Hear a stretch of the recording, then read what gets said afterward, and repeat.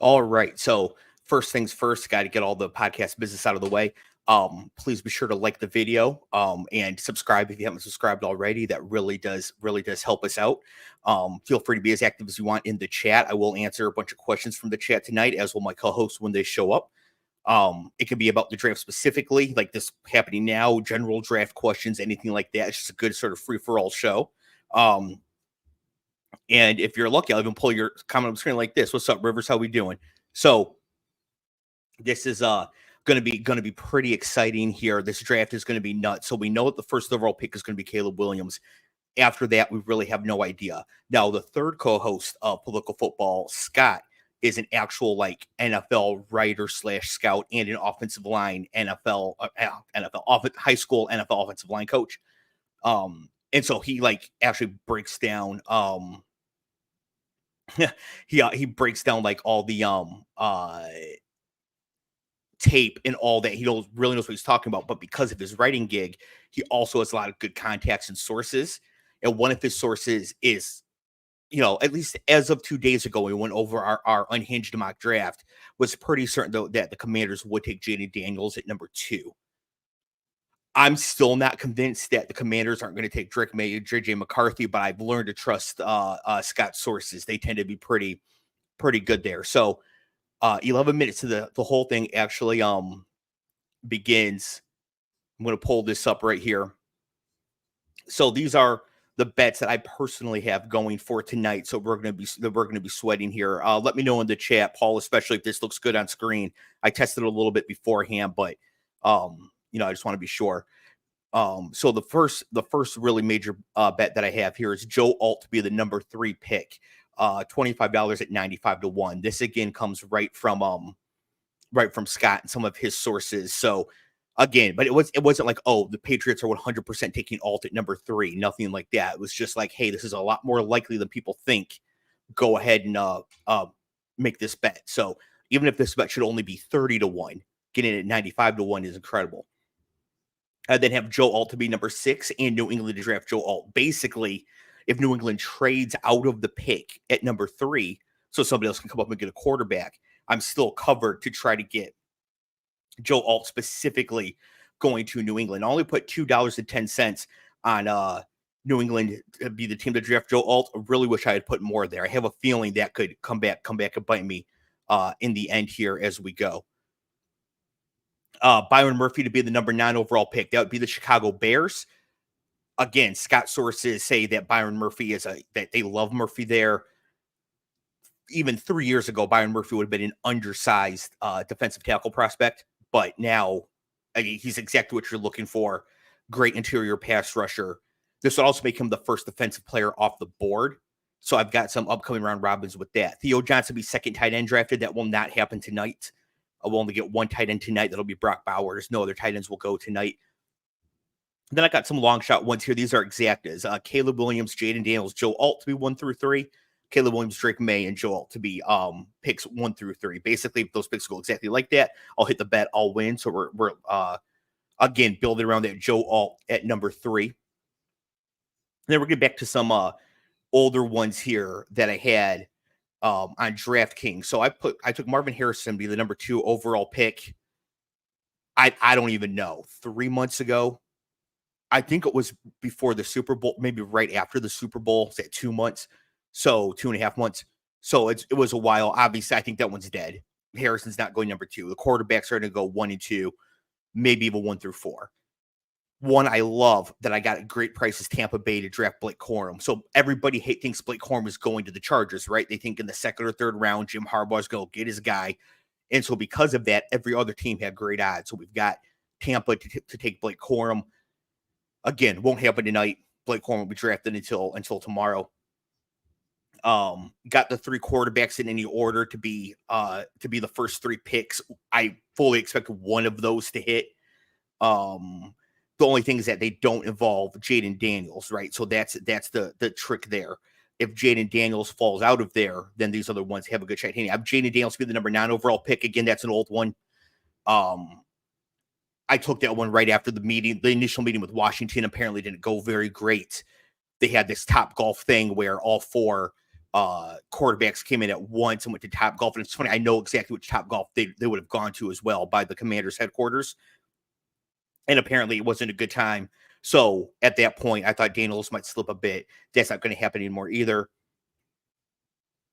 Then we got some very specific ones down here. Specific teams that I like. So I like Minnesota to draft Bo Nix. This would mean that they don't trade up for JJ McCarthy and instead have to take him like number 23, something like that.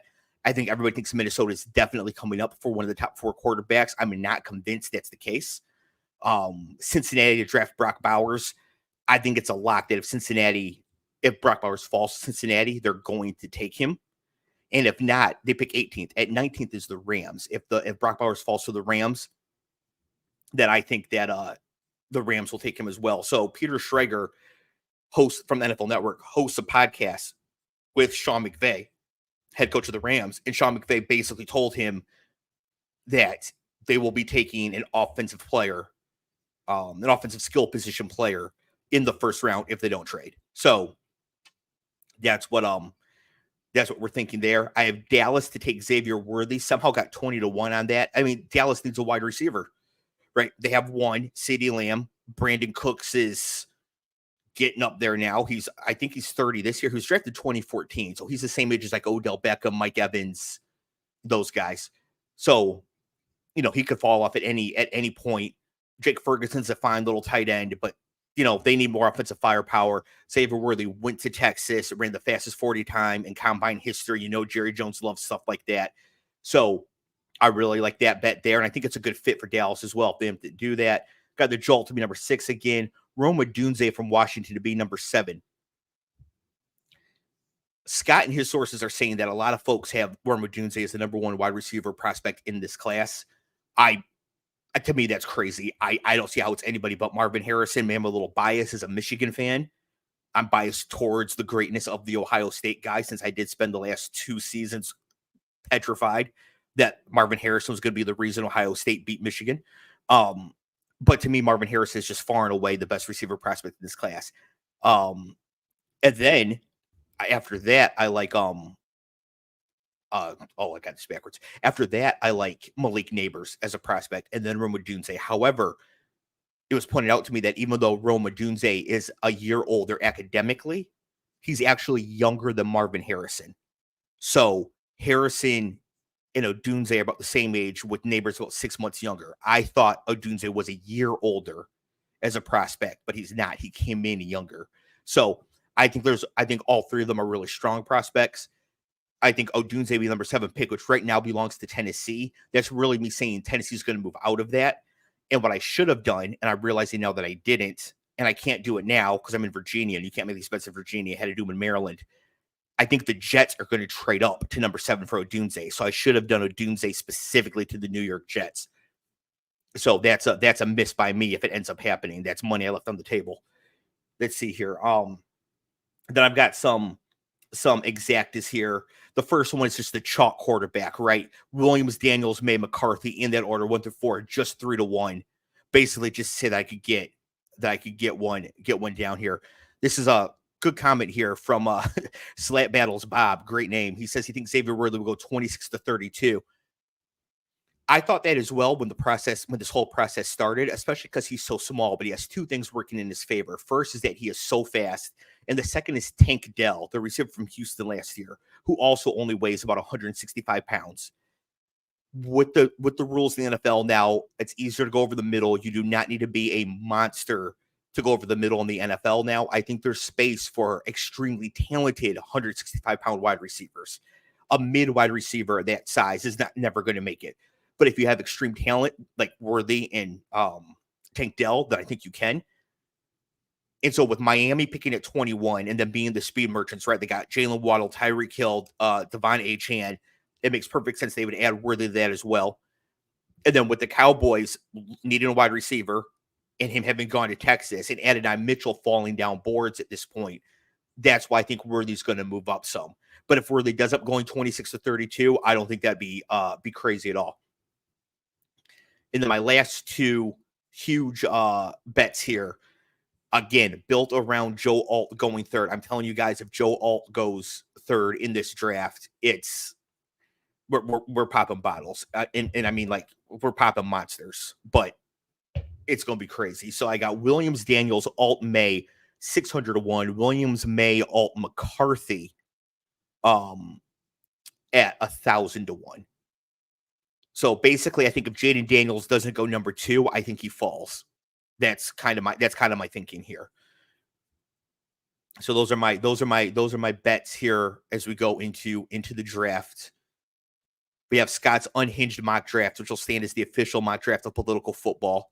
Oh, look at the fit on Marvin Harrison Jr. What's he got on there? Oh, he's got a reversible chain. One side is him, one side is his dad. Hall of Fame wide receiver Marvin Harrison. Oh, I like that look too. That sparkly jacket like that. That's slick. I'm not much of a fashionista, but I love the fashion that the young people pull out for the NFL and NBA draft. So I feel like the NBA draft people try way too hard, and it's more authentic at the NFL draft, but it is pretty awesome. Speaking of which, here comes Ben. He says, "What's up with Caleb Williams' suit?" Well, we talked about this on the show a little bit. I think Caleb Williams is just a little bit different. I think Gen Z in general is way different than the generations that came before. Yo, what's up, Iceman? Hello, how's everybody doing tonight? We're doing good. We're doing good. So we've got a bunch of middle-aged white guys out here just dunking on Caleb Williams' suit. I'm not gonna lie, I don't really like the suit. I don't really like the suit either. I was just saying right before you jumped on that Caleb Williams, I think, is the first true like Gen Z mega prospect to hit the NFL. Probably. And as I think this generation I think that their expression is different. They don't feel as needed to fit standard expression norms.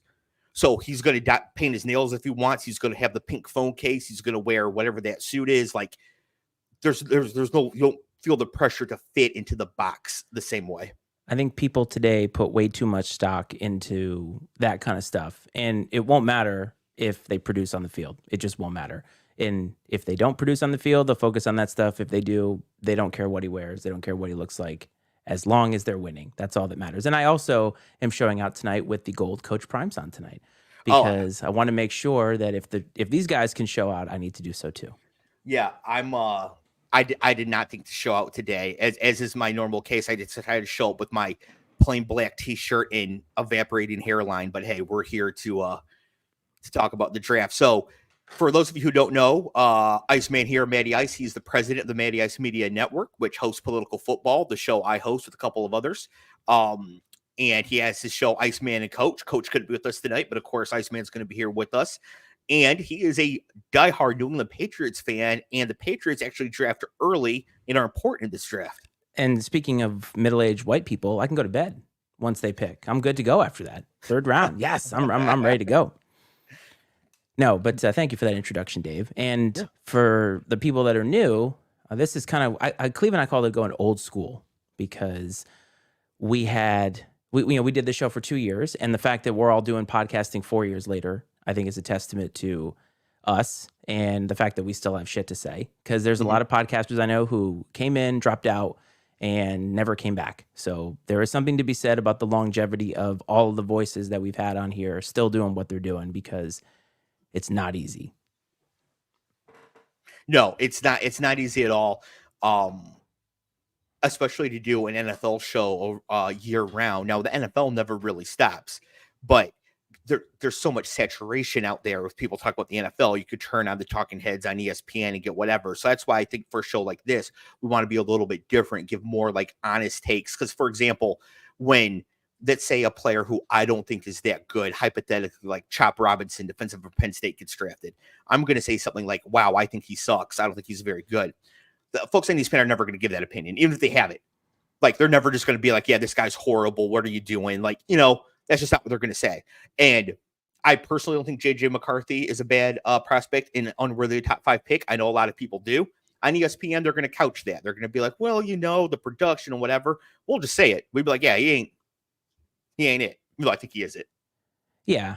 And I mean, when it comes to opinions, in today's world, everybody has one. So I feel like Okay, so this is getting a little bit deeper into the weeds now, but as you guys know, like, we've been doing this for a while, and I feel like people have this idea that, oh, I have an ability to say something into some microphone somewhere, and this is not just people like us sports people, it's like everybody, where it's Mhm. like I have things to say, and so therefore I feel like I should say them no matter what, wherever is appropriate. And we all know that that's not good, right? Your words should actually have meaning. They should be trying to be positive, do something. And you saying that I don't think this is a good prospect, it's your opinion, but you're not getting into the guy's family life. You're not going and saying, like, as a human being, I think he flat sucks. Now you'll do that if they're one of the Bosas, maybe, Yeah. and their liked tweets give away something about what they talk about. But these kids that are up here, right? They're somewhere between 19 and 22 years old, and so you're talking about them from a football perspective, and that's okay in my opinion. But there's a lot of people who just, I have things to say, so I'm going to say them. And the irony of that is a lot of those people have like millions of followers. Yes. Well, that's the thing. I'm not sure that. See, the thing I try to keep in mind about myself is that the only people who care what I have to say are like few and far between. Right. For everybody else, it's just sort of entertainment, whatever. Like, it's not that deep, anything like that. I've been wrong a lot about many things as well, right? I think that a lot of the folks who do podcasts, they have major podcasts today, like, it's like a self-fulfilling prophecy. Joe Rogan has to keep being crazier and crazier because he has to keep that audience. Like, Yes. if he ever moderates, like, the audience will go away and then they'll be in trouble. So Yeah. I And it goes in reverse too, right? Like everybody on whatever side of the spectrum that they're on has to be maximum whatever it is that got them there. You know what I'm saying? And a lot of times, like, I don't know. I don't feel like it's very genuine a lot of times. And it doesn't matter whether I agree or not. It's a matter of I don't have to agree with you for you to be giving a genuine opinion. Like when Cleve, and not to bring this up already, but when he said the Lions were going to win 7 games 3 years ago, he actually believed it. he He wasn't did. just saying it, and he started to believe it less and less as we went through game by game. But my point is like he believed it. But you got people on here who will say stuff just to say stuff. Like I'm not a Sean Payton guy whatsoever. And I've put out clips. I've said pretty definitively how I feel about Sean Payton. That's actually how I feel. And if he was in front of me, even though it'd kill me after I said it, I would tell him exactly that. It's what I feel. And I feel like, Dave, you do the same thing. So Maybe not speaking of Kadarius Toney. Speaking of Cleve, here's Cleve right now. Cleve, sorry, we were leaving you in the green room there. I've actually never had this many things happening on screen. I didn't even see you down there. Wow. Yeah. So you were in the back of the green room, which I think is a problem. Lucille might have some something to say about that. How you doing, man? I'm good. I missed the camaraderie. Is that how he said it? Yes. Camaraderie. I don't know how you said it. Tyreek Hill. Camaraderie. Don's saying in the it chat. like phonetically. Don's in the chat. I'm ready for some football. What's up, everyone? What's up, Ice? Good to see you. Yeah, this is gonna be a good time. Oh, and by the way, for those of you who might be new around here, first welcome. Please like the video, subscribe. All that stuff really does help us out, of course. Also, that sort of tangent Matty Ice and I just got off on, that happens on Political Football. And by the way, if you want to really be helpful to these guys, you should watch the video the whole way through. Don't just get in, click like, and get out, because the algorithm actually helps if you watch all the way through. So if you watch for 10 seconds, that does them actually no help. It kills the algorithm. Just a little inside YouTube for everybody who's watching, who's new. It's like your daily Theo and gambling, right? That makes sense. Yeah. Yes. So the longer the average watch time being longer means that your video, YouTube assumes that your video is liked by people, and so it's going to continue to give it out to you. So if you really like, everybody says like and subscribe, but the best thing that you can do is put it on 2-speed, put it on mute, and watch it all the way through. Oh, that's I actually didn't know that. That's good. That's good to know. Also, we have a whole bunch of shorts out there now. Each week I try to go through and pull out some of the best clips and make some shorts out of them. So if you like the content here, feel free to watch some of those, comment on those. One of them, somebody said that sarcastically said I need to use more dye on my goatee. I was cracking up because I don't use any dye in my goatee, and it was mean because Ryan Day uses all of it, so there's none for the rest of us anyways. Yes. But Wow. Oh, we got Eminem sighting, by the way. I don't know where you guys are in the feed, but I have I Eminem on the screen got right now. Roger Goodell walking out. Oh, I just whenever he's on the stage, I just assume he's not there. All I see is Eminem on the stage. What's up, Coach? So yes, Coach is here. Coach is here with a new puppy, so Lord only knows what that's got to be like. All right, yeah. Coach, co-host of Ice Man and Coach is here we go. Let's see. He says, not me sending my last chat plan, helping out after sending well, Matty Ice is telling us to watch longer than a minute or two. Nice that. I'm telling you. Yeah. Okay. So this is interesting here. Timmy Slat Battles, another great name, says, I hope the Cardinals don't trade back. And so I do want to talk about that a little bit. There are either going to be 94 trades in the first 10 picks or one. Like, it's either going to just be a complete insanity, whatever, or it's just going to be like completely normal. I just like to point out this is Brad's dad. Oh, what's up, Brad's dad? Yes, Rick is also. We call him the OG because we do a pod about Bradley basketball, and he's been watching it since the beginning of time. So he actually does come on here when we do that stuff. So he's been a supporter of Ice Man and Coach for a long time. He will have opinions. So Dave, you will have a rival in this regard. That's fine. That's good. I see he's got the Notre Dame logo. He does. Paul in the chat, big Notre Dame guy as well, went to Notre Dame, so he's there. Alex saying that insanity shall reign. Alex in the chat, he's a big Giants fan. They're critical to what's going to happen tonight. Barry Sanders sighting. I would hope so. Are they going to pay him like on the stage tonight? Like, are they going to finally give him what he's? Great. You know what I mean? Fucking Lions. They're going to bring him out there just to cut Kevin Glover again. It is cool though. 150,000 people downtown Detroit. This is awesome to see. It's great for the city. So why are you not there? Yeah. So I'm not there for a couple reasons. Are any of them not bullshit? Maybe. Okay. So I don't think that attending the draft, I don't think the city itself actually matters. Like if you're at the event, right? So like if you're at the event, you're surrounded by people, the stage is there, the players are walking out, you could be in Detroit or Timbuktu, right? So there's that. Second, I was kind of hoping to get a media credential for it, but it didn't work. No way. That's really hard to do for the NFL. Yeah, it is. So that didn't work. So that would have been pretty cool. But otherwise, it's just sort of like football itself. I like watching on TV. I like watching on TV more than going in most cases. So, and also I want to be here doing this. You know, I'm talking mad trash about all the horrible picks that are coming up. I'm pretty sure. Yes, but you could have been on remote doing this. Yes. Mic in hand. That's true. Speaking of being on remote, Clev, I don't know if you saw, but Jake is actually in the green room as well. As a giant Chargers fan, he's going to join us right before the Chargers pick, like when Arizona's on the clock. He's at a draft watch party because the Chargers fans are all excited for the Jim Harbaugh era. Now, Cleve, you've been excited for like 47 new coaching eras as a Jets fan in your lifetime. Which one was your favorite? Kotite. Yeah, Richie Kotite with the starter jacket. Easy. That's not even a discussion. There's number one, and then who's number two? Because we obviously know who number one is. Lou Holtz.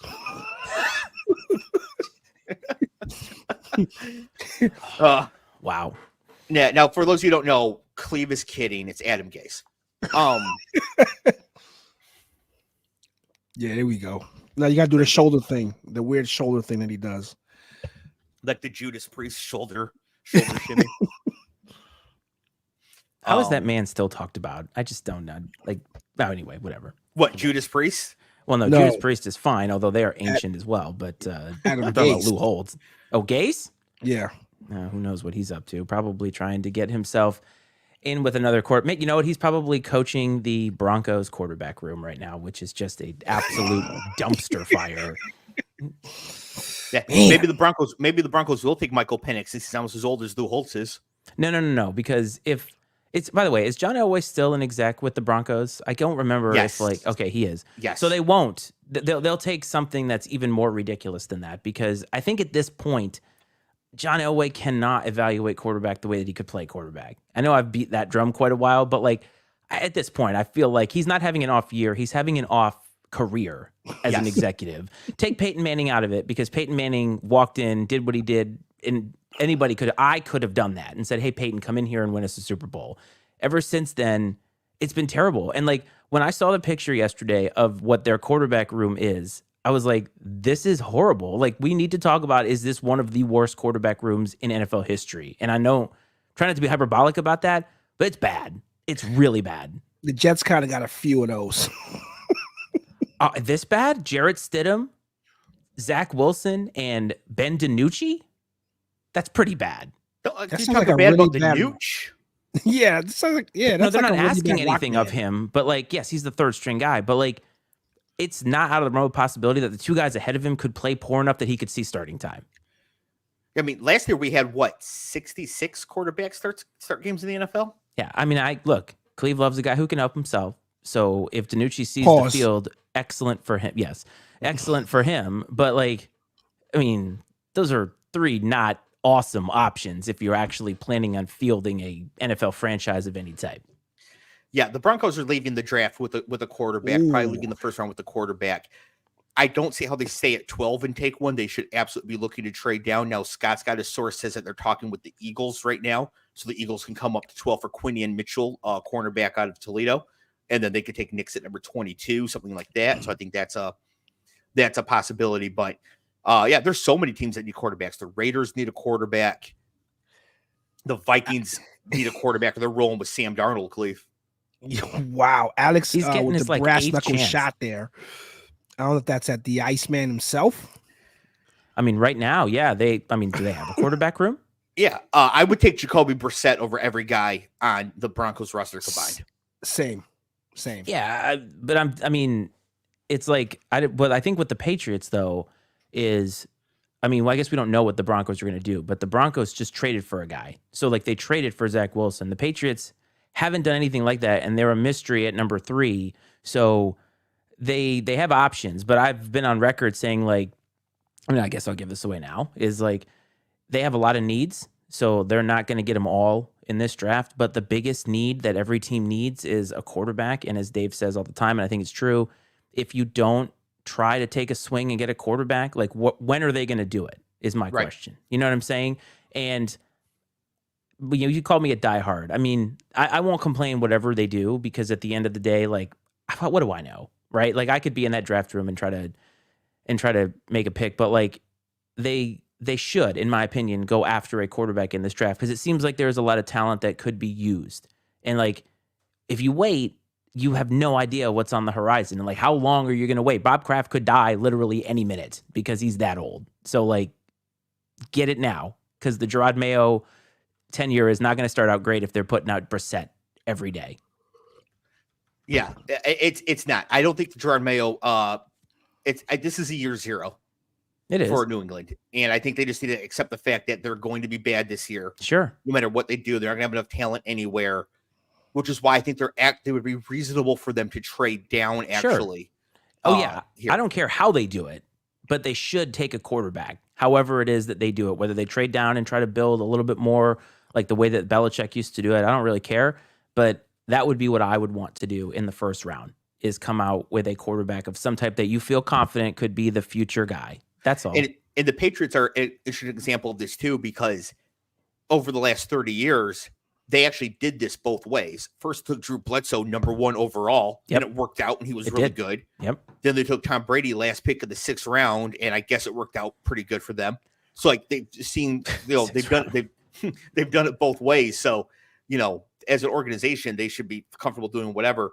Now, if they stay at number 3 and take the tackle Joe Alt, I'm going to be rich. So that's what I'm hoping for. Well, I mean, I just, I don't care where they take it necessarily, but I do think it's the smart move to try, because as you said, it's year 0, so you should start with something.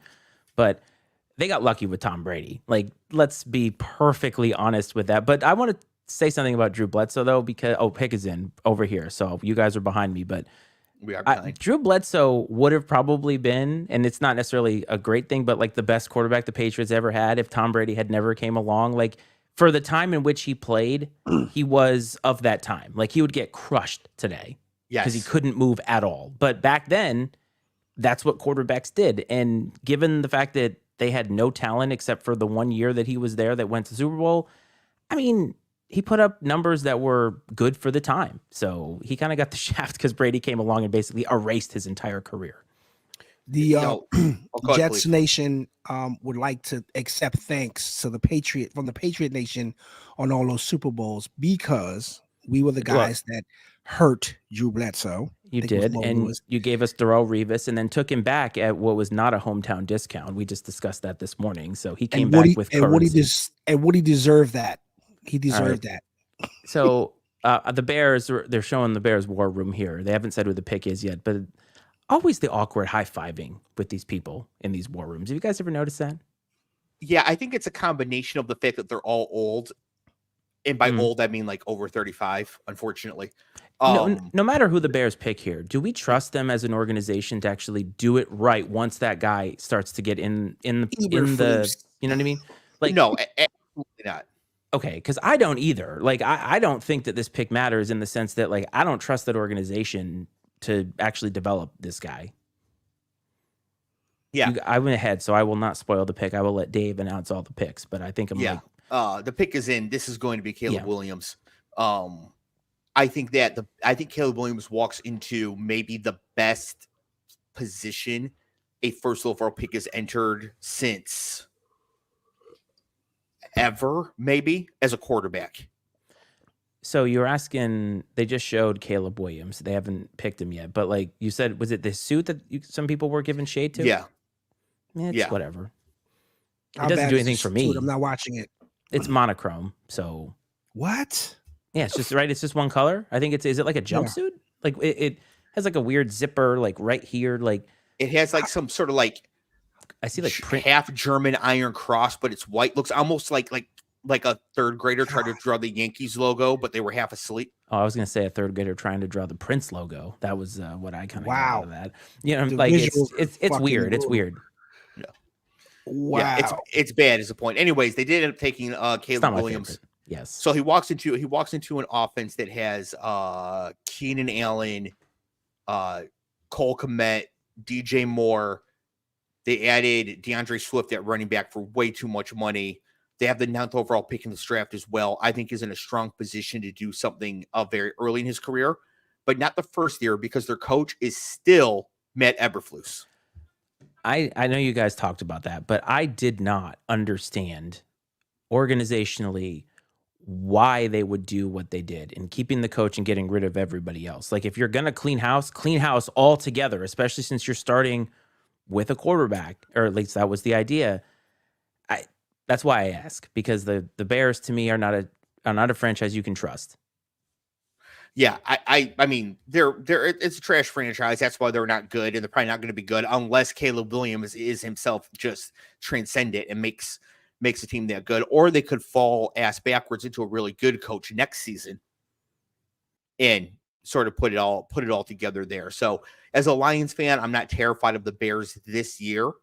I'm not happy with the direction the roster is going. I think the roster is getting much, much, much better, but nothing. Their window won't open over the next 2 years, which is when the Lions window is open. So, yeah, I mean, Caleb Williams could have a great rookie year despite the coaching and go into the front office and say, like, it's either me or him because I'm putting up the numbers. Like, we got to do this. Yep. So that's the best bet for him because we'll find out, right? If it was Justin Fields or whether it was the coaching staff, because you know what I'm saying? Like, even though Fields may not work out overall, if Caleb Williams comes out and they try to stifle him, then we kind of know what we need to know.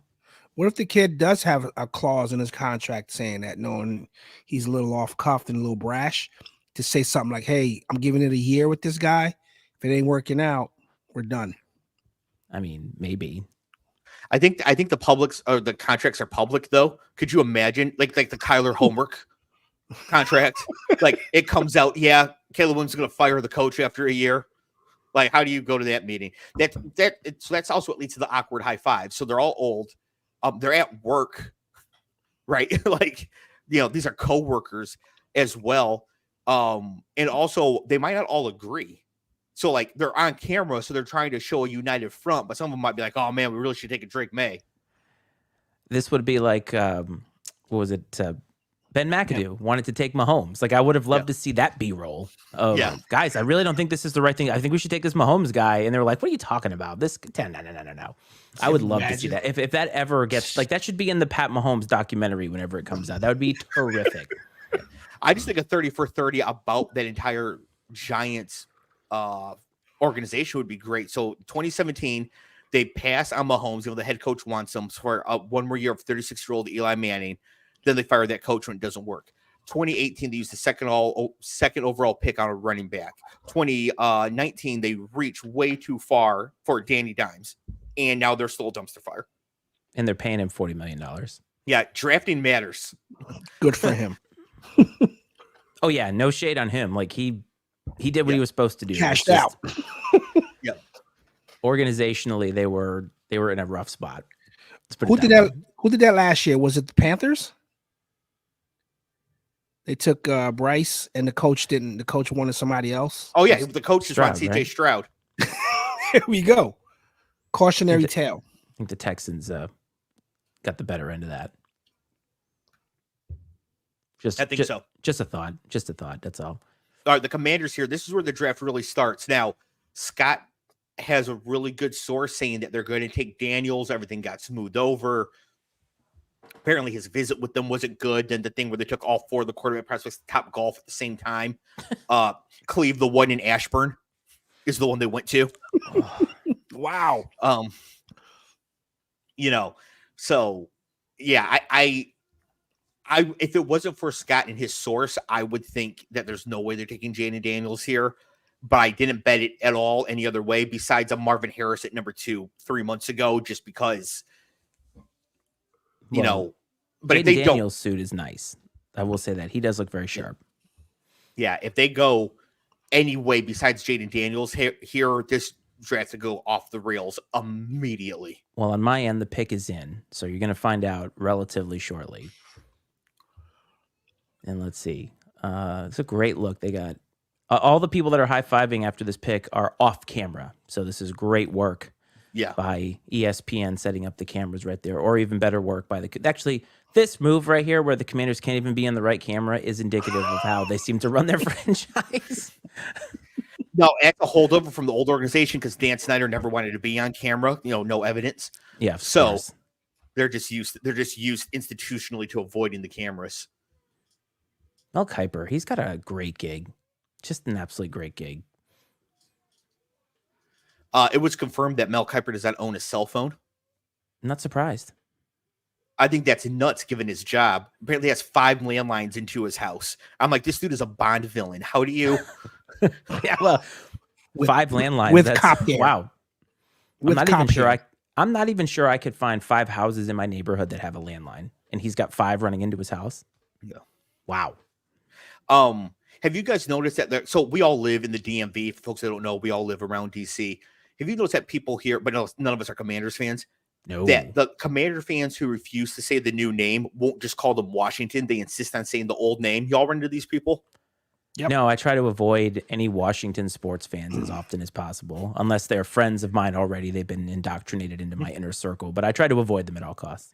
I mean, if you're going to not want to say Commanders, you have to call them Washington. You can't just go back to the racial slurs because you don't like Commanders.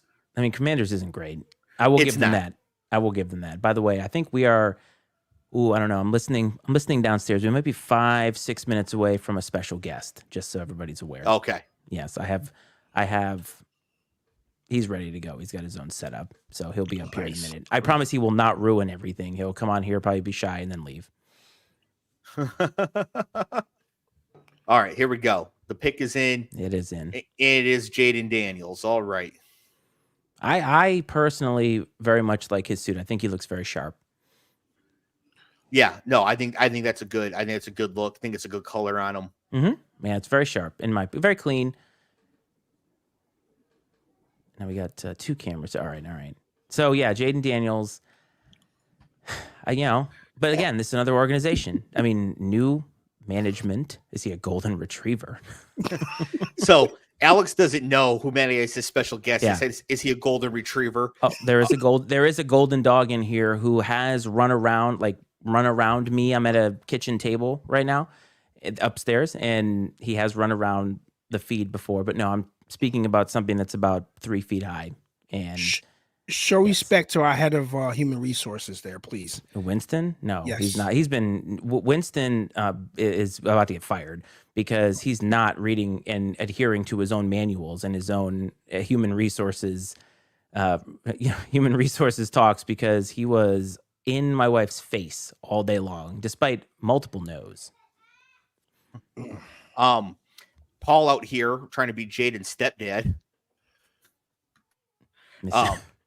So, but what's funny about this is that Scott did report on this show or on Political Football that according to his sources, Jaden Daniels' mother is crazy.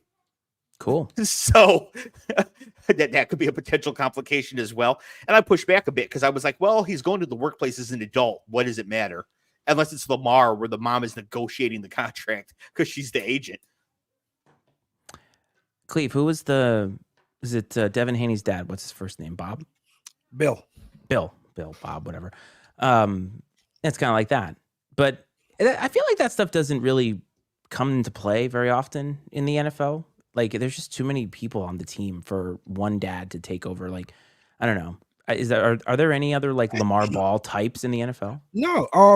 Odell's dad put out a fucking bestseller for Baker. Got him. John Brown, the father of Amon-Ra St. Brown, would be that if Equanimous and Osiris were as good as Amon-Ra. If all three of them were like starting NFL wide receivers, and one just got paid $120 million, John Brown would definitely be that guy. Didn't he alter their last names to make them sound more badass? Yes, his last name is not St. Brown; it's just Brown. Yeah, I know. That's fantastic. Alex says money and crazy is usually a safe mix historically. Yes, I don't see anything going wrong there. Nothing whatsoever. No. Just a reminder, if you're watching, please like the stream. Patriots are on the clock. 5 minutes left here.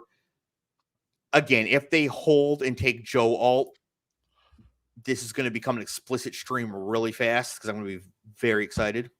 I have this strange feeling that they are going to trade back, but it's kind of a weird, like they could do, well, what's the worst case scenario of who they pick here?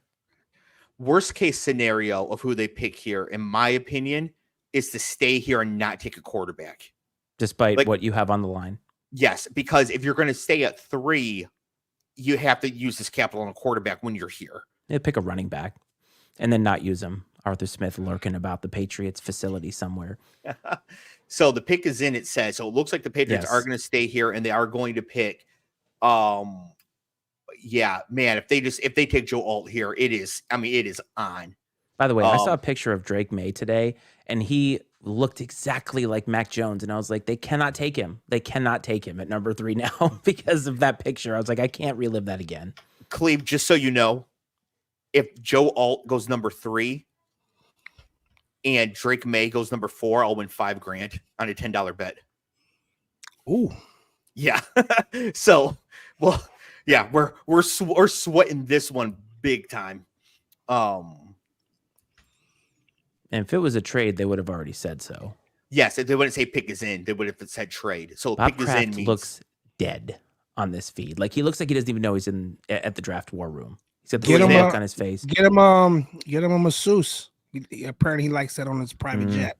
I don't know, any strip malls nearby where they're at, Dave? Because that's the only place he generally tends to have his happy endings. It's brutal. Historically. That's proven. He's on the list. There's lots of suburban strip malls around Metro Detroit. I'm sure you can find something. Oh, the best part about that story was he had a friggin' private jet, and he could have literally had anybody on the private jet, and he went to this strip mall in Florida. Like, yeah, strange. All right. Roger is walking out here. I'm not going to react because I'm not as invested as Dave is. I'm not going to leave the show because a running back was picked. But I will be able to see the pick here, and I will do my best not to react. Oh, this is interesting. I typed something in the public chat and it showed up in all four. Yep, All it does. four. Yeah. Okay. If you, on the bottom, it says all. If you click that little arrow, you can actually select where you type, because you Okay. can't type into Twitch unless you're actually in Twitch. Okay. But you can select all the different YouTube channels and stuff. Okay. All right. The pick is in. The pick is now walking. I liked this look until I saw what was on his feet. Oh, And trash the pick sneakers. No. is Drake May. It is. Oh, no. We're not going to Roost Chris tomorrow. I don't mind this. I don't. I was joking a little earlier, but like, because they had him on there and he had like, you know, the button down shirt tucked into his pant, you know, like he looked like Mac Jones would have looked. But I don't hate this pick. I like to suit Cleve. He had Jordans on, but the Jordans were like they were supposed to be UNC colored, but they didn't really kind of go, in my opinion, with the vibe. So I wasn't a big fan of the. He could have had a lot of other Jordans on there. North Carolina is a Jordan brand school, but as you would expect. Yes, of course. I'm so old. I've never worn anything with a suit other than shoes. Like, that's how old I am. I have never either, but we are getting ready to go back into the office one day a week, and my rotation is going to be lit when I go back into the office, because if they expect me to wear a suit one day a week, it ain't happening. So I'm a hotel concierge, so I wear a suit. I wear tennis shoes every day. But you're on your feet all day, so. Oh, you wear like the dad stuff, or like fire shit? Well, they have to be all black, but I think personally, that really nice tennis shoes are better than like really nice whatever the hell else, because first of all these other shoes were worn by like white dudes in the Victorian era, right? Like nobody actually likes them. It's just like what you think you're supposed to wear. Everybody likes really nice sneakers. Like that's what people actually want. And so the point of dressing nice just means dressing expensive. So if somebody shows up with some expensive tennis shoes on, but I show up with my $100 off-brand Italian loafers, they're dressed nicer than I am. Yeah, you're probably right. Although my father would disagree with you fundamentally over having expensive sneakers, because that is a point of contention every single time I see him. But your father is a Victorian era white dude, right? He's getting there. He looks like it more and more now. Although I should pay some respect to the man, because he did fall and break his hip last month. He's fine. Oh, He's fine. No, yes, he did. I thought I told you that. Yeah, he fell and broke his hip. Typical 76-year-old, but he didn't hit it. He broke it, had surgery. He's at home now. He's fine. He's recovering. So he's good. But I should pay a little respect to the man, because, you know, he did do the old person thing and fall and break his hip. So, but other than that, he does fundamentally disagree with me on just about everything, such as he asked me what channel he could turn his cable to watch this tonight. So that's not a joke. Yeah. I was like, just forget it. Just forget it. It's a nervous tick. I'm sorry. He's like, and he also said my TV shouldn't be smarter than me, so he doesn't have a smart TV. Oh, look who it is. Jake. Okay, Jake is muted because it's loud. Me. Oh yeah, it's loud here. What's up, Cleve? What's up, bro? Like the beard, man. Thank you. It's my son Liam. Hey, how you doing, man? What's up, So Yeah, the it's reason that Jake had to grow out the something beard here. is that the sad Jake meme is so epic. He had to grow out a beard so people wouldn't recognize him in public.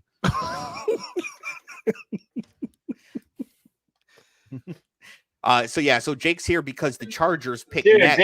Dave, the pick is in. So Well, you guys are ahead of me. I do not have the pick in yet. I only have the Cardinals clock. But you're saying the Cardinals are not trading? No, the Cardinals pick is in. They snap ball right away. If the Cardinals are not trading, they are taking Marvin Harrison Jr. All right, hey, we're not getting Marvin Harrison. However, Dave, this opens up the possibilities, Jake, of the Because Chargers now McCarthy's moving back, still on there. like the Vikings Yeah. or something. At this point, I do hope for a trade back. There were some Chargers fans that want Neighbors in the fifth. In like another podcast that I follow, the host of that show really wants Neighbors. but I think a trade back might be best. And then we just try to get them later. No, I think neighbors. I think neighbors would be a fine pick if they decided to stay at 5. But we got children everywhere. Matty Ice, what's up? You want to say hello, everybody? Hi, All right, that's not shy. I love it. Awesome. And what is your name for everybody? James. That's correct. That is correct. And you were coming up here because you're about ready to go to bed. And you would never go to bed without giving me a hug, would you? Yeah. Mm-hmm. Exactly. Well, can you say hi? Can you say hi to Mr. Dave? Are you? No, he was always supposed to go there. What did he say? We're ahead of you, I think. You are way ahead. Hang on one second, Jake. Sorry, James. Go ahead, James. All right, James, are you ready to go? Can you tell everybody hello and have a good night? Hi, everybody, and have a good night. Okay, and we'll see you tomorrow. Okay, buddy? I'll see you tomorrow. All right. Bye, James. Say good night. Bye. All right, Dave. Your the pick is in.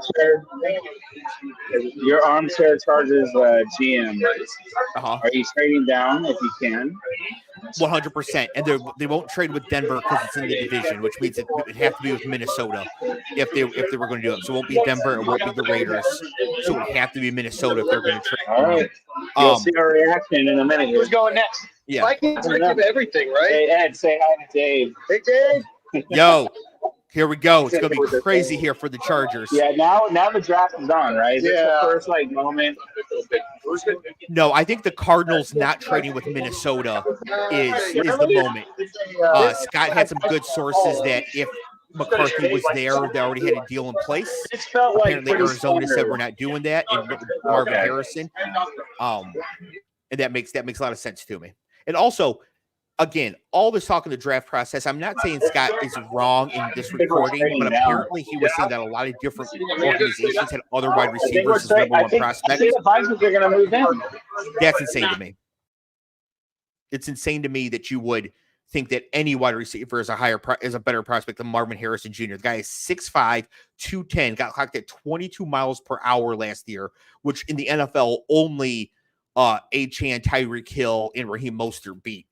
Like, undoubtedly the top wide receiver prospect. Cleve, you have a very nice call. It's all bullshit. I'm sorry. It's all. You got the AI background. All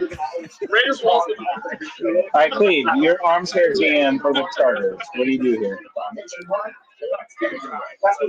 Neighbors, Latham, Halls, or trade back? Trade back. I think that's what we're going to see. I'm hoping we trade back. We have some Dave, weren't there betting odds? Weren't there betting odds that they would take a quarterback? Arizona? No, the Chargers. Yeah, but they're obviously not. Like, oh, of course not. But I thought that was funny. It's a meme out there. It's a meme out there. The Jim Harbaugh taking McCarthy.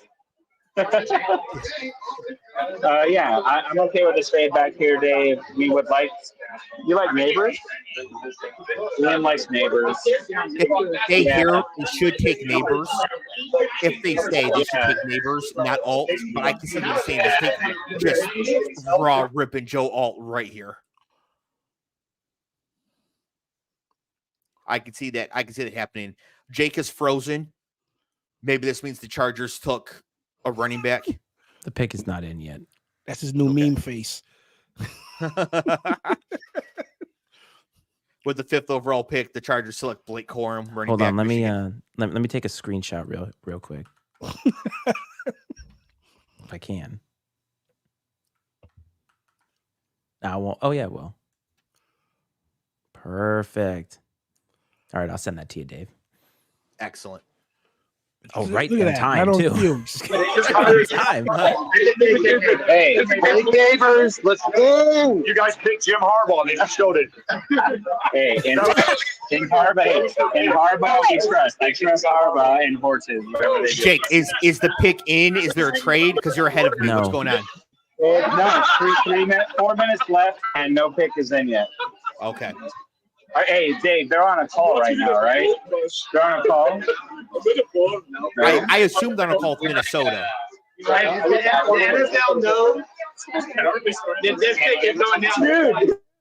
So here's what I know. The GM of Minnesota, Kwesi, the last time I can ever remember, he was college roommates with Matt Weiss, who was a quarterbacks coach at Michigan who got fired because of an FBI investigation. And so the Vikings almost hired Jim Harbaugh 2 years ago because of this connection. So I don't think it'd be hard for the Chargers and the Vikings to work something out here.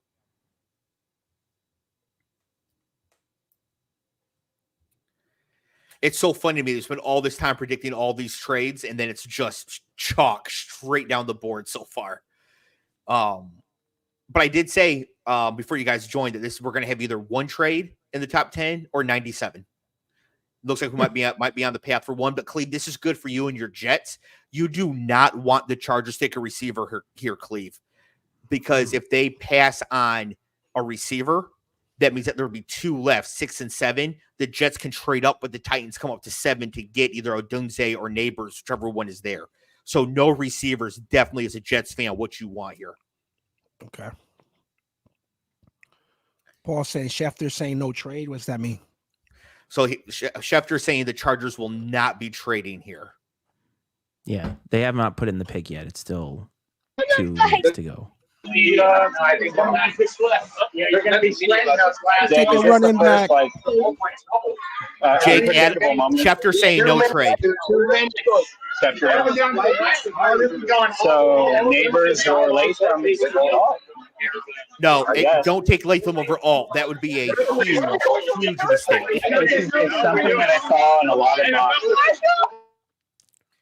But don't forget, Michigan just destroyed J.C. Latham in the Rose Bowl. I mean, he had not as bad as the center who couldn't snap the ball off the ground, but Jim Harbaugh just wants J.C. Latham to get absolutely worked. You're saying all our Neighbors if we stay. Yes, but it should be Neighbors. There's just no question. Malik Neighbors I really hope so. I really do. I would love that. Yeah. So it's got to be coming up here. The pick is in, yeah. Okay. We got like a plain t-shirt advertisement right now. What we got over there? We're in commercial. Yeah, we're in commercial rating. Jake, go ahead and mute until Goodell comes walking out, because I want that live reaction. Where's Scott tonight, Dave? He's out doing actual football stuff. Wow. So he's things for the Lions, that sort of thing. He's got all sorts of reporting to be doing and talking to the source about things go in real time. He will try to jump in if he's able. Last year he was not, but of course last year was nuts for the Lions with the trade down and all that. But if we can get Scott in here for a little bit, we'll do that for sure. Hey, there's a Chargers fan in Detroit. Say a Chargers fan in Detroit. Oh yeah, I'm sure there are. Okay. Matt, who's it going to be? Neighbors, Alt, or Latham? Oh, I have no idea. Cleve, who's it going to be? Neighbors, Alt, or Latham? I like Neighbors. The name's kind of cool. I know Neighbors. The other two, I have no idea. The other thing is that so Malik Neighbors is the nephew of Gabe Neighbors, a former Charger. Gabe Neighbors and Justin Herbert are really good friends. So maybe that just puts a little over the top to get the things you learn when you bet on stuff. I'm telling you. Gabe Neighbors sounds like a made-up name. Yeah, I think it was an offensive lineman or defensive lineman, some sort of lineman. Actually, or it sounds like the name of somebody who'd be in like a sitcom. There will be a safety draft. You ready? About to come in, Dave. Okay, yeah, go ahead. Leave it. You can leave it unmuted here. We want to hear the reaction of the Chargers fans here. Pick is in. it's a running back. That was the only guy. You'll see it in a second. Yeah. Oh, wow. Oh my goodness. Oh, I was going to make a comment, but that might give it away, so I won't. I think Alex already put it in the chat. Somehow Oh. Alex is like a minute and a half. All right, Dave, where does Joe Alt fit on the Chargers? Where are we putting him, on the right? Or are we going to... I haven't seen the pick yet. Oh, shit. Okay, I exploded you. And the pick it is Joe Alt. All right.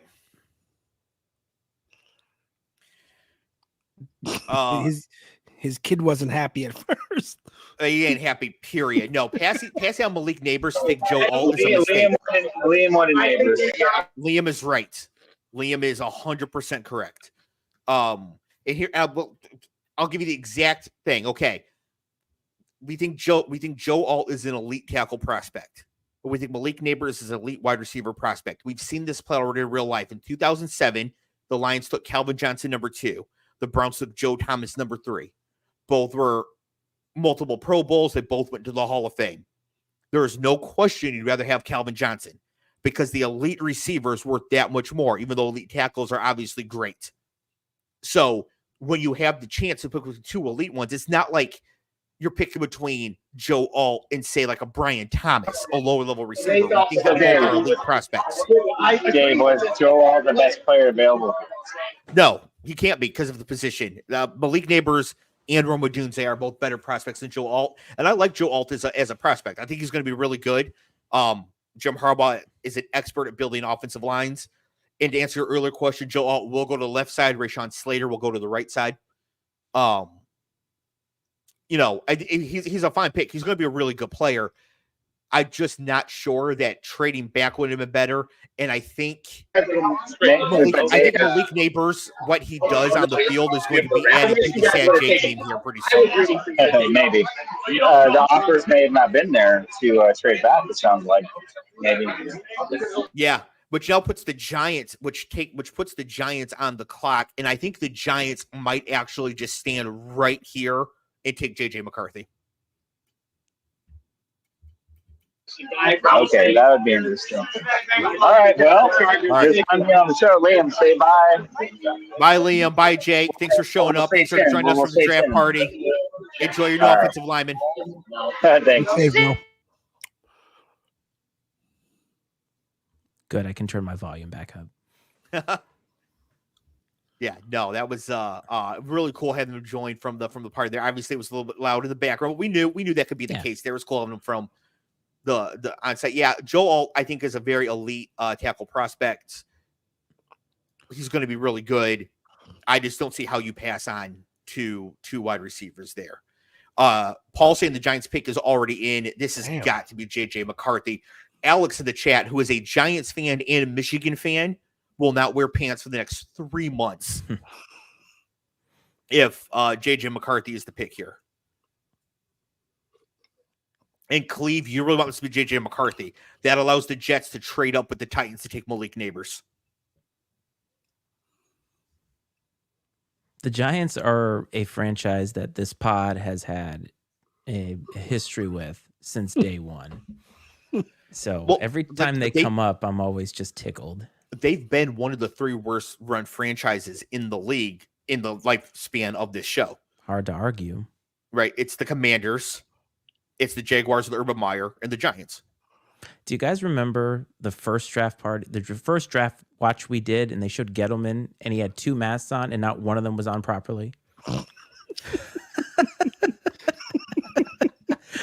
I mean, granted, this was still relatively, the pandemic days, but that was just, if there was ever a microcosm of why that organization was run poorly in that time period, that was definitely one of them. And then Belichick, that same draft, or in 2020, had his dog out there when it was all virtual. So I think I'd rather have that than 2 masks that just, it's like, this guy doesn't know what he's doing.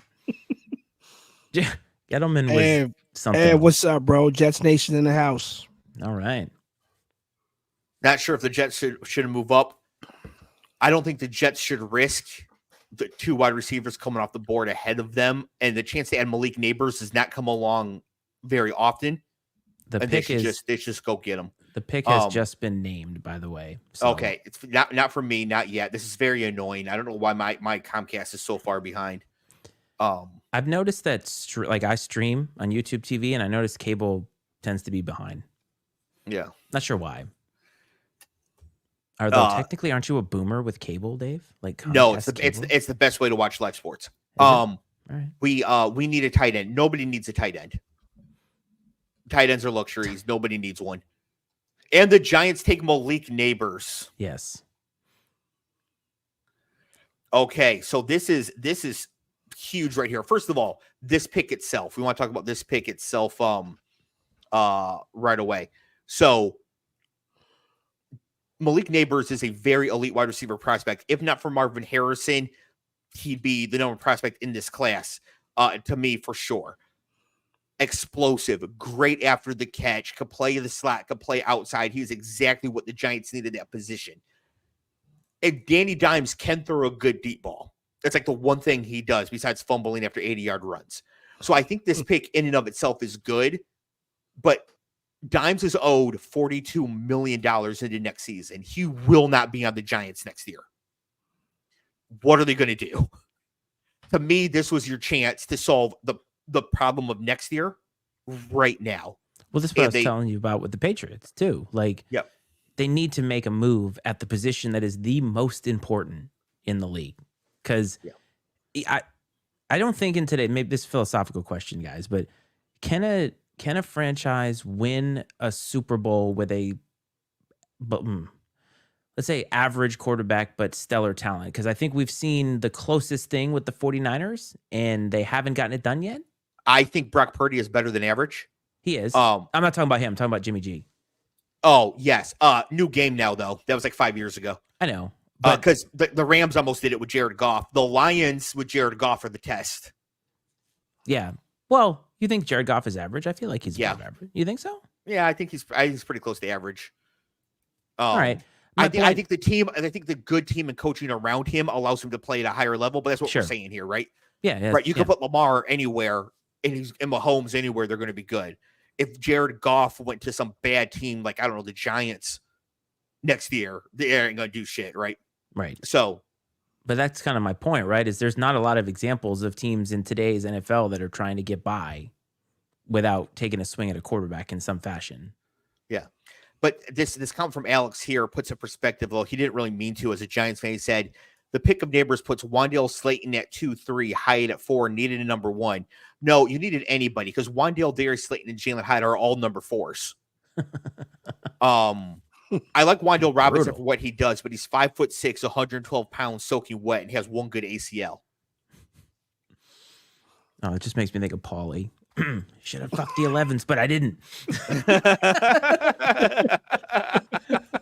Sopranos, baby. So I think Neighbors is a good pick. I think the wide receiver is always good. I have no issue with it whatsoever. It's just the opportunity cost of passing the quarterback there. Could see them as like the quarterback class next year as of right now is not going to be good. I don't know what they're going to do at this position going forward. So while like Neighbors as a player, I'm not sure that for the organization, for the franchise, it was the best move. My favorite division, the Titans. Yep. Matty Ice famously loves the AFC South. Yeah. And I really think, the Titans could go any number of ways here. I really think that they'd love to take an offensive lineman. They really need one. I think they were hoping that Joe Alt would fall to them, but this is why I think they're candidates to trade down. It says the pick is in, so I don't think there's going to be a trade. No, looks like it. So the best player on the board to me is Rome Odunze, the wide receiver, and they need a wide receiver because they have DeAndre Hopkins and Calvin Ridley. Nuke is 31. Calvin Ridley is sneakily 29 years old already. They could both be dust adjacent next year at this time. So I feel like Hopkins is very close. We're in commercial now, so you're gonna have to wait a little bit, by the way. Oh, okay. I'm not at commercial. They're showing another Planet of the Apes. Dave, you see this West Ham United comment? Yes. He says, when do you want Martina to join to talk draft fashion? We don't need any help talking draft fashion. I mean, shout Martina, but we know we can talk fashion. We know what we're talking about here. Wait, let's set some expectations, Dave. Like, are you looking at a suit and being like, oh, that's from this company or this designer? Or are we just saying like what's good or not? Because I think we should level set with everybody on that one. Yeah, but it's what's good or not. Like, who cares who made it, where it's from, what it costs? Does it look good on a person or not? That's all that matters. True, but I think they want to get inside fashion. Yeah. Still, that's what I think. Cleve can do it. Yeah, Cleve. If you haven't seen Cleve's Instagram, he looking pretty GQ there, Cleve. That's a new thing though, Cleve. Like wearing sneakers with everything is definitely sneaker culture kind of like snuck in to that part of it where people are starting to do that now, because that wasn't like, people weren't doing that up until very recently. And it's not even like a Gen Z thing. That's just, I mean, like Sean Payton was wearing them on Fox and I'm like, he looks really dumb. Yeah. Wearing Jordans with a suit like at his age. And not, I mean, some people can pull it off, some people can't. I don't think that I could. Yes, Ev is completely right, and I do want to hear Martina talk shit.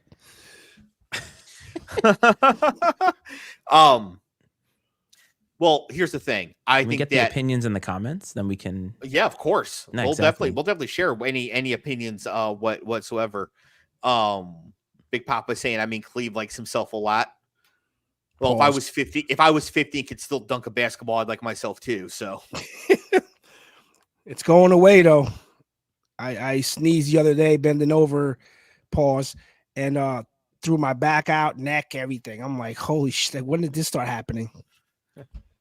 I am getting old. That happens all the time. Are you kidding me? I once threw my back out so bad that I needed to call out of work by trying to like recline in a lazy boy. Done that. I was 28. It happens. Wait a minute, Dave. Wasn't there a treadmill thing that happened to you a couple years ago? Yes, I got injured. I got injured drafting fantasy football teams. They Underdog did a promotion called the Underdog Cardio Club, where if you drafted teams while doing cardio, they'd give you rake back. And I was like, well, I'm going to do this. You had 6 weeks to draft 7 teams doing cardio. What did I do? I put up the very last day, did all 7 in a row on the treadmill. Like each draft takes about 45 minutes, right? So I ended up getting 2 pretty significant calf strains at once drafting fantasy football teams. Works. Man, stuff of legends. That's great. Hey, what can I say? I'm built different, okay? That's like the Instagram thing I saw about that Chrissy told me about yesterday. It was a guy, he ate 4 crumble cookies in a row and then went running it was 2,600 calories, went running until he hit that calorie mark and it was 18 miles. And he's like, this was not worth it. Oh my God. He also had to take a shit in the middle of it and was like, I'm not close to home. I had to go to a McDonald's so that he could continue his run. God, tell me the good part of this story. Yeah. And at the end, he's like, that was not worth it. I'm like, bro, I could have told you that. A crumble cookie is a lot of calories, bro. Yeah, it is. All right, the pick is in. Roger Goodell is out here speaking to people who like themselves a lot. Roger Goodell. Yeah. So I'm so annoyed that I'm so far behind. Let me just go through and I think Alex said that there's something that he's getting in quicker.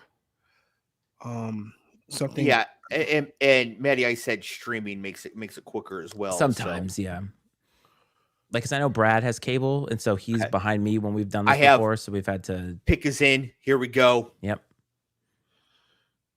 Here we go. Roger Goodell, say the name. The pick is J.C. Latham, offensive tackle from Alabama. So J.C. Latham started at Alabama. Has been started at Alabama since he was a sophomore, which is definitely something. He's been really good this entire time. On the show earlier this week, Scott made a really good point. Like, when's the last time an Alabama offensive lineman actually developed in anything special in the NFL? Which is a fair point.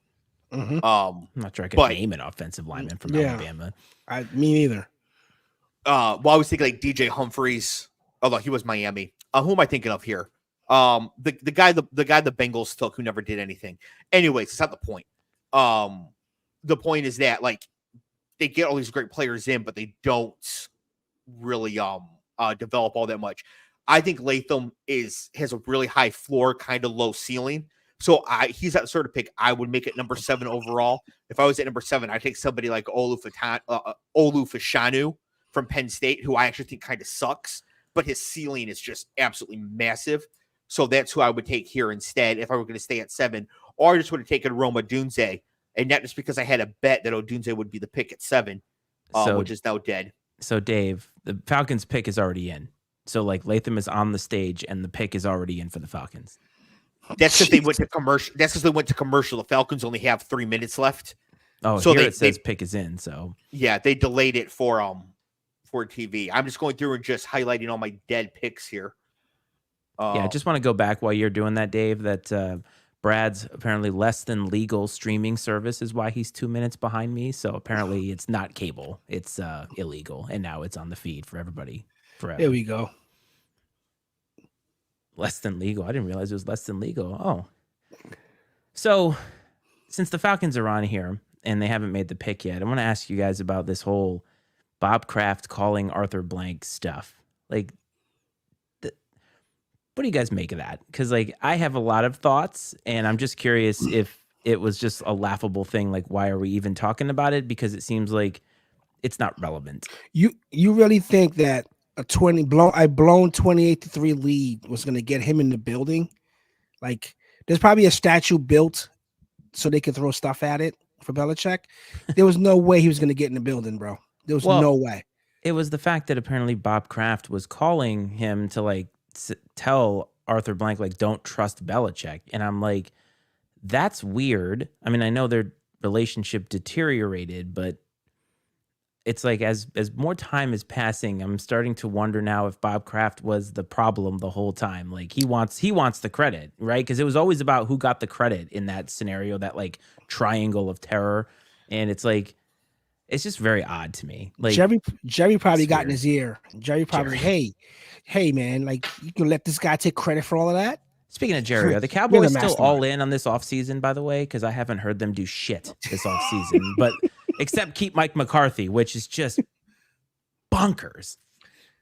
I have no idea what you guys are talking about with Robert Kraft calling Arthur Blank. I assume it would just be to make fun of him for 28-3. I mean, no, it was a Seth Wickersham. It was like a Jeremy Fowler and somebody else. There were an article about how apparently during the coaching search, Bob Kraft was calling some of these owners to tell them, don't trust Belichick. Blackball to sabotage his interviews, to sabotage his ability to get a job in the NFL. And that's crazy to me. Like, I just, six rings don't do the currency, bro. Well, so when he was on McAfee to say that he was going to be on with, because he's on with McAfee during McAfee's draft thing tonight, his background was just 6 Lombardi trophies. And I'm like, that's fucking awesome.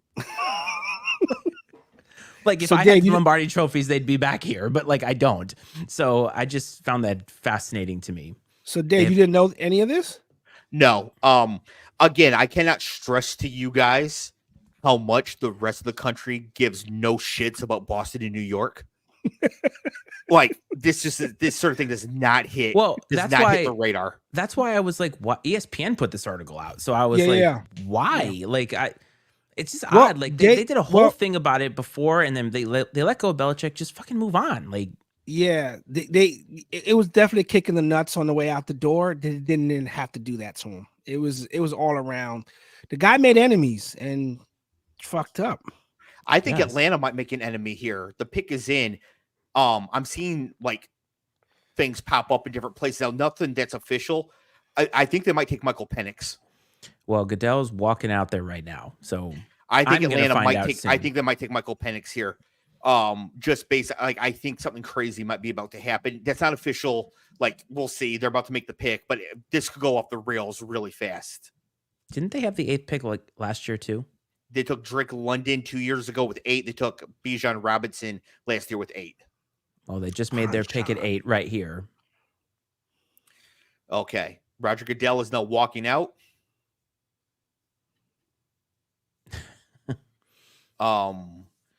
Man, he looks like he's about to do something ridiculous. Maybe. I swear to God, if they pass on JJ to take Michael Penix, they did. Oh my God, they did it. Oh my God. This is amazing.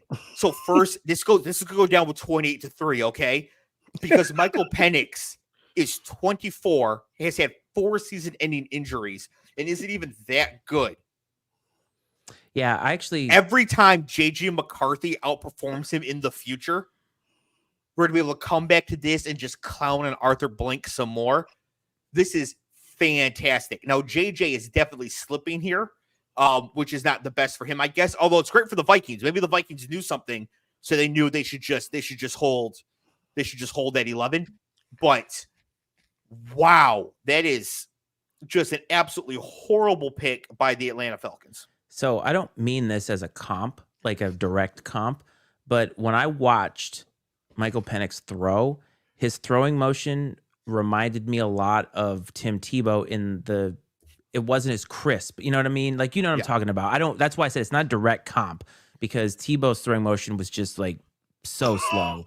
And I mean that it doesn't look like something that can be fixed at his age, getting into the NFL type of a thing. Do you know what I'm saying? Like, and it worried me. Like, I wondered if maybe his mechanics were, I don't know. Like, I too agree with you that at 8, that worries me a little bit. Atlanta should be all in to try to win a Super Bowl in the next 2 years with Kirk Cousins. To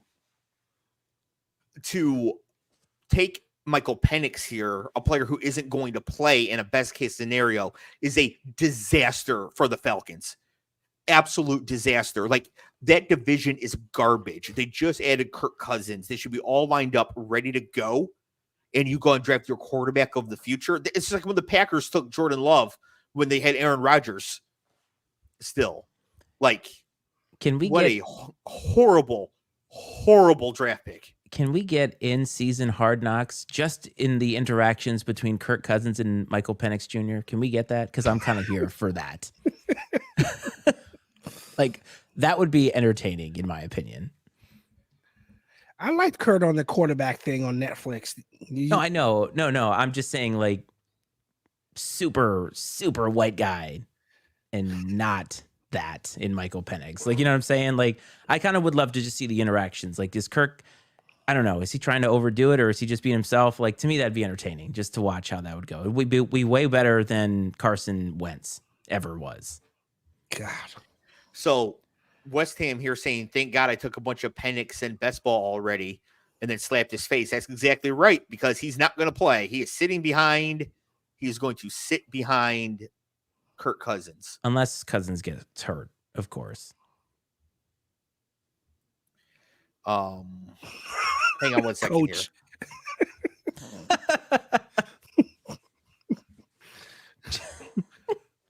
Here. Man. I mean, they probably do. I don't know. Hope they have a nice goals in Atlanta. You know, I really didn't think about that. Kirk Cousins is going to, like, America's second blackest city, shout out Detroit #1. Yeah. To be the quarterback, be the savior. I'm telling you. Well, we had Michael Vick. Then we went to Matt Ryan and Kirk Cousins. Yeah. Opposite direction. So the Bears pick is in. Alex is saying it's got to be a Dunze. I think it's going to be Byron Murphy. I think a Dunze is just going to fall to the Jets at 10, Cleve. We could. We're still only at 9. I feel like there's been like 28 picks so far. Even though it's been mostly chalk, there has not been any intrigue here. All right. Except for the Michael Penix at 8, just blowing everything up. Pushing defensive players down the board. I'm not going to lose sleep over that one. So I've got Byron Murphy, first defensive player taken at 5-1. At number 9 overall at 5-1. I've got a bunch of round robins in parlays with him as the first defensive player taken. So I really need this pick to be Byron Murphy, or else I could be looking at going over on my bets here. Do you want me to spoil it for you? Absolutely not. Okay. No, the sweat's the fun part. All right. Let's see here. The pick is in. And they took a Dunze. Yes. That's awful for the Jets too. Do they know that there's only one football? Like, you got a lot of guys looking for target shares, Dave likes to always say. So, Cleve, I know this is hard for you as a Jets fan, but good football teams have multiple playmakers. Yes. They can get the ball to and scheme around. They should. Yes. This is what the Patriots had none of. the last 3 years, which is why Mac Jones was not good, but also looked the way that he looked. Yeah. To put it in Jets parlance, imagine having Curtis Martin, Keyshawn Johnson, and Wayne Corbett. Good point. That's the most recent good combination of Jets skill players I could come up with. It's like the memory. I'm like going with like the whole memory bank thing. I'm like, I can't think of a lineup. Okay. The Jets just traded to the Vikings. The Vikings moved up one spot. Obviously, somebody else was going to talk with the Jets to come get J.J. McCarthy. So the Vikings took care of it themselves. So the Vikings will be taking J.J. McCarthy here at number 10. That seems reasonable. Yeah. All right. Paul saying that Keenan Allen is dust adjacent. That is absolutely true. Yes. Oh, yeah. He has 9 more good games in him, and he's done. So they just sit him for the first 7 games or 8 games of the season and then put him in for the back half? They should. Or if they're in position like Shaq at the end. Yeah. Shaq and Yao Ming. You just like show up in March. Doesn't LeBron still do that? No, he saw her playing 40 minutes a game. Rome Odunze, though, I do want to talk about going to the Bears. So the Bears now have Rome Odunze, Keenan Allen, DJ Moore, and Cole Kmet, the pass catching core to go with Caleb Williams. I think Rome Odunze is a fantastic prospect, bigger guy, could play outside, great route runner. I think he's a tier below Harrison and Neighbors, but still worthy of a top 10 pick in the NFL draft. So I think the Bears, by adding Williams and adding Odunze, have done a great job. And next year, when they add a real football coach, they could really make some noise. What? A real football coach? What are we talking about? Yeah. Belichick. It's ridiculous. No, you know who the most Chicago coach is who's available? No. Is Mike Vrabel. Oh, yeah. Good point. I forgot about him. See, he just feel like a Chicago coach. Okay, so Mike Vrabel would show up to the first game in the Ditka look, right? And you could totally see him in that whole getup with the sweater and everything, like totally him. And cop stash. Yeah. Yes. All right, the Vikings pick is in. So, Dave, I think, is this the second or third time you've predicted somebody's going to pick McCarthy? Well, this will be the third time, but okay. In 10 picks. Well, actually, no, I actually hadn't predicted it yet. I thought teams would trade up for McCarthy at various points. So what's the around the clock? I haven't actually made that prediction yet. All right, that's fair. We're in commercial now, so yeah. Let's see, what do we got? An action movie. Here we go. The fact that the Jets went back and pick let me know they're going tight end. Okay. That's actually a great comment because Brock Bowers has been mocked to the Jets all over the place. I think the Jets are going to take Talisi Fuaga, the offensive tackle from Oregon State. And they knew they could trade back a pick and take him anyways because obviously the Vikings are coming up here for J.J. McCarthy. I'm glad you know that name because I never would have been able to pull that out of my ass. Too many commercials. They just need to keep it rolling here. Yeah, the NFL likes money, bro. Sponsors. You sure about that? I'm sure about that. Really? You're going to have a game where everyone gets frostbite? It's awesome. And the Dolphins are the team that has to play. It's just they like horrific luck. Remember watching that game was just like, I felt bad for them, but also was watching a team that looked like they had never played football before, like ever. It was just the weird. I'm like, this is just nice criminal. This is criminal. It's kryptonite, bro. Like you put a sunny team in that environment. No, bro, they're done. I'm just telling you, like, it's not even that they were cold and they were doing their thing. Like, they looked like they didn't even know what are we supposed to do in football. Like when the ball is snapped, like that's how bad it was. And the Chiefs didn't have to do a whole lot in that game because they were just. It was negative, bro. It was negative degrees in that game. Oh my god. Oh my god. West Ham says, who else will be trading up to get J.J. McCarthy? Gee, I don't know. The Broncos, Raiders, or Saints who all pick 12, 13, and 14. Broncos for sure. But you know John Elway's not going to do that. And he's like, nah. I'm going to take whoever's available. He probably is like, I'm going to take somebody in the 6th round. New Brady. Next Brady. All right, let's get off these commercials. Let's make this pick. We don't need all these commercials right now. So, Dave, that comment makes me think that next season in the preview, you should do a segment that's called like top 10 dust adjacent players. Like not ones that are right there, but like, and the thumbnail should be you like feather dusting near a bunch of players. You know what I'm saying? Like they're very, very close to, we're not saying that they're dust yet, but they're definitely creeping toward that adjacent level. That's a great word. Yeah, and so dust adjacent for people who are new just means that players that aren't dust yet, but you can see that this cliff is coming. So if you look at all NFL players, there is an age curve, which you would expect. As players get older, they start to decline. And when you look at all players, the curve is like gradual over time, right? But that's when you look at all of them combined. Each individual player, it's a cliff. Yes. Like they hit it and they just drop way off. So dust adjacent just means you have to be weary. This drop is coming. Last year going into the season, I declared Austin Eckler to be dust adjacent. I think that's true. Yeah. And now he's dust. Now Commander now? Yeah. Yes. Sure. And he makes I saw this. He makes less money than maybe Zach Moss. There was some other running back that signed for more money than Austin Eckler, who went to the Commanders. I mean, all right, just so done. On the TV, they have not made the pick yet, but they just showed the Vikings war room. All of the people in the war room are standing around, just looking around. They're not moving. They're not emoting in any way. So I have no idea what's happening. And my apologies to all the Swifties out there, but this year, dust adjacent, Travis Kelce. I think so too. I thought that was last year, but you started to see incremental signs that maybe it was getting there. I think you're right. I was surprised that he wanted to come back for one more try, and I'm like, that may be all he's got left. Yeah. And maybe not a full season either. He played differently last year, in my opinion. Oh my God, Coach! Man. Coach says, "Can we consider the Jets franchise dust adjacent?"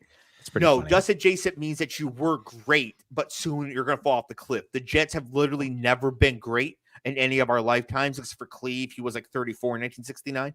But Steelers dust adjacent, though, right? Because they had a period of recent greatness, and now they're kind of like in that in-between phase where we're not sure. The Steelers are dust adjacent. The Giants are now dust. Okay, now the Vikings, the Make-A-Wish people, I think, are out here to make this pick. So this is why it's taking so long. I think it's Make-A-Wish. I think. I can't read what's exactly on the T-shirts. But that's I think correct, Coach. The Jets are just dust. Absolute dust. Jeez. That was pretty good. Coach, I'm wearing a hat. Do you see I'm wearing a hat? Okay, just want to make sure you saw it. Okay, not Make-A-Wish, but I can't read the T-shirts anyway. But the pick has still not been given. Wow. They're going out to the wire? Oh, my God. Just read the card. Oh, is it? Oh, it's not a kid reading the card. Okay, yeah. So now I see Roger Goodell out there. Yeah. It looks like, is that a family? Yeah, it is a family. There? Yes. Okay. I don't. Oh my God, just read the card, Raj. Just please. Yeah. So this is the thing. Like, I feel bad because you would like all this is probably good or for charity or whatever. There might be everybody hit record right now here, but like just save this stuff for the fourth round. Just tell us who the pick is. All right, they've got to lift the kid up to the microphone, and the pick is finally in. All right, Vikings fans are very happy, or at least the one white guy that they show with the Vikings jersey on looks very happy. So West Ham here says about Cleve, only good thing about your hat is that it's green and white. He's referring to Michigan State. You want to know who's dust adjacent? It's Tom Izzo. Just saw Tom Izzo in Charlotte last month with, I mean, I didn't meet him, but like the Michigan State played there. And Tom Izzo looks, yes, I think you're not wrong about that. And he's coaching a lot differently. Let's put it that way. Not as much yelling, because I think he sees the writing on the wall too. He doesn't get talent. He doesn't bring it. He doesn't develop the talent he doesn't get. They haven't had protected seed in like 6 years. They keep losing early all the time. Yep. They made like one Sweet 16 the last 5 years. Time is he's dust. Like Jets pick is in, by the way. The Jets pick is in. Yes, the Jets pick Okay. is in right now. Well, yes, it took so long. It took so long to announce JJ McCarthy. Cannot wait. Who's the first running back who could go off the board here? I have Trey Benson is my bet for first running back. Not related to Cedric. God, let's hope not. Forgot he was in the league. So did he. Ago. Yeah. So Texas? Here's the thing. I really need Byron Murphy to be the first defensive player to go off the board. And I think if the Broncos stay at 12, they are very likely to take either Dallas Turner or Laitu Latu. Cleve, that's a real person. I was just about to ask.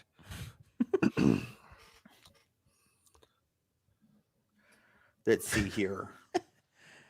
Oh man, I could actually dust off every single one of these bets here if I'm not careful. All right. Last year, at least got Bijan to the Falcons at 14-1. Little day saver. It still blows my mind. Like Arthur Smith. And I just remember, Dave, I felt so bad because you were like, Arthur Smith is a good coach. I think this team's going to win 11 to 12 games. And it's like, you weren't wrong. Right? Like that wasn't a crazy assessment. On paper. Yeah, but that's what it's supposed to be. Mike and I got creamed because we said that the Falcons were going to be trashed last year. And this Falcons guy got in the comments and he was like, I'm going to circle back midseason. We didn't hear shit from that guy midseason. And the other one that got me too was he's like, the Raiders are going to surprise you. And I was like, winning 6 games versus winning 4 games is not surprising. It still sucks. But the Falcons last year, it's like, who could have seen that Arthur Smith was going to just blatantly not use the weapons that he has on the team, that he was a part of selecting? This is not baseball. We're not on a pitch count here, especially at running back. Get him out there. Right. Get him out there. You picked him at number 8. Get him out there.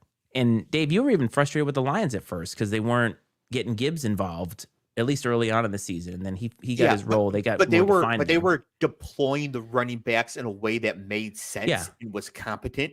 Yes. Right. It's okay to use more than one running back, of course, even if you draft from highly. The problem is that like they were using Tyler Algier at the goal line. And it's like, then why'd you take Bijan in the first place? I know. And like, we never got to see Bijan's explosiveness. We didn't get to see anything from him last year, which I hope will be different this year. Well, his ADP is currently 6th or 7th overall in fantasy drafts. By the way, I have 54 NFL drafts done already. Cleve, where are you at? This is the first time I think I've thought about the NFL since the Super Bowl in any meaningful way. Wow. I think. Where do you get the bandwidth to do this, bro? It's a professional. Apparently, it's a neurodivergent disorder I was born with. I've got 54 teams already done. I mean, there are some people out there that max entered up both of them. They've got like 300 already. So, jeez, man. All right, Roger is up at the podium with the Jets pick right now. So, all right, just in time because I have 3 minutes. See. Now we know Big Papa in the chat. He's a Jets fan. He really wants Bowers. Cleve, you're a Jets fan. Who do you want the Jets to take here? I'm going with Big Papa. We're very good friends, and if he says we need a tight end, we need a tight end. All right. Well, the pick is now in. Dave Virgin. That's actually great. That should be. You guys need to start capitalizing on these things that happen in these shows organically because these things are definitely capitalizing on our disorders and disabilities. I'm with you. Here we go. Yeah. I mean, hey, Dave Virgin, like that's funny. Like that is something that you could coin. That could go on a T-shirt. I'm not kidding. That could go on a T-shirt. Okay. The Jets take Olu Fashanu from Penn State. Okay. So I thought they were going to take Fuaga because I thought Taliesin Fuaga is able to come in and play any position on the line right away. And the Jets have 2 ancient tackles and Elijah Vera Tucker is still hurt. Fashanu is a project, but he's got all the talent and tools in the world. At Penn State, he's like the living embodiment of Penn State. Great against lesser competition, destroyed against good competition. Michigan, Ohio State crushed this kid. He was Caleb Williams' tackle in high school.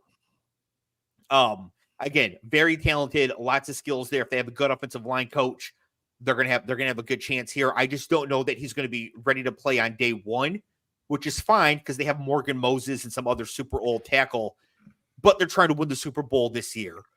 So I feel like taking a player more ready to go this year, like Fuaga, would have made more sense. But Scott was saying on the show earlier this week that NFL people are higher on Fashanu than media people are. So on the other hand, this isn't that surprising. And I also want to say that Dave on Iceman and Coach did say that Ohio State was pillow soft. So if he got wrecked by Ohio State, then that tells you something. Yes. Per Dave's evaluation of Ryan Day at Ohio State. Pillow soft is correct. That's exactly what and boy, did that proved out to be true. Yes, it did. And that, Cleve, ironically, that was a video where we were talking about Lou Holtz. Like, what the hell? This guy just keeps popping up. Good old Lou. Jets fight song. Fucking amazing, bro. Yeah. So, Cleve, in 3 years, Olu Fashanu is either going to be one of the 5 best tackles in football, or you're going to be cussing about this kid every single episode of Political Football during the season. Hey, I survived Zach and Sam Darnold, bro. And the butt fumble.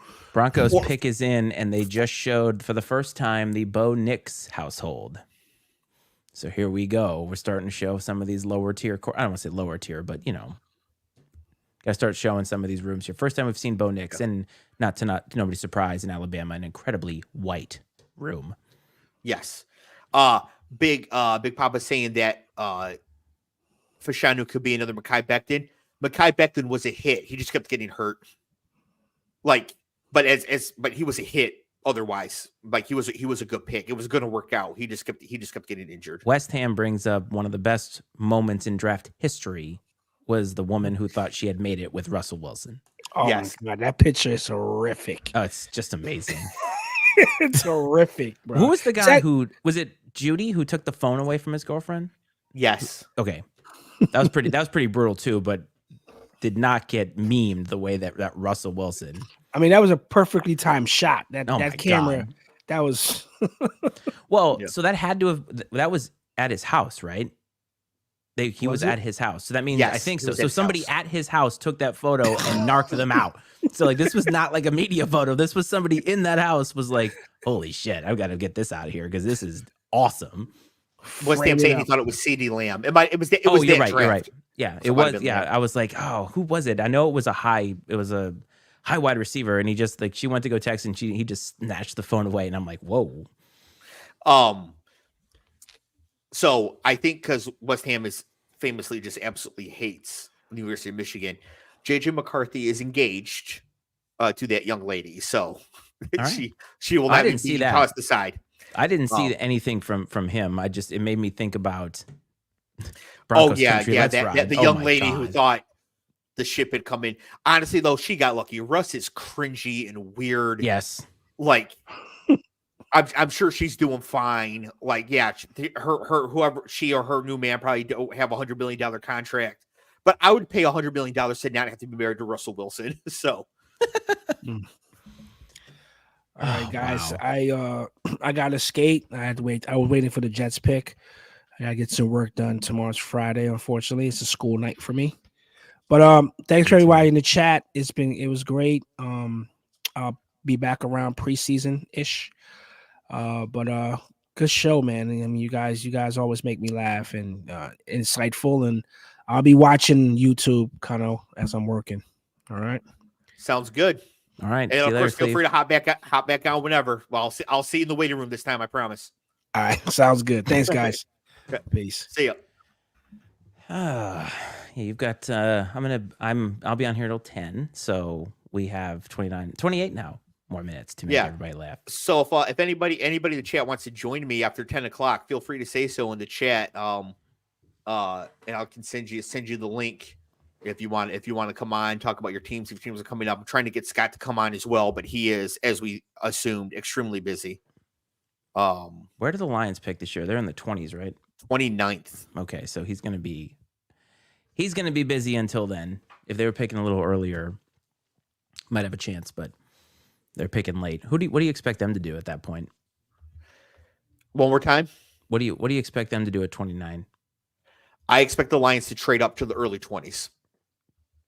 And to take an edge, hopefully Jared versus Florida State, somebody like that. Maybe come up for a corner. if corners slip down a little bit, I like to Yeah. see them do that. All right, so As long as they don't take Chop Robinson from Penn State, who sucks. Other than that, I'll be happy. I'm sensing a theme here with Penn State. Yeah, because they get these great athletes, never develop them, and they either show up and they're great like Saquon or Parsons, or they don't do anything. Yeah, that's a good point.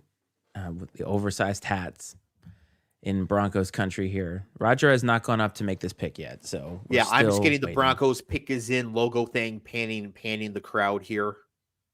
Yeah. Oh, Roger's he's at the podium now. So here we go. Oh, please. I'm not sure what I expect with this pick, but I knew it. Sorry, I knew it. Okay. I think if they don't take Bo Nix, I think they take Laitu Latu here. But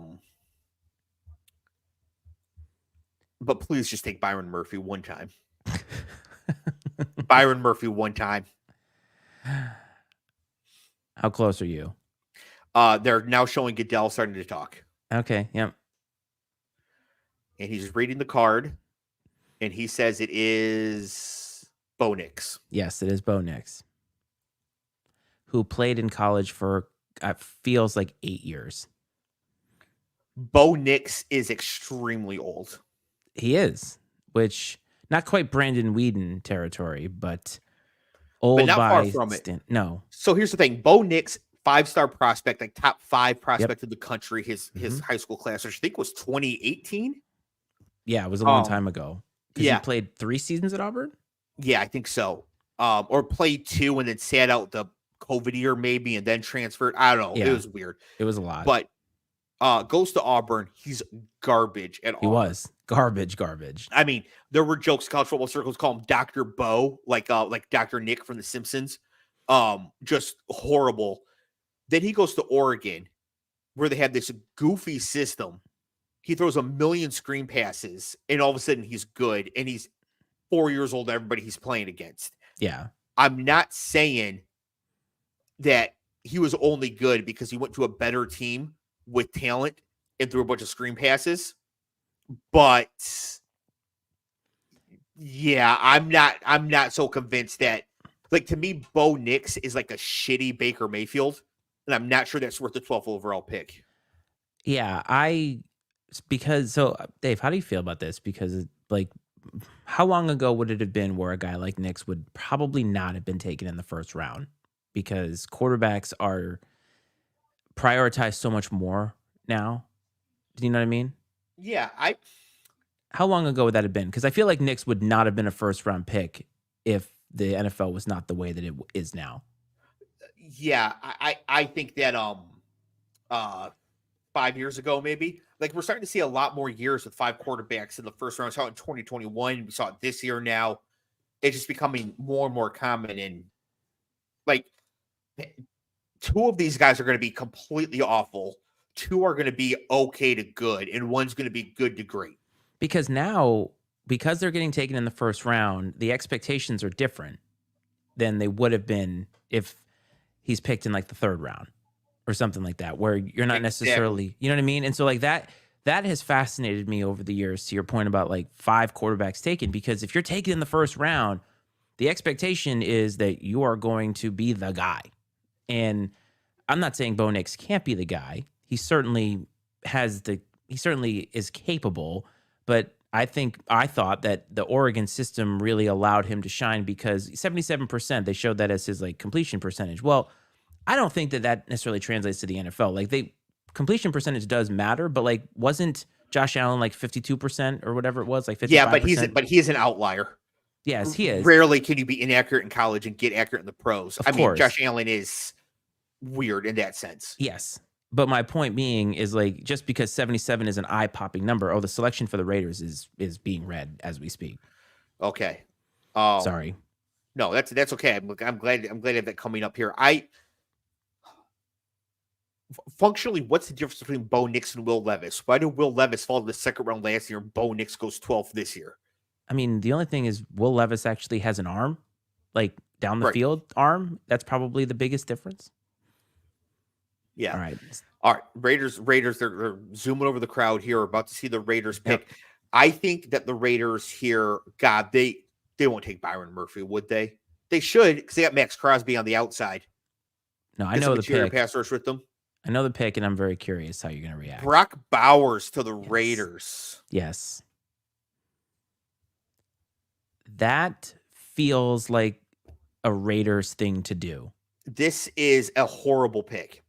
This is a god-awful, horrendous draft pick, and it once again goes to show why bad franchises stay bad. They do not know what they are doing. They do not understand the fundamental principles of the game they are playing. And I don't just mean football. I mean roster building and roster management. The Raiders suck. They do not have a quarterback.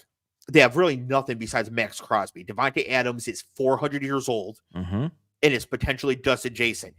You cannot spend the 13th overall pick on a luxury position like tight end. It does not matter how good he is. He himself cannot lift you like that. There's a million good offensive tackles still on the board here, right? If you really want Bowers, you should be able to trade down, get more capital, and get a more valuable position. Tight ends are luxuries for good teams. That's why they tend to go in the second round. Gronk, second round. All right, so Kelsey, second round. Third round. Yep. Sam Laporta, second round. Mark Andrews, second round. Zach Ertz, second round. Yep. That's why that's why I said this is a Raiders thing to do. And even in previous drafts where we've analyzed this stuff, when they've taken positions of need like offensive linemen, they've reached and they've taken the wrong people. And it's like some organizations just don't know how to do this.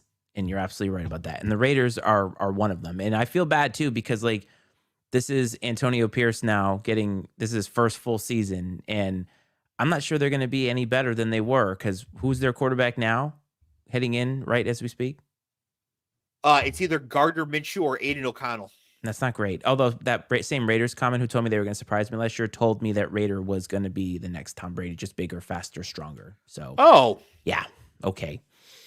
Haven't followed up with him either. So Jake just sent me a video in a group chat. He's at the watch party in LA. There's a Raiders fan there in their group. They took Bowers. He just left the party. He got up and walked out of the building. Well, last year, I remember you reacted not just to the running back, but then the Lions took a linebacker, which is another position that you're not high on taking. They took a slow one from Iowa too, I believe. Yes, an off-ball linebacker is not the right position to take in the first round. It's just not that valuable. You can get good ones in the fourth round.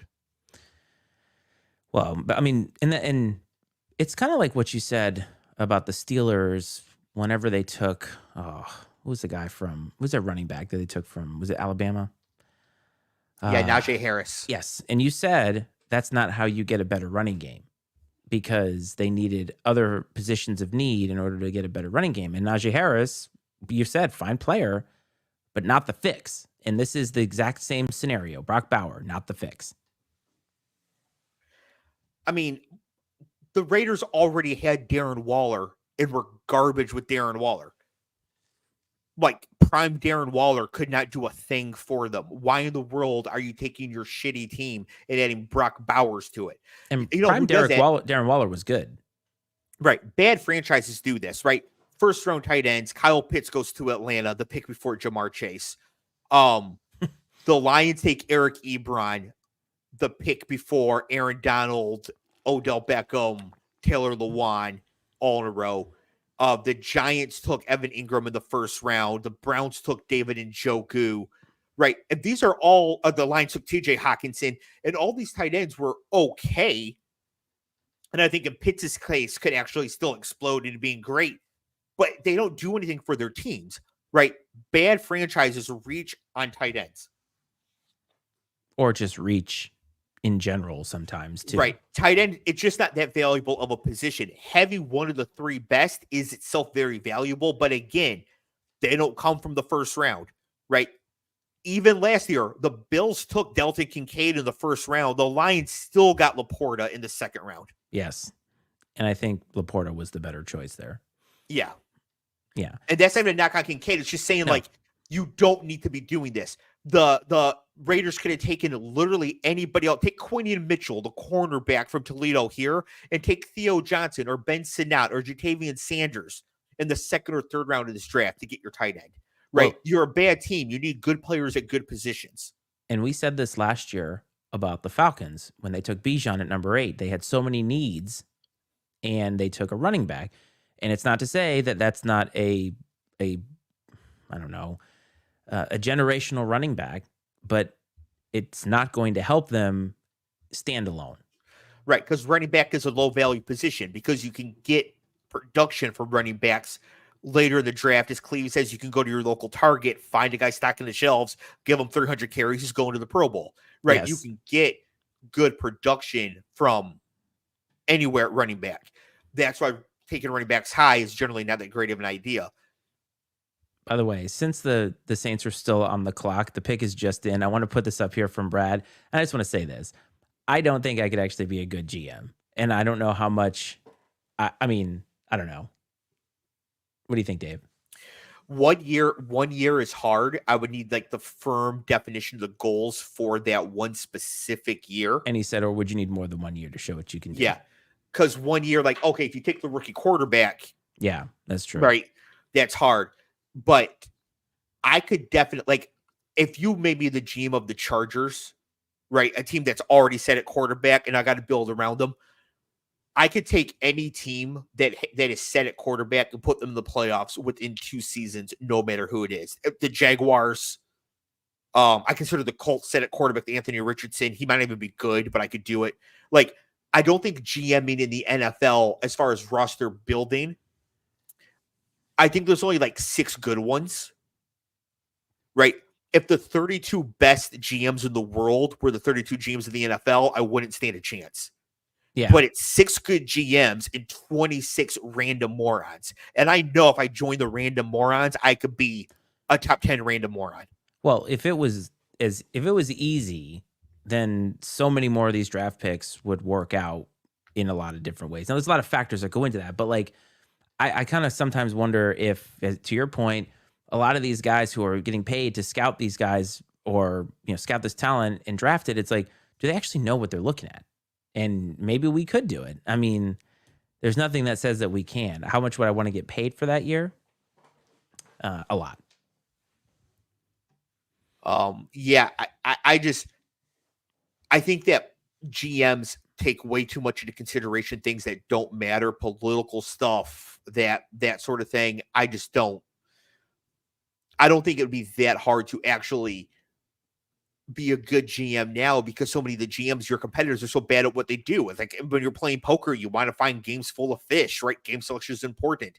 And in the NFL, a lot of the GMs really don't know what they're doing. If you have a good one and you're set at quarterback, you're going to be good year in and year out. Well, the Saints are taking an offensive tackle. They need 2 of them to start this year. So this is definitely one. I think this is going to be Fuaga from Oregon this State. Is Roger walking up to the stage now. So he's about ready to announce the pick. Yeah. And let's see. Who did you say it was going to be? Taliesin Fuaga. All right. Oh, no, it's Pacific Islander, so it's Taliesin, I think, not A. Taliesin. Okay. All right. The pick has been announced. So you said they actually need 2 offensive linemen? Yes, because Trevor Penning, who they took 3 years ago, was garbage, which Scott called on Political Football and our Draft Review show. He was like, Trevor Penning's not going to be good. Listed all the reasons. They all came to fruition. And then Ryan Ramczyk has a really bad injury. He may never play again, but he's certainly done for this year. That puts the Colts on the clock. And the Saints take Taliesin Fuaga. All right. Taliesin Fuaga meets every single standard I want in my elite offensive line prospects. All right. He has the requisite size. He is agile. He plays angry, and he's a Pacific Islander. I was actually going to the last part is I was like, well, I mean, of course he's a good offensive line. Those are the 4 like for elite prospects. Like those are the 4 things I look for, and he's got it. And also very versatile. I think he could play anywhere on the line. He could start for them immediately anywhere, which is exactly what they need. Yes. Because they need 2 tackle starters out of this draft. So getting him here is great for them. It's just exactly what they needed to do. Remind me, what is their quarterback situation? It's Derek Carr. Okay, that's right. Yeah. Remembered it was last year. Did he get hurt? Yes, he got Okay, he hurt did. last year, so Jameis came in. Jameis is now the backup in Cleveland. Wow. Man. Jameis Winston still eating W's apparently. Yep. Yeah, I think that this is just a really good pick. Yeah. I'm not like an expert offensive line guy. But again, Scott, our co-host of Political Football, being an offensive line coach, is good like looking at, and he's a scout. He's good at breaking down all these things, and he really likes Fuaga as well. Maybe not the massive ceiling of somebody like Fashanu, but come in, play for 10 to 12 years, going to start for you, be a really good player. It's exactly what they need. Yeah, and this is exactly what we just talked about, is like building a team, taking a guy who has all of the skills, who is highly touted in the right place for the right position with the right team. Like this is something that, let's say, the Raiders could have used, or something like, any other team in that regard. So, but now you have the Colts. So the Colts have Richardson coming back after last year. Yes. They held it together with duct tape with Minshew last year. Almost made the playoffs, missed it by one game. Yes. And that's why I say held it together by duct tape, because I don't know how that happened with Minshew for that long. But is Richardson going to be healthy for game one? Yes. He's already throwing good? like 40 passes a game. He got hurt in week 4. He's good. Yeah. He'll be fine.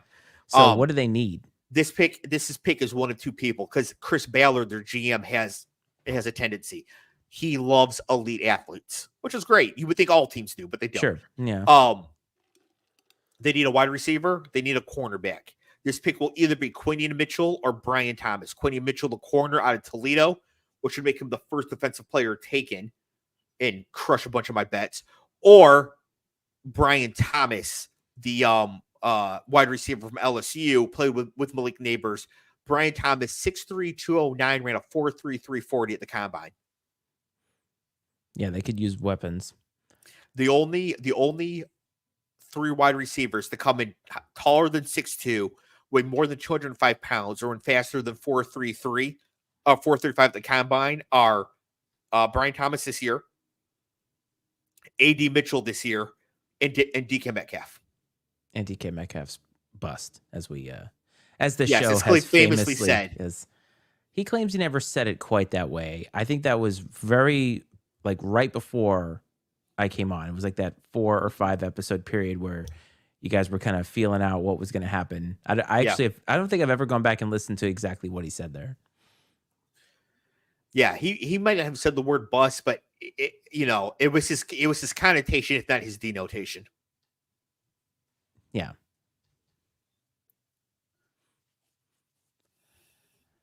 All right. Mike Greenberg, still trotting him out there, I see. Well, they're paying him $30 million a year. They had better. That's crazy. I mean, all right, so he's not my flavor of ESPN talent, but From the sounds of things, Dave's gambling career does adjacent. Nah, man, my bets are just dust this year. I saw some like second round things that could still hit, but if Byron Murphy is not the first defensive player taken, I'm deep in it, because I had like Cincinnati for Bowers, the Rams for Bowers. Pick is in. So we got Colts, Seahawks, and then Jaguars all in a row here. Probably will get done by the time when that's done. I'll probably I need be ready the Colts. to go. I need the Colts to take Brian Thomas here, because I think the Seahawks are more likely to take Byron Murphy at defense at any other position. So just give me Brian Thomas right here. But it's crazy. All these edges have made it this far down the list. No Dallas Turner yet. No Letu Latu yet. Some good players on the board. And the Lions actually need an edge. If we get to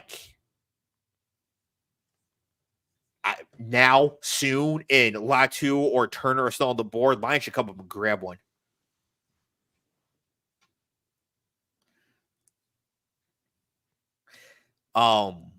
Yeah, Coach, I know you're just messing around. It's fine. I'm not completely dead yet. I've still got some hope.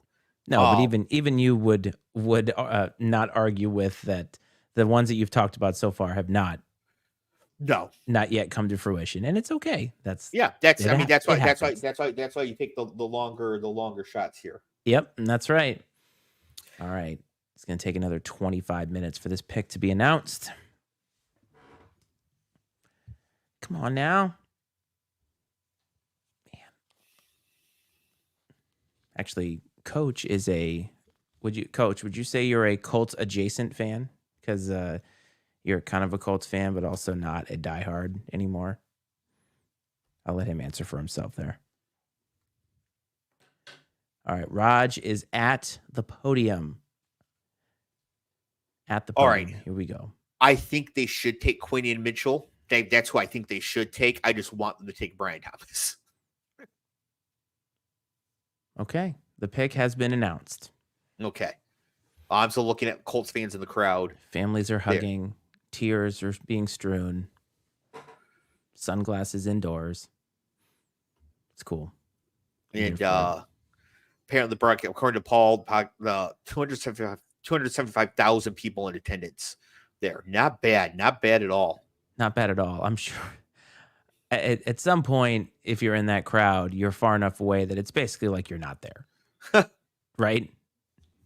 And the Colts take Latu, which is a perfectly fine pick. Despite the fact that it murders all my bets. That's still a really good pick. So he went to Washington 2 years ago. He had a neck injury, and at Washington, he was medically retired. Wow. They're like, you can't play anymore. And he was like, well, where are people shady? I know, Los Angeles. So he transfers to UCLA. UCLA's like, yeah, you're fine. You can play. He plays. He's great. I think the best edge rusher in this class for the last 2 years, no problem, right? So as long as he actually is able to play, then I think this is a great pick. And I think if he didn't have the health concern there, he would have been a top 10 pick easily. He's a really, really good player. Well, there you go. Another smart pick from a franchise that didn't need to do anything nuts. Yep. How about that? And then we get the Seahawks, which not Pete Carroll. Moving on from the Pete Carroll era. Who did they hire as their head coach? They hired Mike McDonald, who was the defensive coordinator of the Ravens for the last 2 years. Was the defensive coordinator from Michigan the year before that. That's right. And I know you're somewhat hesitant about taking defensive-minded head coaches. When you have young quarterbacks, especially because if the quarterback gets developed by the offensive coordinator, they will leave and take a head coaching job. Now, when you have Geno Smith, it's different. So, well, they're going to be in an interesting spot pretty soon because, like the I don't want to say the glitter kind of fell off Geno a little bit last year, and which I thought was probably going to happen, and so it's like now they're going to have another year of Geno, and then next year probably think about moving on. Like, what do you do there? Do they take a quarterback later in this draft to kind of stash away, or so? So, in talking about his Colts fandom, Coach here says, I grew up with Peyton Manning, so I guess you could say I'm suffering from Manning hangover. Bro, I grew up with Barry Sanders, and I still love the Lions. Come on, get with it. Go Colts. Yeah, I felt bad last year, Dave, because you, obviously, the Lions looked so good for a vast majority of the NFC Championship game, but James had picked the 49ers to win, and so it was like, I don't know what I want here. Like, I don't know what's going on. And I was like, I can't believe you picked the 49ers. Like, that's a crazy pick. And I was like, oh, this sucks. Like, I don't like this at all. And then you were like, okay, I can feel my face again. All right, this will be my last pick, Dave. Okay. As we're bumping up to 10 o'clock, and much like Cleve, although I can save a little bit later, my workday starts at 6 a.m. fresh tomorrow morning. See, I don't understand, like, why you guys know that this is happening. You know it's draft night. Just take it off for next year already. It's the same day every year. No, I mean, 2 hours is a good enough time for me to sit in this chair and talk about stuff. You have much more stamina in that regard than I do, and you know, I mean, if I was off tomorrow, probably give you another half hour. But I do have to log in tomorrow and pretend that I care about whatever it is I will be doing tomorrow. Some Fridays it's just not easy to care. I'll put it that way. Especially Friday with the second round of the draft coming up in the evening. Yeah, and you know me, I'm not as much of a draft guy, and that's just not my thing. But I do like coming on here and talking with you and talking with everybody. So like I'm always willing to come on for the draft. And I even told Cleve this, that it's like every year in the draft, it's almost like we're going old school with the show, because I know Scott is unavailable to do it. So it's kind of like the one time a year where it's like the three of us get back together, do our old shtick, and then you go back to what you guys are doing. And I think that kind of sort of thing is fun, honestly. It's a change up, because this is the draft. There's no stakes on this, right? Yeah.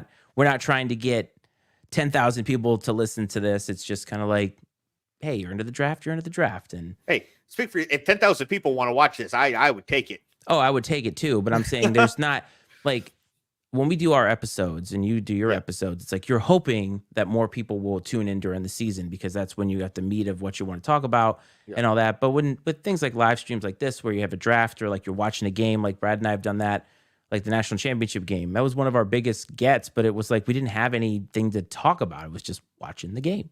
And it's easier doing it that way when you're like, all right, here's the things we want to hit. We want to talk about this.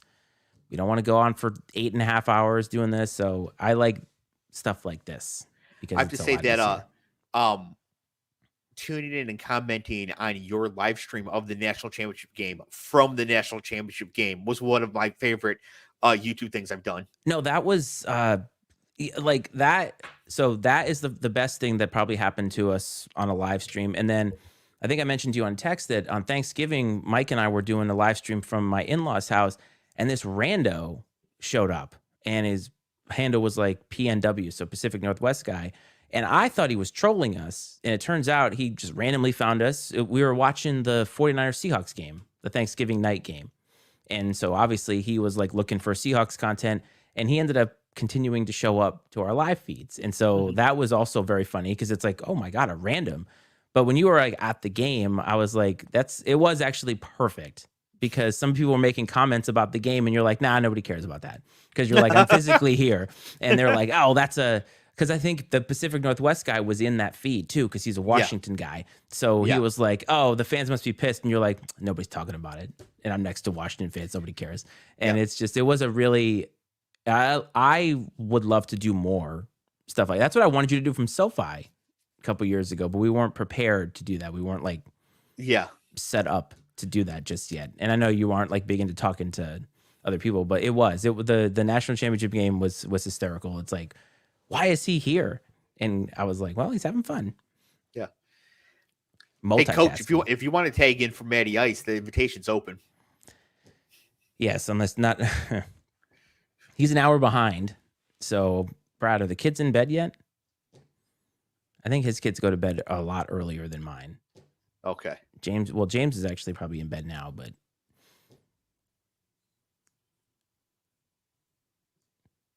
he probably and I know Brad is not a draft guy, and he sometimes like we only get one night where it's like, hey, can we get a show in, and we'll get it in at like 5:00 in the afternoon. So I know this last couple of weeks, because I've been coaching T-ball. I don't know if you know that I've been coaching T-ball. So I've been busy, a lot busier than normal. So we actually haven't done an Iceman and Coach in Brad, 3 weeks, something like that. It's just, it's been a while. So we're hoping to get together tomorrow and Saturday. So he was saving up for, oh God. Oof. Yeah. Sorry, pal. Solo parenting. They're sleeping, like, you know. Yeah. Now, for the record, I don't have children, so I don't know what I'm talking about. Well, he's also I don't know if Rick is still in here, but his dad also lives with him too. So he's kind of babysitting, three people. You got that situation. Okay. It is like when you're solo parent too, the only difference is like if the kid wakes up, because Brad has had his kids come down, and like his kid one time came down shirtless and just like ran into the camera and was like shirtless on the feed. And I'm like, are we going to get in trouble for this? No, like- I don't think so, but that's funny. It was very funny. He's like circling around him. Like you could just see like the lights changing as he's running in front of him. So the pick is in. I think Roger's about ready to roll up here. And so what do you think they should do here? Seahawks. So the Seahawks, I've always thought they were going to take Cooper DeJean. I thought they would trade back to do that, but Mike McDonald loves the roving safety types. You know, at Michigan, he had Dax Hill. At Baltimore, he had Kyle Hamilton. He likes the defensive backs, play multiple positions, look, the tackle. So I think Cooper DeJean would be a good pick for them here. He would only be the second white cornerback to start a game this millennium in the NFL. Jason Sehorn being the other. I was going to say, he's got to be the other one. So that I think that would work for them. I don't think they expected Byron Murphy to still be on the board. So that's a very interesting thing for them to look at and for them to think about as well, because Byron Murphy's measurables, height, weight, athleticism, very similar to Justin Madubuike from the Ravens. So with McDonald, they will do what he did with him the last couple of years. That could be an interesting pick for them here as well. But I think they almost assuredly have to go defense at this point. It looks like you're going to have somebody replace me as I'm leaving, so you're in good shape. shape. No, Alex Poker guy is going to be jumping in here shortly. I'm going to bring him right after the Seahawks make their pick. I'll give him a nice introduction and all that. So, yeah, he's in the green room. He's about to be coming on here shortly. And then maybe Scott will make an appearance at some point as well. Comes out of his cave, his draft cave. Yeah, but the thing is, it's going to be hard for him before the Lions pick because the Lions can move at any point. Yep. Right. It'd be easier if the Lions picked 11, made their pick, and like, okay, but he's got to be thinking the Lions can move at any point here to make something happen. So, and there's no way they're going to trade into the first round if they already traded up in the first round. I highly doubt that. Right. Exactly. So that would be the luck, though, is like they would trade up, make a pick, and then he would like leave, and then they would trade back in. Right. So the Seahawks do take Byron Murphy, one pick too late to get me paid, but that's okay. That's okay. So I think this is a really good pick. So as I mentioned on the show earlier this week, when Michigan was in the national, after Michigan beat Alabama to go to the national title game, I wanted Washington to beat Texas because like Texas was a harder matchup for Michigan because of Byron Murphy and Tavondre Sweat, the two defensive tackles. So I've always thought highly of Byron Murphy as a football player. I think he's really good, gets really good interior pressure on the pass rush from the defensive line. I'm actually, given how much defensive linemen have been getting paid this offseason, like I think the 9th highest paid defensive tackle is now paid more than the highest paid corner. That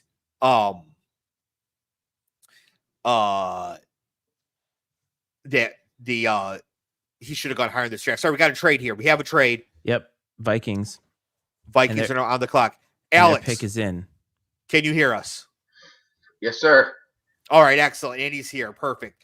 So the Vikings have now traded up from 23 to 17 with the Jaguars. Here's my thought for this. The Jaguars think that pick 17 is too valuable to make this next move, but pick 23 is not. They will trade pick 23 to the 49ers for Brandon Ayuk. That's my guess. That's my guess for what's coming next here. Matt, before you go, who are the Vikings? Who they trade up for here at 17? I don't even know who's available. Fair enough. That's a perfect way to end my appearance here. That's absolutely perfect. I think they traded up here for Dallas Turner, edge from Alabama. How's their offensive line? The offensive line is pretty good. They smashed the pick of Christian Darrisaw a couple years ago. And I hate to do this to you, Alex, but he's who I said at the time the Giants should have taken instead of Kadarius Toney. So they smashed that pick. We still faded Fields in that deal, but yeah, Toney ended up being trash. Yeah. No, I think that if they want offensive line, though, they could have stayed at 23 and gotten a pretty good one, unless there's one they really, really want. Right. But I can see them coming up here for Dallas Turner, who's kind of slipped. I'll be really annoyed because he'd be like a great Lion as well. So if the Vikings moved up to get Dallas Turner and not the Lions in the division, that's a little irritating. Well, it's somebody in a shiny suit. I'll give you that clue. Yep. With big sunglasses. You could see him from a mile away. Oh yeah. All right, I just got Goodell walking out to the podium right here. So, And he looks like he's wearing like Converse All Stars, but they're definitely like expensive designer Yeah. versions of those. yeah. Yeah. I mean, This is definitely a first wear on those shoes. and this is also a suit that I could never pull off, by the way. No, not many can. No. A leprechaun would smash it, like a fucking top draft pick leprechaun would fucking Yes. kill it. Okay, so they haven't You actually nailed put it. the name up on the screen yet. It is Dallas Turner. Okay. Yeah, you nailed it. I mean, he looks sharp. It's just not a suit Yeah. that I could pull off, but he looks sharp. It's also I mean, about this 6 seems bucks. like incredible value. You know, he was talked up to hit the bottom of the top 10 there. you Yes. know? So I think they've done a fantastic job so far, the Vikings. Yeah, to end up with JJ McCarthy and Dallas Turner coming out of I this mean- draft is pretty good. Now, they'll have to actually be sure to introduce Dallas Turner to JJ McCarthy because Alabama got no pressure on Michigan. So they've never met You yet. two may but- not have met.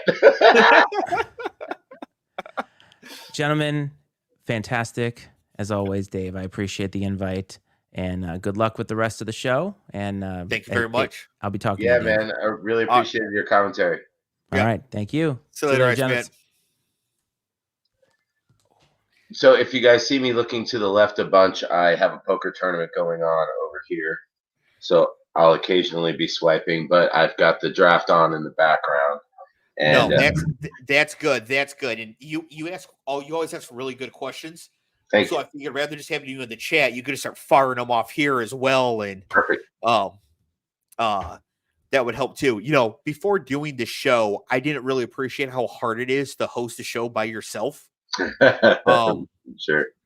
So two of my all-time favorites, Jim Rome and Sean Belegian, both make it sound so easy to do. Yeah. And then I tried it one time and I was like, this is a disaster. You've been fine, man. Because like you know, what did somebody say? How do you have the bandwidth? You know, you have a massive bandwidth. So you can't get stuck That's on what she like said. one yeah. You know, you're not a guy to get stuck on a topic or run out of things to say, you know. So Yeah. This is a good question here from Logan. Shout out Logan. He says, so as a fan of JJ McCarthy and the Lions, what's your take going forward? Don't want it to be great against the Lions. That's correct. I want everybody that the Vikings, Bears, and Packers take to be terrible. Now he could be terrible as a Viking, go somewhere else and revive his career with the Raiders or whatever. Or he could be great with the Vikings and just lose to the Lions anyways. I think that works he's too. going to be absolutely fantastic with Jefferson and Addison out there.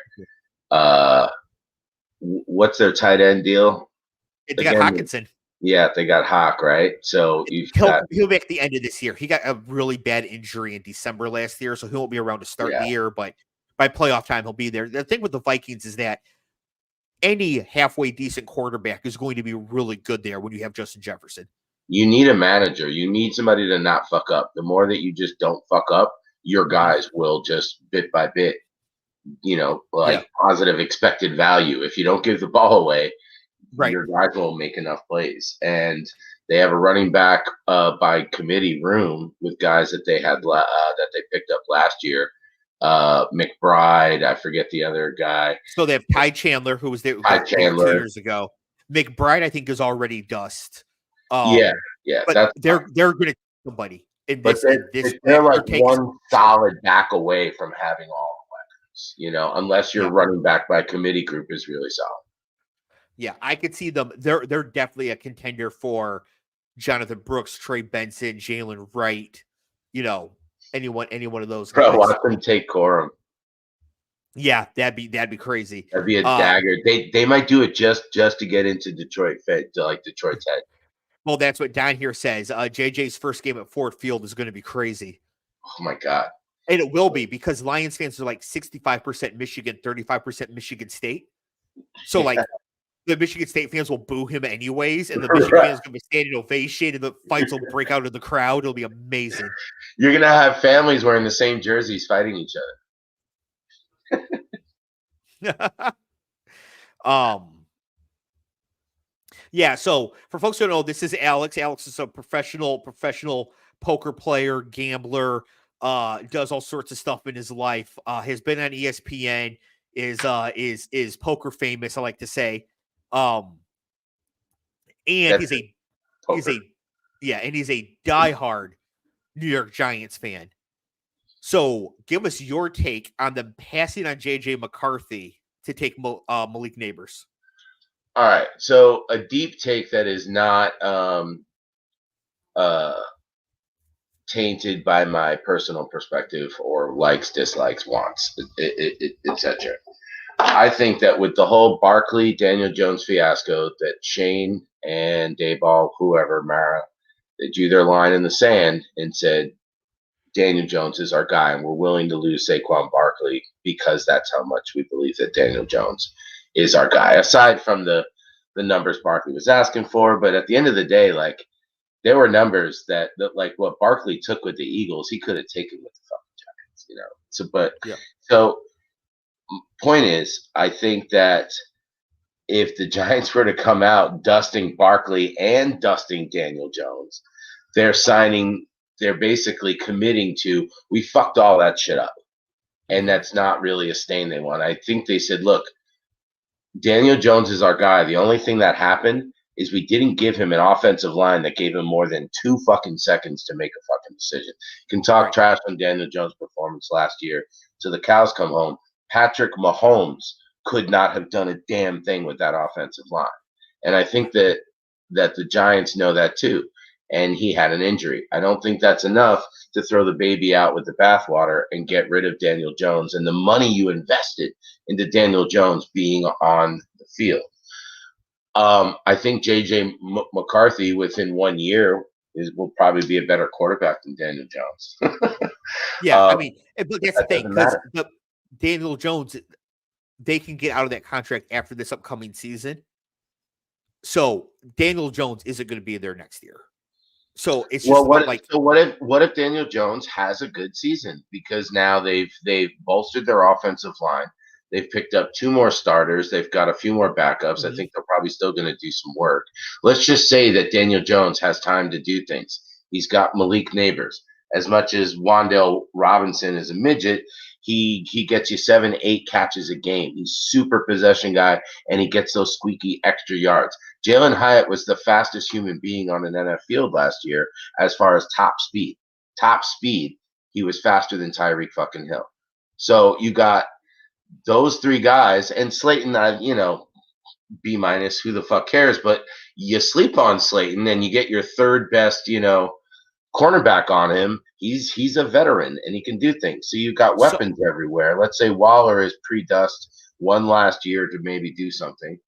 Daniel Jones can do something. What if he has a good year? He's not capable of being good enough to justify paying him $42 million a year going forward. Okay, I'm saying, what if he has a good year that is against that? Do the Giants keep him? If Daniel Jones gets them to the playoffs, you reset the clock. Next year, it's not a quarterback. No, you reset. You draft a rookie and reset the clock right Who away. you draft? You draft JJ McCarthy this year. No. But next year, I know we're past that. We fucked up. All right. So who do we draft next year? What's the quarterback play? You think it's an automatic? It's not great. As of right now, anyways, it's not looking that great. Which that tells me that they are committed to Daniel Jones a little bit more than we are. They know more. They believe in him more than we do. So with that said, I would have been absolutely ecstatic with JJ. I'm a JJ fan for that last guy that message. I'm a JJ fan too. It would have been glorious to watch it happen.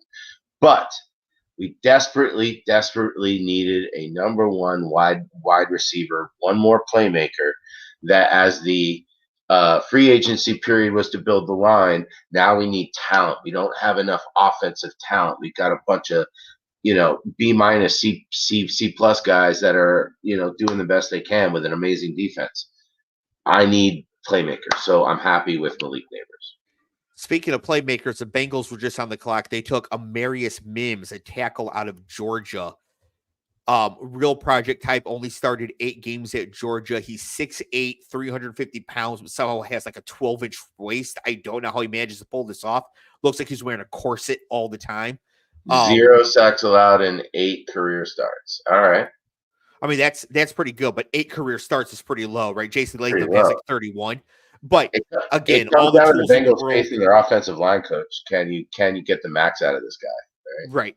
And the Bengals always get offensive linemen. They're always behind the eight ball that position. So I think this is a fine pick. I think they would have loved for Bowers to have been here. But I think that's a fine pick, and that brings the Rams up on the clock. The Rams are picking at 19th. What are their needs? They need a wide receiver. This is going to be Brian Thomas. This is where he goes. Yeah. In fact, I believe it so much, I'm writing it down on my sheet before it even happens. That makes a lot of sense. I've got 2 open bets left. I did a parlay on firsts taken in positions. Yes. And the only 2 I have left, I hit like quarterback, wide receiver. Those are obvious almost. Something else, though. 2 I have left are Florida State running back and to be the first RB. And I've got Williams to be the first cornerback taken. How do you think I'm looking? Who'd you have to be first running back? The Florida State guy, Becton, whatever. Trey Benson. What number did you get that at? The whole here, I gotta open up on this. The whole parlay I got for 8-1. And who was the first corner? Hold on one second. Williams. Wiggins. Yeah. Quentin Williams, whatever his name is. Quinion Mitchell. Hold on. Let me open it up so we're not just bullshitting around. Yeah, I'm dead. I've only got 5. Wow, this is huge. Yeah.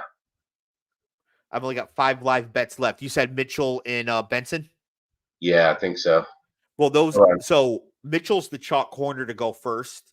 So I like that. And then Benson is right behind Jonathan Brooks to be the first running back. So I think that's a great bet. I have parlays that include Benson at first running back taken. So, but yeah, I had Joe Alt as the first lineman taken, offensive lineman.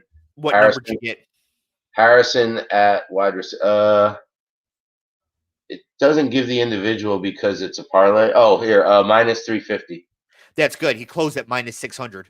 Oh, nice. Minus 1,000 on Harrison. Who cares? Minus 350 on Alt. Minus 140 on Kenyon Mitchell, and plus 225 for Trey Benson to be the first running back. All right, we got the all-star himself in the house, Mr. Scott Bischoff. It's draft night. How we doing? I'm good. How are you guys? We're doing good. Alex Scott, Alex. What's up, Scotty? How are you, man? I'm good. If you see me looking to my left, I have a poker tournament going on. So I got the draft over there, the poker here, and you guys here. You got things going on. It's all good. Scott, the Falcons took Michael Penix. With JJ McCarthy still on the board. Help me, Scott. What happened? Proves you kind of right, Scott, that Penix could go early. Yeah, I mean, it's he had teams that really liked him, but I don't know. I think it's nuts. I don't know what they're gonna do with Cousins, or is there gonna be a falling out there? What are you doing? You gave him $100 million guaranteed. You paid him like a 4-year, $180 million contract to draft a 24-year-old busted quarterback to sit. It's weird. It's a weird scenario. And they weirdly, despite being trash, have an open Super Bowl window because their division is so bad. So they should have taken literally anybody who could have helped them win right away. Yeah. I mean, are they going to try to flip Cousins in a year? Maybe they view Cousins as a transition guy, and this really reeks of an owner fucking putting his word in on, I want this guy, doesn't it? It almost feels like they this is going to sound awful, but we really wanted him until we met him, and it was too late. You know what I mean? I can say it happened with Kirk Cousins. I could see that. That sounds Yeah. He's an older guy. It's just, it may not work. I don't know. And- Strange. That I- sounds like I like said- the perspective of my former Tinder dates. Yeah. I mean, Kirk Cousins gives big Mike Pence energy, so I can definitely see that. Damn. The Rams just made a really good pick. Okay. Don't say anything yet. I'm way behind. Oh, I'm sorry. Sorry. That's okay. That's okay. My prediction here was Brian Thomas. You're gonna feel this one, Dave. And so that's what I wrote down here. And if they don't take it off as a skill position player, Peter Schrager is going to lose a lot of credibility. Why? If they don't what? If they don't take a skill position player, because he hosts a podcast with Sean McVay and said basically that, God damn it, they took Jared Verse. Yeah. I knew you were gonna feel that one Oh, because you Painful. guys really wanted him on the Lions. I know that. yeah. Yeah, very much. So Peter Schrager basically came out and said that, he's very confident the Rams are going to take an offensive skill position player, and he hosts a podcast with Sean McVay, so he should know, and they're going to take Jared Verse. And now it's possible that the skill position players they wanted were gone, but hey, whatever. Yeah. How's the show been for you otherwise? Show's been going pretty good. I was actually kind of disappointed we didn't get the trades in the top 10 like I was looking for. I thought we had some real craziness going here. Most straightforward draft, good considering the expectations of what it could be. Yeah, really up until I thought the Giants would take JJ instead of Neighbors. I thought the Titans would trade out from number 7. I think the Jets really missed an opportunity to come up and get Neighbors at number 7. Or I'm sorry, to get Adunze at number 7. What do you think about what the Chargers did? What, just standing pat taking Joe Alt? I really thought they would do that. I really did. Yeah. If you told me they were picking at 5 with Harrison off the board, I'd be like, Alt's probably the favorite to go here. Yeah. I don't think it was the best decision, but maybe they just were not getting the trade packages that we thought, given how JJ went after Penix. I mean, maybe the trade offers just weren't there, in which case they still should have taken Neighbors, but I get the Alt pick. I do too, and I think that if you go back a little bit, you might lose on Alt and Latham, because Latham was expected to go really early too. Yeah, and if you miss both, it's like, wow, we got some way too risky at 11. But I cannot see a world in which Taliesin Fuaga is not a player that Jim Harbaugh likes. Like, he might be number 3 on their board, but he'd be a top 3 in that case, right? Yeah. I mean, we know Jim Harbaugh well enough as a coach.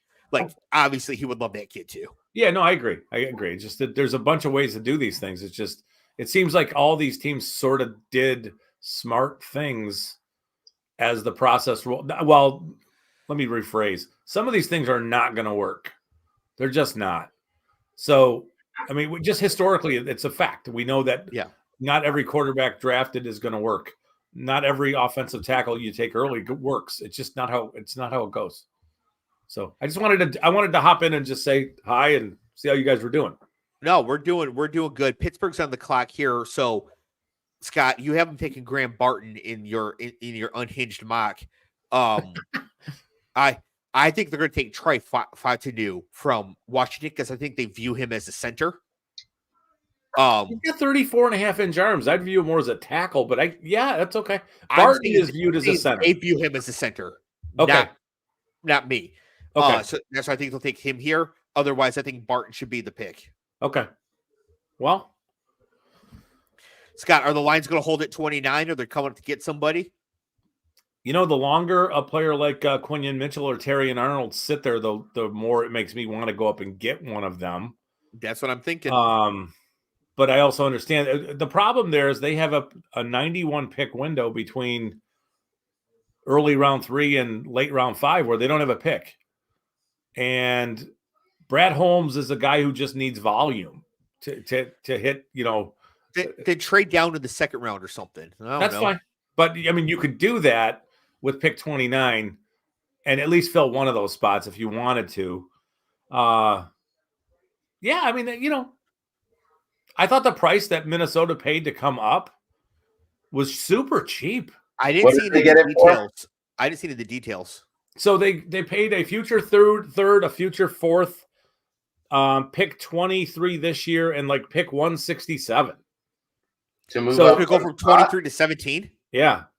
Yeah. Oh, And it's the futures that matter, right? Yeah. But the futures, you always discount those picks a year. So it's really like a future 4 and a future 5 in today's terms, Yeah. and like a 6th to go back 6 spots or to go up 6 spots. It seems So cheap. my prediction, Scott, when that trade was made, is that the Jaguars are now going to trade pick 23 to the 49ers for Brandon Ayuk. That's exactly what I told my son. Oh, hey, all right. I'm learning something from hosting a podcast with the great one That's- here. I Excellent. think it's more in the line of what is reasonable to pay. So But that tells me, too, if the 49ers are going to be on the clock at 23 and the Lions want the top corner, actually with Philly there as well, if the Lions want the top corner, they need to come up with Miami. Yeah. Yeah. And I think Worthy could be there at 29 if that's who they want. I don't know. Who knows? Xavier Worthy Yeah. to the Lions? No. For Miami, if that's what Miami wants, they okay. might be able to still Okay. get him at 29. I was like, I don't wow, know. moving JMO or something? No. So, well, have fun, guys. I just wanted to pop in. Absolutely. Feel free to jump back All in right. whenever. We'll always add you back. Okay, cool. See you guys. Good seeing you, Alex. Pick is in. Steelers pick is in. If you want to stay for I'll one wait. minute. Yep, I'll wait. All right. Yeah, can't wait to see All what good. center the Steelers take.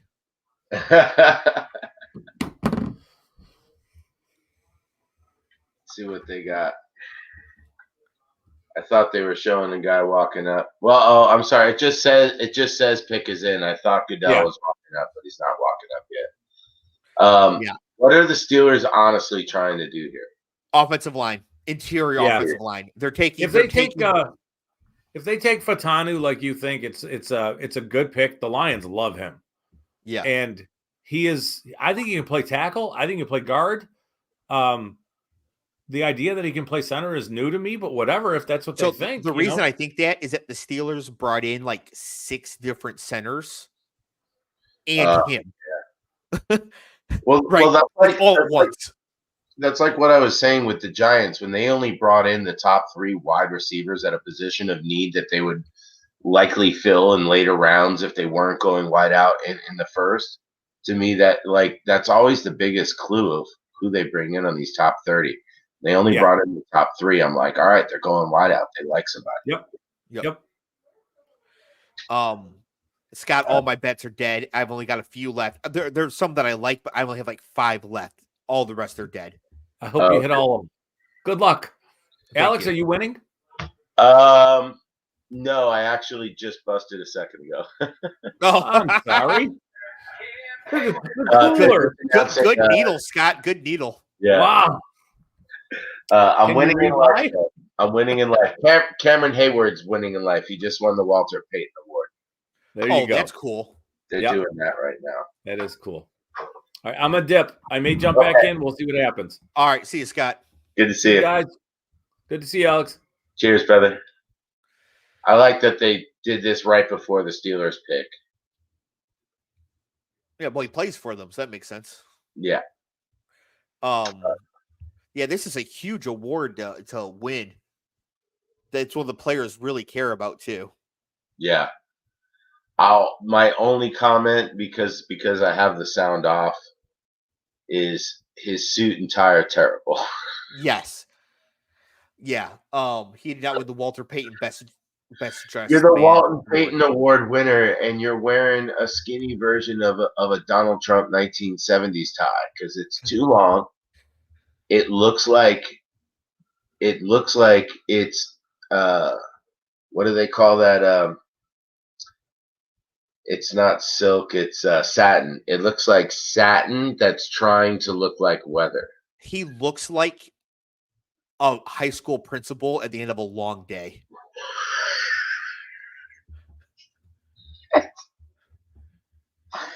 Oh my god, that's great. Looks like you're right about Troy Faltanu. Yeah. There it is.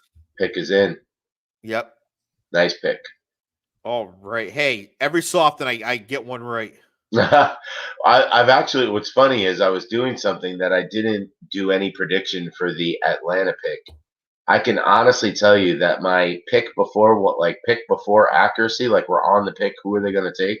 Yeah. I shit you not, I'm like batting 1,000 right now. Once they're on the clock, not before the draft started. Right. Like once they're on the clock, who are they going to take right now? I've guessed maybe like 14 of the 20 and have been right. Like I'm not even talking shit. I'm just saying like this has been wild. So Miami, I'm going to try to hold up. Tell me what you think about Miami's needs here. Miami they need edge rusher because they have two good ones. They both tore their ACLs towards the end of the year last year. Right. They need cornerback because they only have Jalen Ramsey. Xavier Howard is dust adjacent. And they need another wide receiver because they only have two with Waddle and Tyreek Hill. And Tyreek is going to be dust 2 years from now. When we're doing the show 2 years from now, Tyreek Hill will be dust. So they need another receiver. Thomas, if wide receiver. Mm-hmm.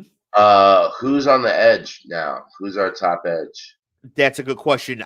I would say there isn't another edge where they go into the first round. I'm pretty sure. I don't think Chop Robinson. I don't think Darius Robinson should. But then they both could be a Mitchell spot then. Could be Mitchell. Could be Terrion Arnold. Because even though Thomas would be a wonderful pick, we're still deep in this wide receiver. There's a lot of value in round 2 and round 3, and considering need at this exact time, it's not something that's going to change the team to get that guy instead of some other guy. See, I disagree. I think that it will, especially if you get somebody who's really fast, like Brian Thomas is at his size, 4.33 at 209 pounds, 6'3", 209. Yeah. Their team definitely changes when Waddle or Hill are out. Well, it also allows them to put Waddle and Tyreek in and out of the slot on every single play. Yeah, one or the other. Give them breathers. Give them fucking breathers. Yeah. Well, and Thomas can just always play out. Will always play outside because like right now you have Waddle and Hill on the outside. Right. If you put Thomas on the outside all the time, now you have a respectable person on the outside all the time. Those make it easier for Waddle and Hill out of the slot. And now behind Mitchell at cornerback, does anybody jump out? Yeah, Terrion Arnold, who I actually think would be the best cornerback in this class, if not for Mitchell. But Mitchell went to Toledo, so he does have some competition questions, but athleticism is just off the charts, which matters most at corner. Like he's going to be good. I'm shocked he's still there. So Miami could have this mindset of like, look, we're putting fucking points up no matter fucking what. Right. We really, and teams are going to have to throw against us. Yeah. Right. Not saying like we're going to win because we're going to put up points, but we're going to have leads. And when we have leads, teams are going to need to fucking go. Like they love their running back room. They're good there. They're like the starters they're throwing out there. They're okay. Deep wide receiver draft. There are other fast guys. I'm going to say that they're going to go Mitchell. Okay. I think the hot pick, the make people happy pick would be Thomas with his speed, elite competition. He's a tall guy too, right? Yeah, he's like 6'3", 212 and a 4.33. That's what they need. So their pick really should be Thomas. But I think they're going to fuck up and take Mitchell. See, I think either one of those picks would be fine picks for them. I thought they would take Xavier Worthy coming into the draft, but anything but these two, I'm kind of calling sketch. If there's not some edge guy that you're like, how is this guy still here? Like Dallas Turner, even though Minnesota gave up stuff, it's not just that they moved up 6 picks. It's as if they moved up fucking 11 picks. Yeah, and they jumped Miami specifically to get up there. Yeah. So I'm wondering with and we're getting to that Jacksonville thing. If Jacksonville doesn't move back, did they make that trade thinking that somebody that they could like is highly likely to still be available at 23? Or potentially if Thomas is there, do they just take Thomas? They're in the same position. They need wide receiver and corner To me, when you're at 17 and you could have had your pick between Thomas and Mitchell, it'd be crazy to trade back from there. That's why I think they moved back to 23 to get a pick that's more appropriate to flip for Brandon Ayuk. 17's a little Right. No, too no, no. much. That all makes sense. I'm just wondering if there's something that we're not seeing. If that trade, that likely trade and smart trade is not there, like what was their other plan with moving back? Well, You know? this is where this is going to get interesting because the Eagles obviously need defensive backs because their pass defense is horrendous. Yeah. So if the Dolphins take Mitchell here, the Eagles are probably going to take Terry and Arnold or Cooper DeJean. I don't think Jacksonville cares that much about Cooper DeJean, so they're like sweating Arnold falling to them there if they don't trade that pick in that case. So Jacksonville might be squeaky bum time for Jacksonville right now. Very interesting. I know the Eagles just paid AJ Brown today too. Oh, they did? Good. Yeah. I didn't see the total number, but I saw the headline. Yeah, Cooper DeJean really feels like an Eagles type guy. Well, especially because they just need people that can play everywhere in the secondary. Yeah. I mean, they're all terrible now. They've all aged out.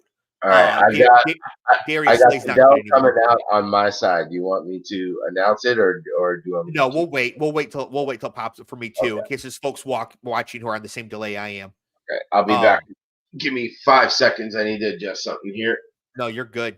Yeah, so we're looking at all the defensive departures for the Dolphins: Christian Wilkins, Xavier Howard, Eli Apple, Jerome Baker, Deshaun Elliott. I mean, they really need some defensive help. All I'm gonna say is you're gonna laugh. I'm gonna laugh. Okay. You're gonna laugh. All right. Here we go. Who am I going to laugh at? Oh, is it going to be Chop Robinson? That'd make me laugh. It is one of the skill positions that you listed. It is Chop Robinson. That's excellent. That's excellent because he sucks. I'm so glad he can't go to the Lions. Just get him out of the woods. One more player ahead of the Lions that's off the boards that you don't care. Bye. Okay. So I don't want to be super like just flippant about Chop Robinson. Chop Robinson is an incredible pass rusher. He is part of the reason why Michigan ran the ball every play against Penn State in the second half last year. But he's a one-trick pony. He has 24 sacks in the last 2 years, but only 15 tackles this past season. Wow. He cannot hold up against the run. When Michigan beat Penn State by running, they were running at him constantly. Here's the deal. They need straight up pass rusher. No, they need edges, right? Straight. They need people who can set the edge as well, right? He's a situational pass rusher. But remember their theory, or likely theory, they're going to be ahead in most games. They are going to be up against a lot of throws. They're not going to have to shut down the run in order to win games. So for them, that a guy with that extreme talent on that end, when they need that pressure, he's going to be that guy, because these guys also aren't going to be throwing fucking screen passes when they're down 17 late in the fucking third. They're throwing it down the field. So you're expecting quarterbacks to be back there for more than 3 seconds. I think it's, considering that, I understand why they're making this pick. To me, though, it's stupid to have a guy that is that particular, that you're not going to have in on must-stop run situations on third and third. I'll tell you what it is, because you're a Michigan fan, so you'll get this right away. Chop Robinson is the exact same player as Josh Uche. Yeah. And Josh Uche was a great pass rusher at Michigan, and he's a fine pro for the Patriots. And he was like a third-round pick because that's where he belonged. And he played out of his skin, too. He wasn't supposed to be the best Orestes, but he found what he was great at, and he did that. Right? And I think Chop Robinson is very similar. I just don't know that the 23rd overall pick is the right place for that. However, that's great for Jacksonville. That's great for Jacksonville because either Quinion Mitchell or Terrion Arnold is going to be there. Now, in Scott's unhinged mock we discussed on Tuesday, he had the Eagles trading up from 22 to 12 to take Quinion Mitchell. So, I really thought I saw Mitchell all over the teams in the boards. Yeah. So it's a high value pick.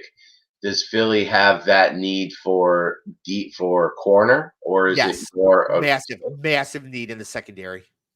Okay, could be that guy. I hope not. I think they're taking Mitchell here. I always want the Eagles to take somebody stupid, and they haven't done that in a while. And then even when they do, they fix it. Like they take Jalen Reagor and Justin Jefferson, so they go get AJ Brown. Like right, yeah. They have a good GM. It kind of sucks for the Giants. The Eagles definitely know what they're doing. Fuckers. The Eagles are sharp. Like there's no getting around it. Yeah. Well, their pick is in, so there's no trade. This will be very interesting. Who is your Dallas guy again? Xavier Worthy? I have Xavier Worthy to Dallas. So if Thomas goes to Jacksonville, that's a possibility. It is. The problem is that there's still some good offensive alignment on the board, and the Cowboys need that too. Still, that was always a reality when you made that bet. What you need is a wide receiver off the board that's ahead of Worthy for this to be even a shot. But don't forget, I had Nix and Penix going after this. Both of them replaced with offensive linemen. So they add even 2 more offensive linemen into the mix than I had in my mock. So that's the issue. That's the issue here for me in my bet. Because I got, Worthy to the Cowboys at 20-1. Yeah.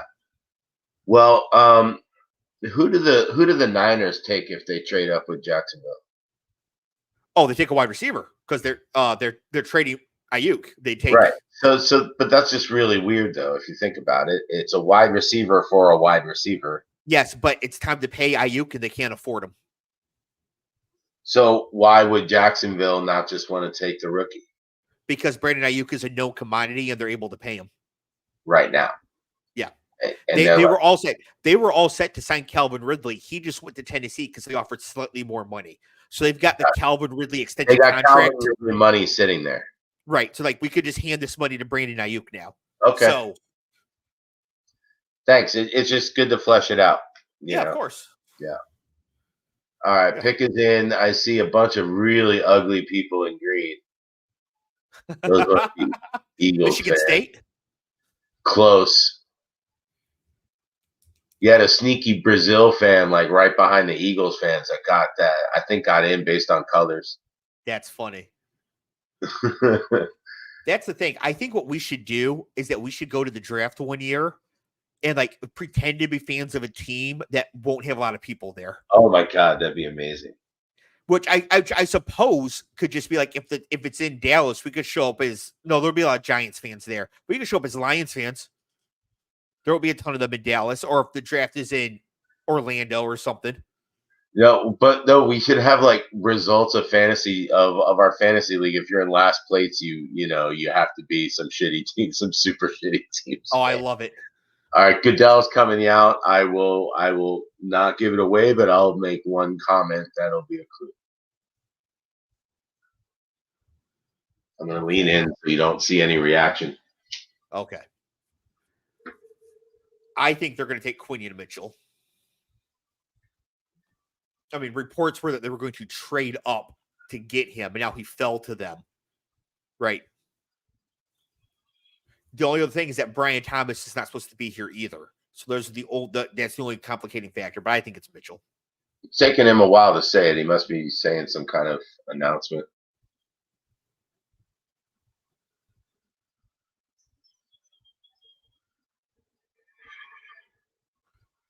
Whenever you're ready. We might get to where you catch up and Goodell's coming out and he still hasn't said it yet. He just went to his second card. Paul says he's talking about international bullshit. All right. Yeah. Hopefully he's talking about how much the Eagles suck, but I doubt it. Oh no, maybe it's Cameron Hayward stuff. All right. That's fine. We could wait. It's Jordan Mailata, the Eagles offensive tackle, is in Australia saying something important.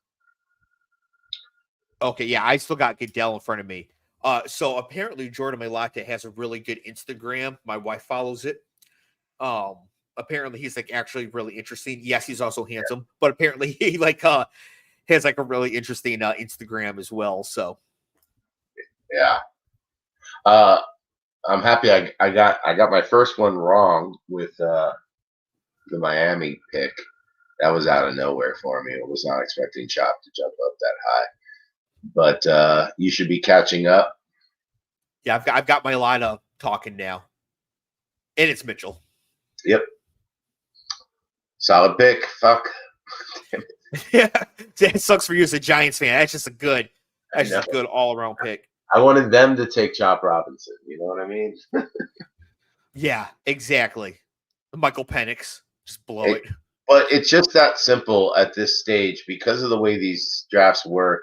Anytime you're sitting in these early 20s positions, there are going to be people that are down your draft board that crept in front that will be pushing down guys that you have ranked way ahead of where you're sitting. And you simply, I don't think you can pass on that. To me, there's no way on God's green earth Chop Robinson should have been higher on their board than a guy like Quinion Mitchell. I completely agree with that. I also think that's why more bad teams or teams picking in the top 10 should be willing to trade way down. Yeah. Look at the Vikings sat there and JJ showed up to right in front of them and they didn't have to give anything away. Somebody's always going to slip back. But for example, the Bears take Roma Dunze at 9. Right. A great pick. What could they have gotten from Buffalo for that? Right? They could have gotten Buffalo's first this year, first next year, a second, and a fourth. A lot, but right. And so, but maybe 28 Buffalo picks back there aren't tripping it as hard if guys are falling back to them. Although Buffalo's way back, you know. Right, but Buffalo is in a position where they want to come up. They should want to come up and get the true elite top prospects, right? Right. I mean, if the Giants really wanted to, they could have gotten 2 firsts and 2 seconds from Kansas City for Neighbors. So that's what was really, honestly, I was just surprised because when the pick is in part came, I really wanted them to trade back. I thought somebody would offer the world for McCarthy, the world for it. But let alone you still have Neighbors sitting there, and if somebody's hot on a Dunze, I can't imagine that they didn't get some great offers. So I'm a little about it, but we did need elite talent also. Yeah, Neighbors is, there's nothing about the pick of Neighbors that in and of itself is bad. Like, Neighbors is a fantastic prospect, worthy of that draft position, plays a position of value and need. I mean, he's a perfect pick for picking there. I just, specifically for them, I just worry about going into next season. Is their quarterback situation going to be so terrible that they can't overcome it even with this good player? Like Garrett Wilson at the Jets. Yeah. Jaguars pick is in. Jaguars pick is in. I think this is Brian Thomas. Right. They had the money for Calvin Ridley. He goes to the Titans instead. So I was on Thomas from the jump here. Maybe that'll make up my Miami Dolphins error by being a few picks ahead on guessing on Thomas. Yeah, so they have Zay Jones, Christian Kirk. They signed Gabe Davis, right? But they're missing that. They don't have the guy though. Christian Kirk, I think, is a very underrated player. Yeah, but he's not him either. They don't have that burner. Yeah, burner. Paul says Kirk Cousins to the Giants after the season. Incredible. Watching Alex have to root for Kirk Cousins would really make my life. Don't do it to me. He's Daniel Jones, except he can't run. He's slightly better at passing the football than Daniel Jones. Just a touch. Just a little bit. I don't know at this age. Daniel Jones does throw a pretty deep ball. I'll give him that. But other than that, he is Daniel Jones throws a nice ball. He didn't have any time at all this year. He got into the playoffs the year before, throwing nice balls. He meets people in stride. He's got a deep ball, and he's got legs. And I'm just throwing away this past year because that offensive line could not survive NCAA bottom tier Big Ten schedule, bro. It was absolutely fucking atrocious. And The dude, literally, I watched every play. Every play, it's hike, fuck, hike, shit. That was every single play. You can't judge a dude's throwing capacity when he has no time to throw, and he was throwing. The best receiver out there sometimes is high. I just realized something. We have the Jaguars taking a receiver. If they take Worthy here, one spot ahead of the Cowboys, it kills another bet for me. So I really need them to take Brian Thomas instead. No, bro. I honestly believe when you said your bets, the first bet that I like the most, it makes it. The storylines are all in play.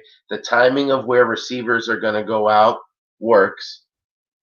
He likes taking the hometown guys because he knows he'll sell their jerseys. He knows like it's all Texas. So I think you should be catching up pretty soon to who the Jaguars took.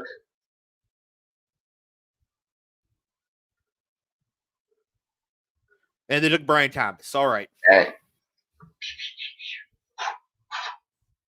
Yeah, we're on fire here now. Yeah. All right. So to me, that Ayuk trade made almost too much sense, but because they have like Ayuk to me is Christian Kirk, like they needed somebody who could fucking fly. No, Ayuk is everywhere. Ayuk is super fast, plays inside and outside. Brandon Ayuk is great. He's there, but he's not burning you like Brian Thomas. They need somebody to literally spread that fucking field. Now they're going to play first round money, not Brandon Ayuk money. They can spread that money elsewhere. How fast of a 40 do you think Brandon Ayuk runs? 4.39. And how big do you think he is? 6'2". How much does he weigh?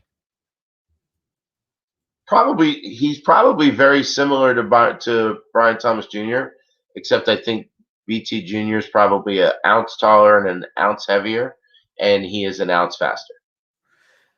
So yes, Thomas is slightly taller, slightly faster than Ayuk. What he doesn't have is the burst score, nor the agility score. That's the difference, right? Ayuk is much more nimble. We're also talking money. Brian Thomas Jr. is not going to cost Calvin Ridley or Brandon Ayuk money. That's true. That's true. Take that money and apply it in other places that they need to fill. But again, the Jaguars are a team they're set at quarterback. So once you're set at quarterback, go get the receivers, pay for them, whatever, because you have the quarterback, in place. But they just did that in a different route. Yes, I get. Ayuk is a proven vet. There's lots of. I'm not saying that Thomas is better right now than Ayuk is. I'm saying the individual skill set that separates Thomas is that speed, and no matter Ayuk's spread of skills, his experience, great. This guy is a different threat for a defense. Maybe it's narrower, but that's something that they can work with because they have a pretty strong wide receiver room. So just when you already have a strong room, that's where you're looking to fill that last little piece of the pie chart that they don't have. True. So to me, this fills that last little piece of the pie chart that they can go full blast with their full fucking package because defenses are going to have to account for every piece. Brian Thomas showed up with his draft fit. He's got the chain with the bow tie. His parents look fucking amazing, bro. They're about to show his parents. They look, I would hang out with his parents right after our fucking show right now. Right? I feel like we'd sip champagne but do shots between the sips. So Dallas is on the clock. Yeah, definitely with Thomas's dad too, for sure. Yeah. I want them to take Xavier Worthy for my money. I do think that like a Graham Barton is a really strong option here for them as well. Okay, yeah. So what are their other deep position needs in your opinion? Offensive line.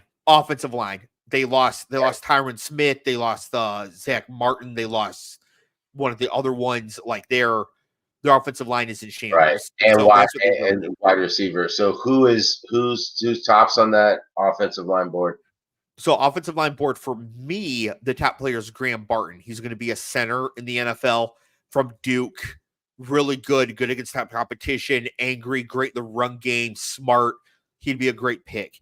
Jackson Did they Powers lose Johnson. Biotish also? What's that? Did they lose Biotish also, or I think so. as I like to say in my head when I look Yes. at the name? Yes. Yeah, they're depleted as fuck. Yeah, so they definitely need offensive linemen. All right, so if not center though, that's a pretty particular position. You might want a guy that can move around. Is there a move around guy that's left? Well, that's what I'm thinking. I think a lot of the best offensive lineman prospects have come off the board. I'm just going to quickly pull up Scott's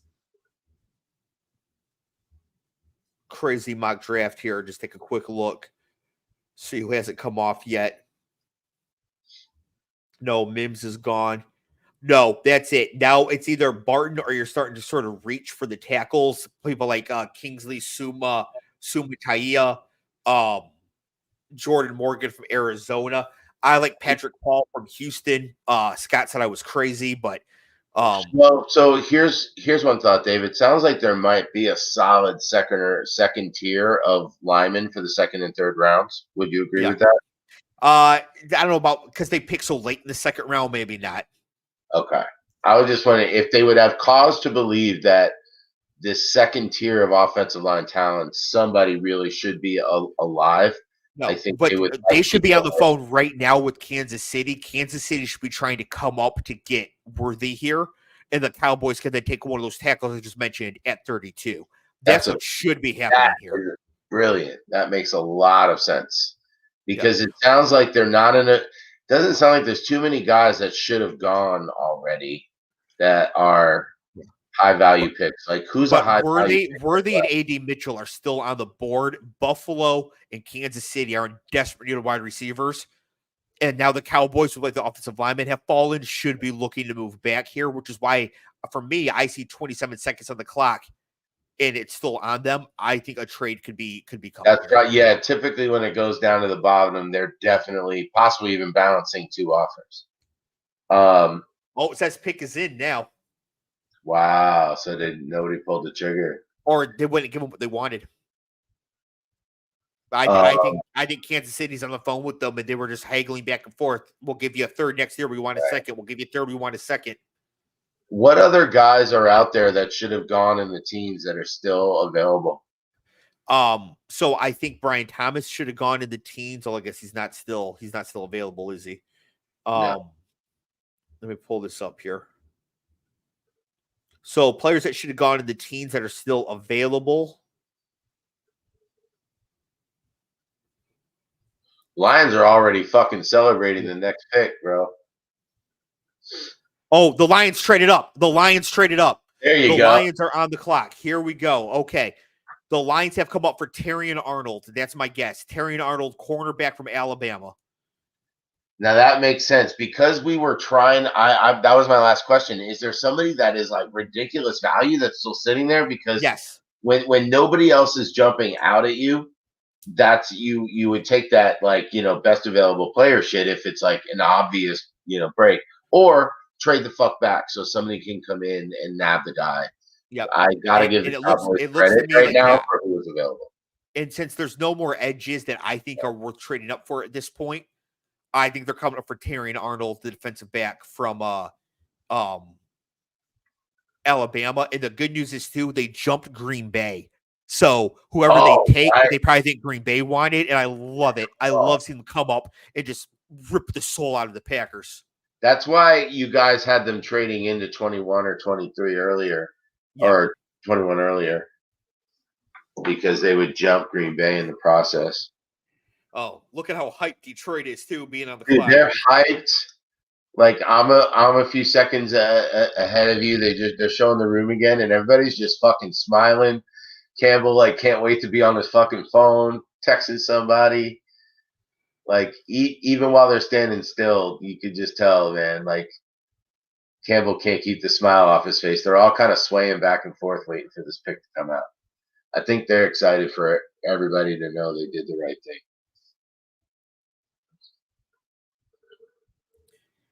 All right, I'm a few seconds ahead.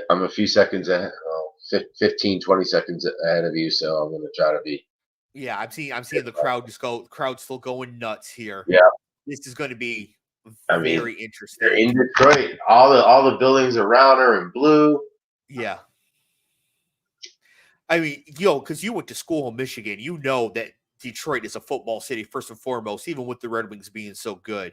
So, Well, it's like when the Lions show that they're potentially for reals, a lot of dusty jerseys come out of closets. that's true.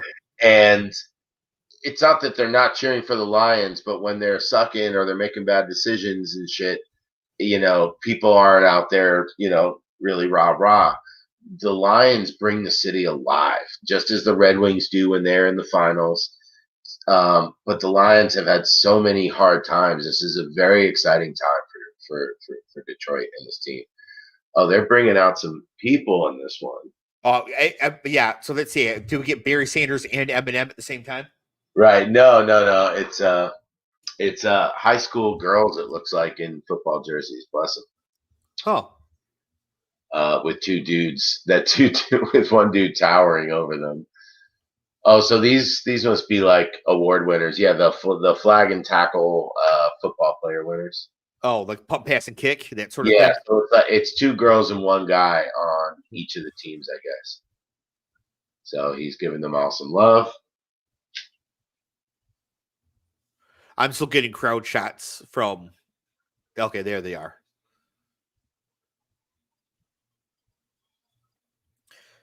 Oh, those are all local Michigan high schools. I see Lapeer, I see Detroit King, I see Holly. I can't tell the ones on the screen left. Goodell's right, but and here I thought Holly was the girl's first name. Like Holly, this is your jersey. All right. Yeah, that's it. Okay, come on, get to the pick. I mean, I'm glad for these kids or whatever, but yeah. Stop making the broadcast for people who just want to watch a good program and make it for us gambling degenerates who need the answers. Was that a comment? No, I just said that because that's what I want. Oh, I thought somebody wrote that in. All right, I see that the pick is in. I'm going to lean out so you don't see my face. No poker face. It is Terrion Arnold. Excellent. Excellent. I think that's great value, him falling this far. So I don't think Terrion suit, by the way, amazing suit.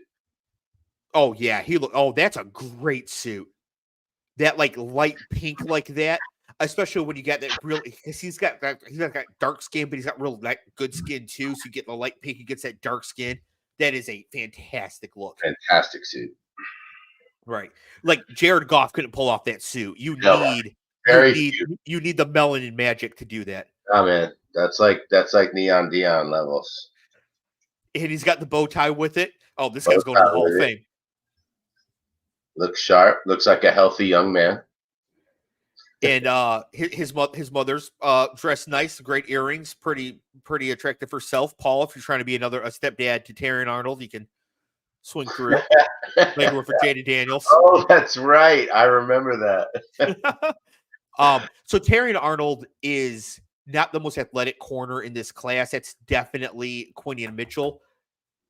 And coming into this season, Kool-Aid McKinstry had all the hype for Alabama. But I think Kool-Aid played this year with a bit of an injury and allowed Terrion Arnold the opportunity to really shine. I think Terrion Arnold is the most pro-ready and most skilled corner in this draft.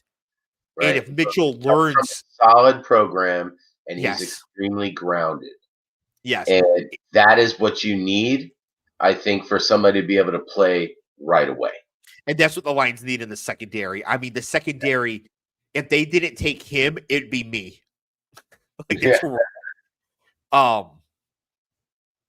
So yeah, I think this is a great pick. I don't think Terrion Arnold is ever going to be like Patrick Surtain, Sauce Gardner, any of that, but I think he's just a great piece to have in the secondary, make some good plays, and he's not like Cam Sutton where you're just like, oh my God, the pass is going to him.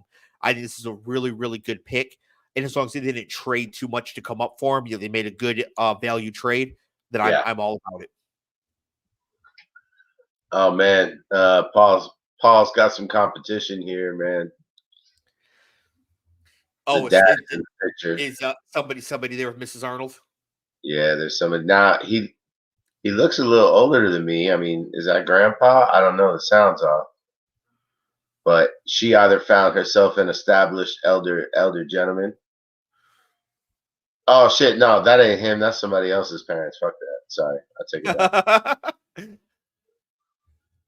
Okay, so and the Packers pick is in. I love too that the Lions knew they had to take Arnold from Green Bay. That just makes me so happy.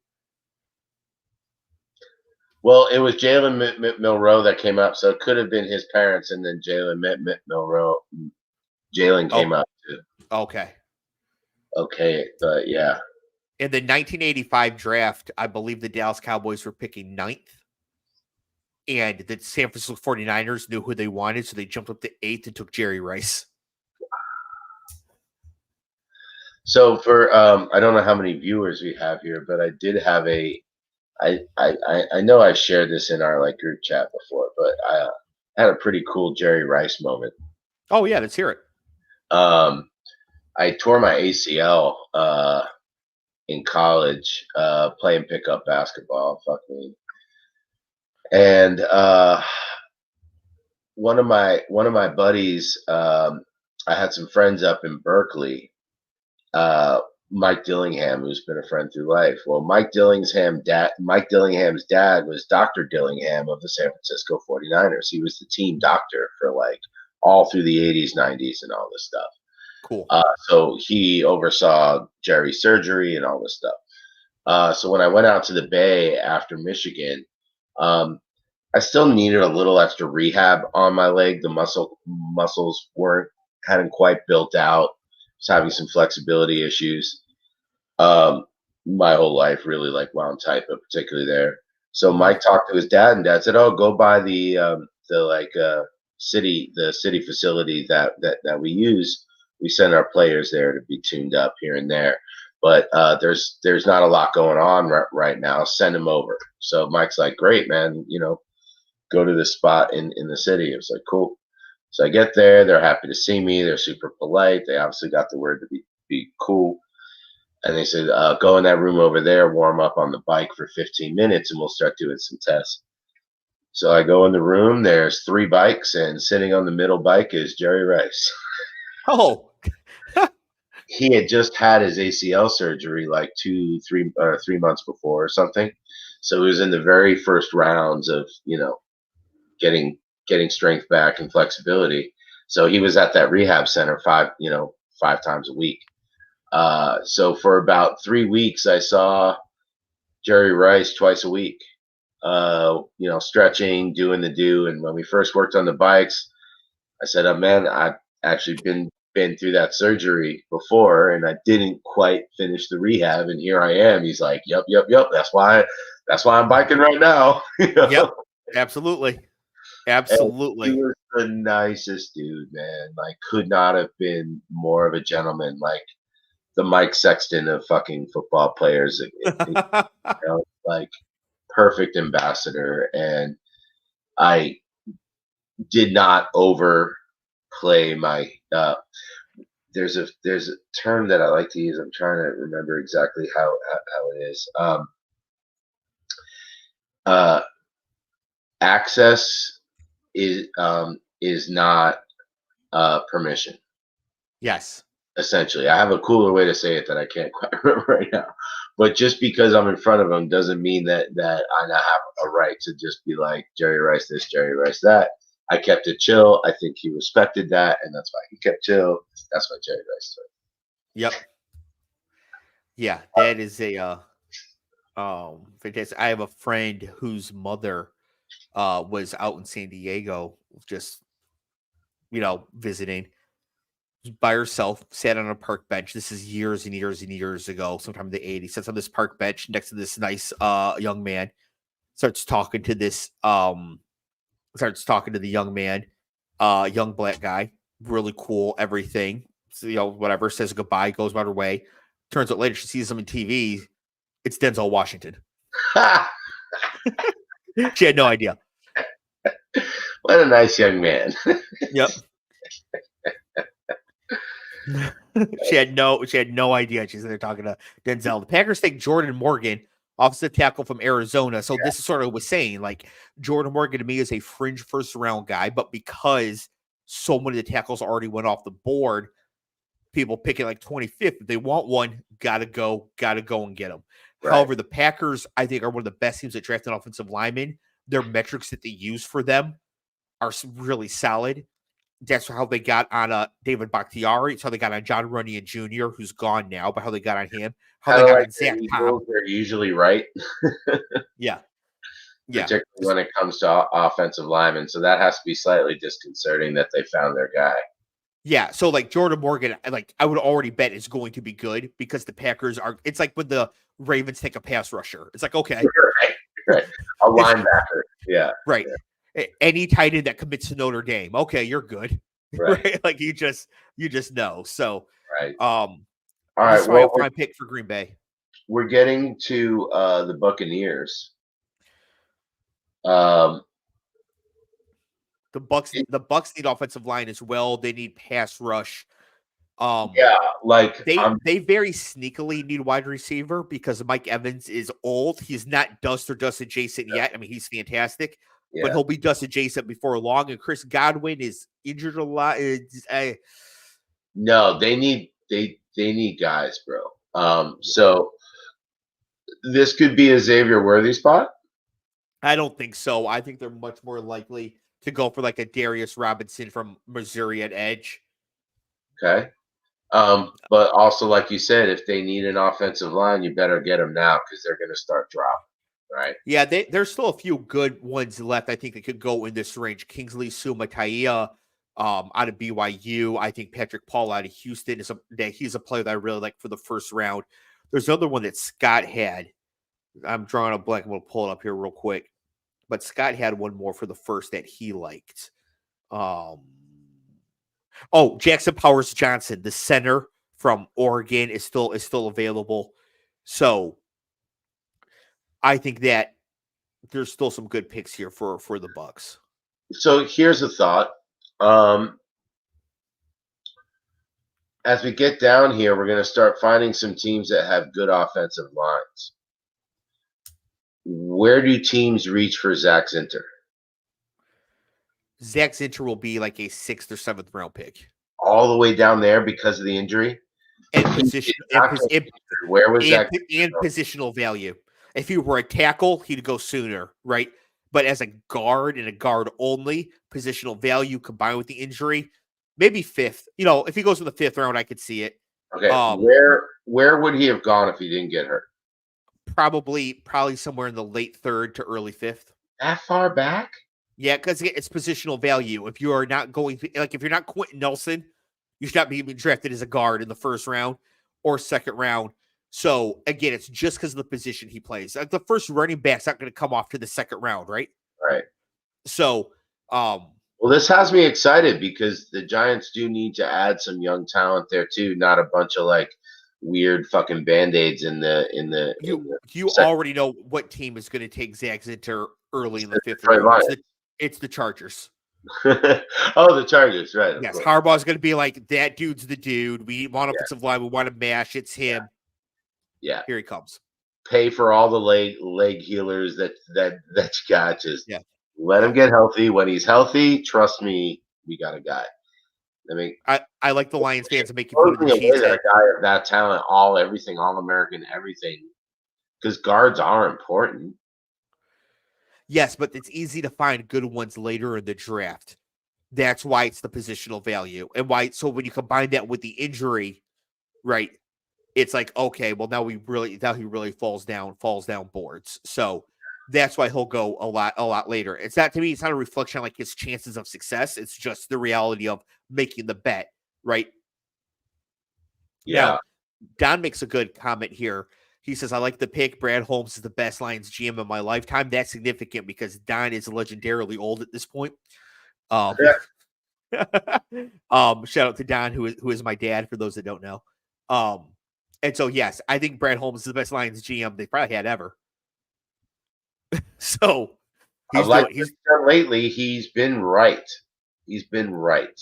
Yeah, he's doing a really good job. And Yeah, I think Terry Arnold is a perfect pick for what they need. And it's so nice as a Lions fan to just not be fearful on draft day of how they're going to screw it up. Yeah. They were just showing Michael Penix Jr. a clip of him smiling, putting on his hat after the announcement with his family. That absolutely looks like I just won way more on the slot machine than I expected to type of shit-eating grin. Like I don't think even he expected to get drafted that high. You want to, and you think you're worth it, but you see all the names, you see how this is playing out. You can't think you're going 8th to the fucking Falcons. I just saw a little extra in his grin. It wasn't like, all right, what I thought it was like. Yeah. Well, the thing too is that even if he thought I'm going to the first round at some point, the money scales way up. So like if you go 8, yes. he knew like, okay, I'm about to be worth. He needed top 10.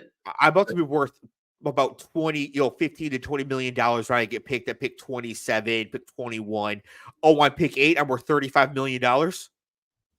It's like he just won 15 mil. There were projections that he could go in the late 20s, which would make it worth it. Yeah. Take a shot, lose a couple million if it doesn't work out, move along. Yeah. The pick is in. They just announced it. Okay, so I think I've not seen the announcement yet. I think the Bucs in this position are going to take Graham Barton, the center from Duke. Well, the person was focused only on football starting in his junior year of high school. Hey, it's Graham Barton, the center from Duke. Dang. What I'm going to do when they make the announcement and then they show when they give little clips of the person's life, I'm going to add a clip of that person's life to you and to maybe as your clue. I actually did not know that about him. I did know that about Brian Thomas. Brian Thomas did not start playing football till his senior year of high school. He was an all-state basketball player as well. Oh, wow. That makes sense, actually. Yeah, that's why he only runs 3 routes right now. Yeah, but he's only been playing football for 3 years. He's not known for being a crisp route runner. He's a go get it. It's kind of why I like the Hyatt pick for the Giants as a defense spreader. That's why, even though he's a 4th pick, he's exactly who you need in that field. The same way for Thomas, just to open up the skill sets of your other receivers. The difference is that Thomas is much bigger and is a 3-year player and had much better production in college. That's why he went in the first round. Right. Exactly. Exactly. But I'm just saying, in the same spirit, of just being a guy that is really zoned in on a few routes. You don't want to overload him with routes. Just be Gabe Davis, but do it more than twice a season. Yeah, do what you're good at. Yeah. Anyways, the Graham Barton pick here for quickly. Arizona Cardinals. The Arizona pick is in already. They are the team that is going to take Nate Wiggins, corner out of Clemson. That's my guess. If they don't go corner, what position? Offensive tackle. All right, 0 for 2. Here we go. They went edge. Who do you think? Edge, Darius Robinson, Missouri. I will just go ahead and let you know you nailed it. This suit, you got to see this jacket, bro. So this is cool for Darius Robinson. He is from Detroit. Oh, wow. Yeah. So this is really cool for him to be on stage. Honestly, his jacket reeks. Yes. That his fit is Detroit swag. His grandpa definitely was at the Jazz Club. Yes. So this is really cool for him. He's a fringe first-round prospect, got invited to the draft, and some of his people were like, you shouldn't go. What if you don't get drafted? And he's like, bro, it's in Detroit. All my people can come. Hell, motherfucking yeah, I'm going to the draft. Yep. Now I don't think he's a first-round player myself, but I also think he's the next best edge prospect. So if that's what you want in Arizona, then you better go get him. Yeah. Good job. Good job. Buffalo's on the clock. Xavier Worthy is still here somehow. And they need a wide receiver back. A.D. Mitchell's also still here. And here's the thing. Buffalo needs some size at receiver. They have Curtis Samuel and Khalil Shakir and and all these other short dudes. They need some size. So I think they would take AD Mitchell. Right? If they go wide receiver, I think they take AD Mitchell. They are also a sneaky place. They could take Troy Franklin from Oregon, who is tall but skinny. He's like 6'4", 176. I could see them doing that too. What about their defensive backfield? It's a disaster, but their wide receiver room is a joke right now. So It is. I think that if they don't go wide out, they go Cooper DeJean. yeah, because they lost a lot of safeties. I think Poyer is gone. Is it DeJean or DeJean? I think it's DeJean. DeJean. I can't pronounce these white people's names. I think if you're from Iowa, you don't get to use the fancy French pronunciation.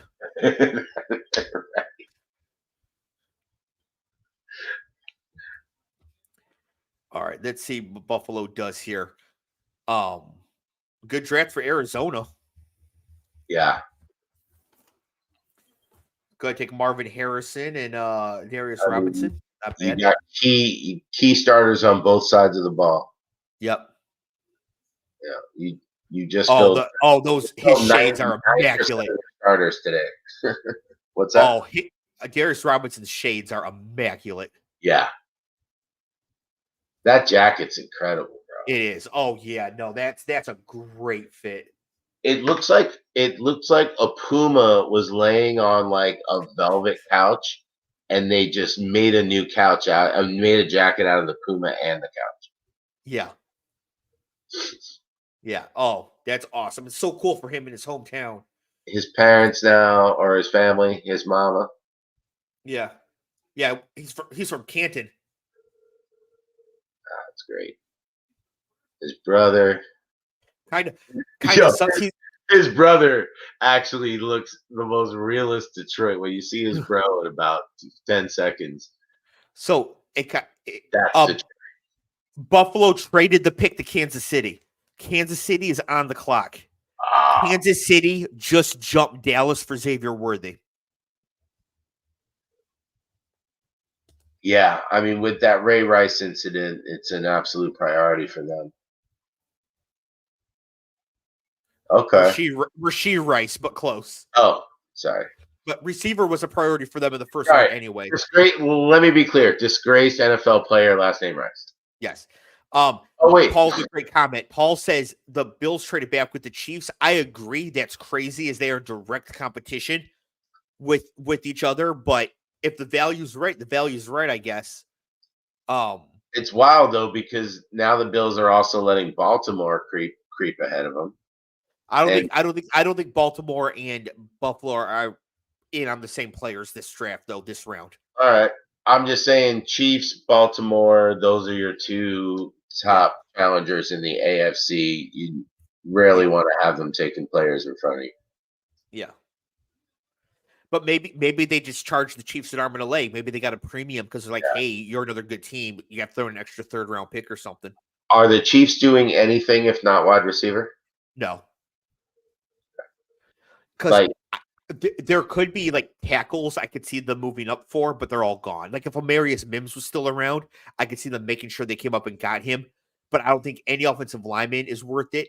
The only one that could be is Jackson Powers Johnson, but he's a pure center and they have Creed Humphrey. So they're not going there. It's got to be one out. Okay. Nate Wiggins could be as a corner, but he could also easily still be there at 32. And if not, Kool-Aid could be there. So who's not going to be there at 32 that they're coming up to get? It's Dallas who's going to take Worthy.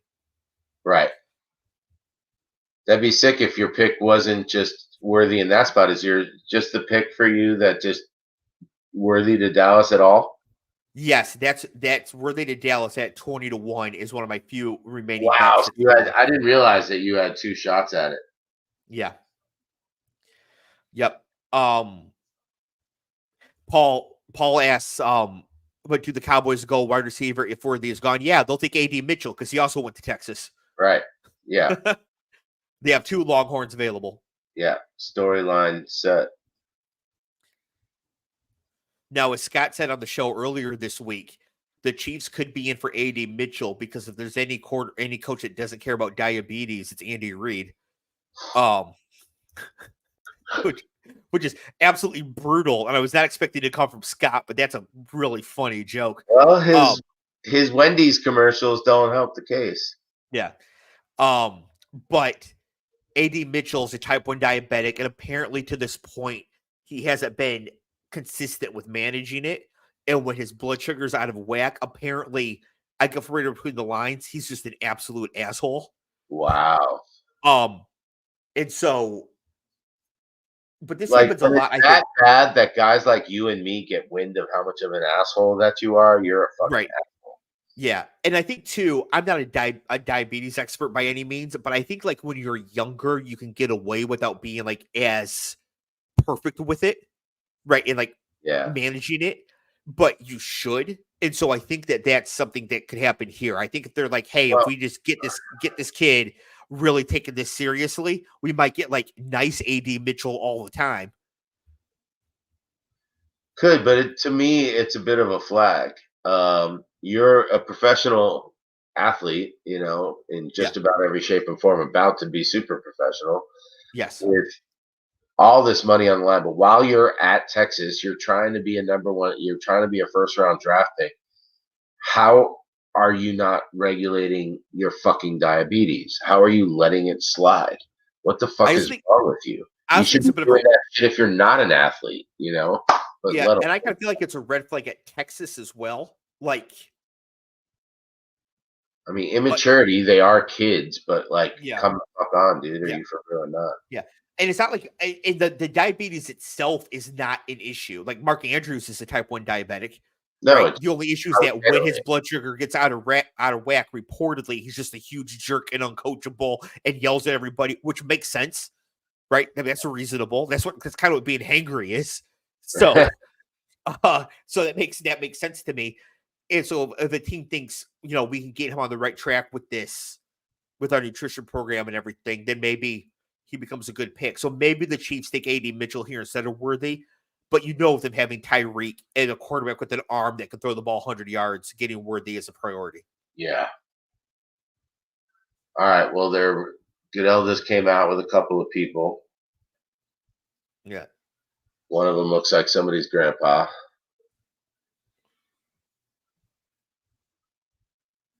Everybody's clapping. Find out. I did have poker restart, so if you see me leaning in and out, you're good. You're good. For all the viewers. Currently, damn, it's like the light doesn't work.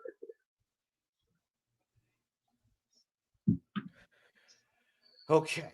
Yeah, let's see who the Chiefs take here. I mean, really hope they take Mitchell so that Worthy to Cowboys. Worthy's available. Yeah, that'd be great for you. How much you have at 20-1? Just $5. For me, 1 unit is $5. So most of these bets are 1 unit. Except I put a 5-unit bet down on Joe Alt to the Patriots at 3 exactly, just because it would be such a sexy screenshot if it hit. Say that again? I put a 5-unit bet down on Joe Alt to the Patriots at exactly. Oh, right. Yeah. I thought there was a shot at that. Yeah. All right. The picks in, it's a Make-A-Wish Foundation kid that got to come up and read it. So that was pretty freaking cool. Okay. So here's the thing.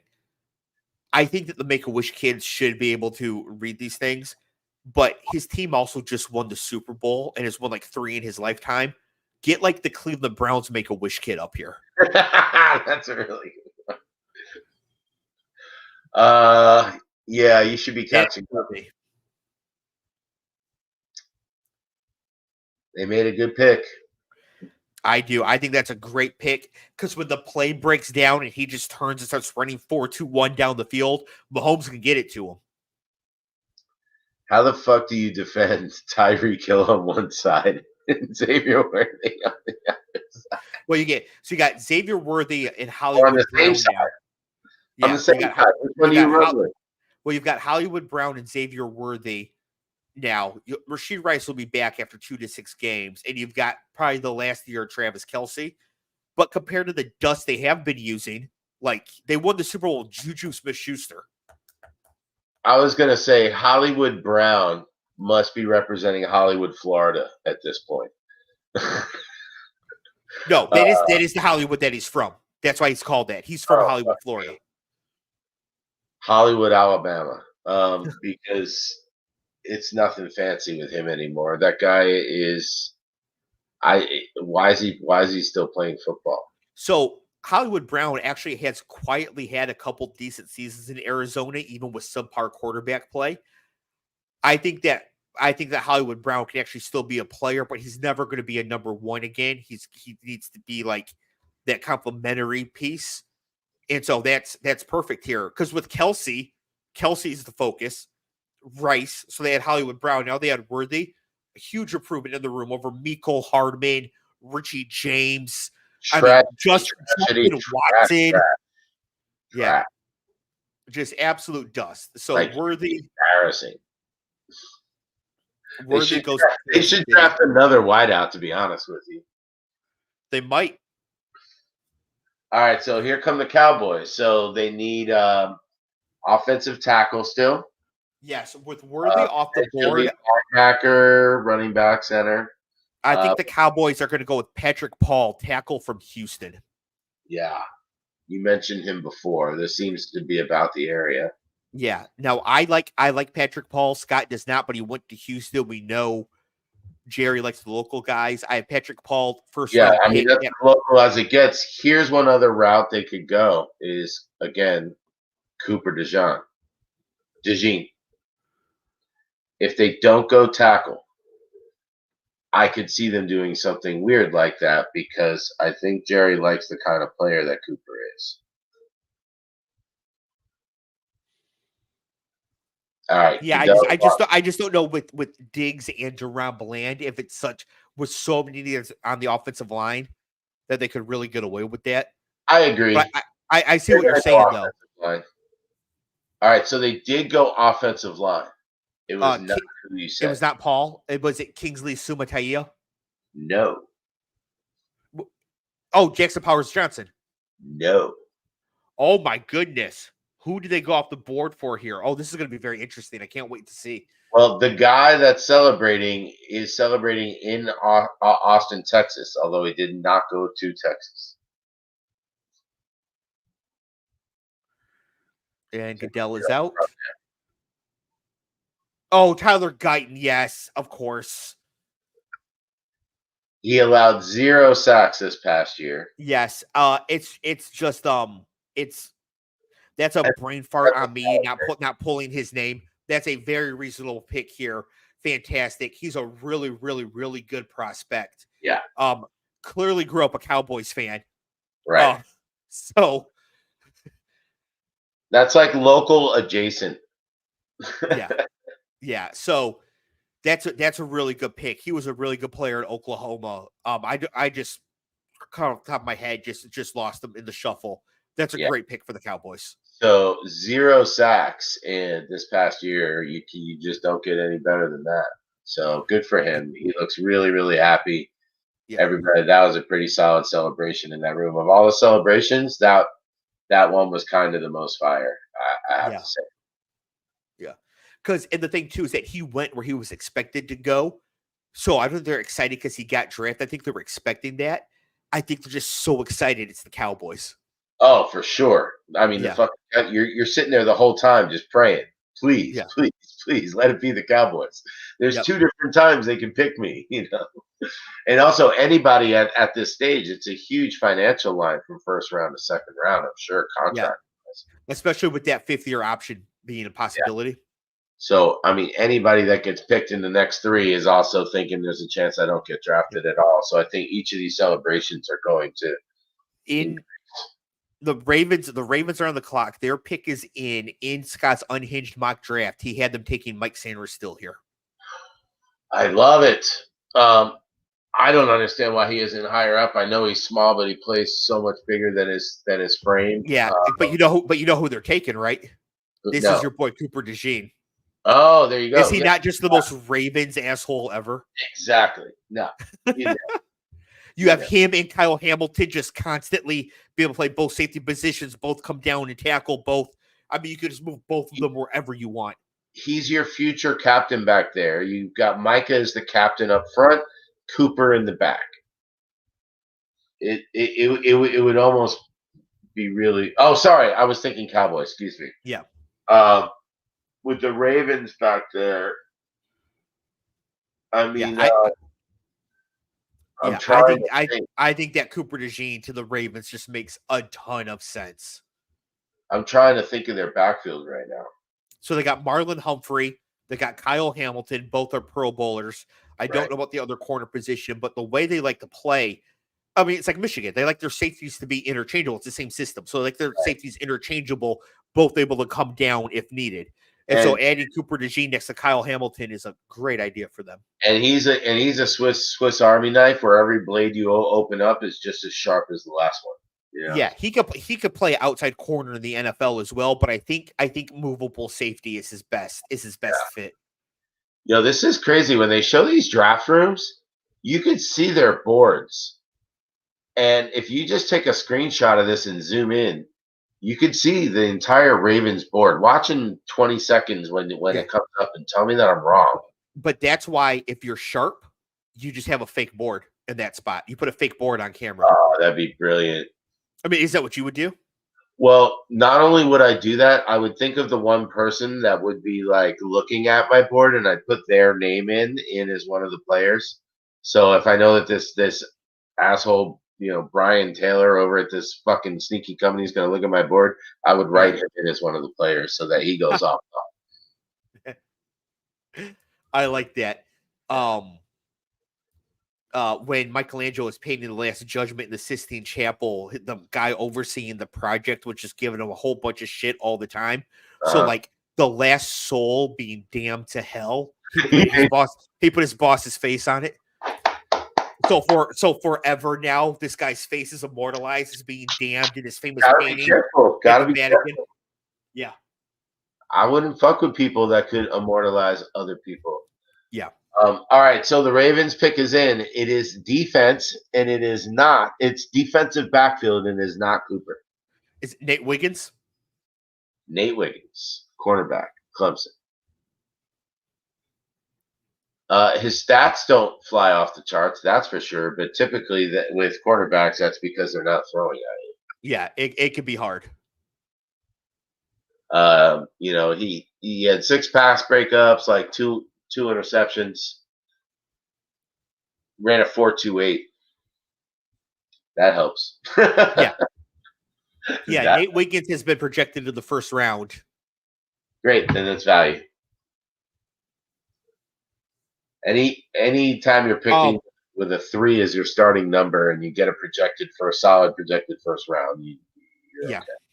Yeah, they'll take it. Okay, the 49ers are on the clock. This is a potential AD Mitchell position for sure if they're looking to trade Brandon Ayuk. Absolutely. The other thing is that they could just trade Ayuk to Buffalo right now and have 2 picks back to back. Wow, that'd be sick. Use one on AD Mitchell and use the other one on an offensive lineman because they need one because Trent Williams is obviously not dust adjacent, but he will be a year from now probably because he's 35. Dude, I love your idea of them trading Ayuk to Buffalo. I can't imagine Buffalo wouldn't want to have the services of a man. They could also trade Ayuk to Carolina for pick 33.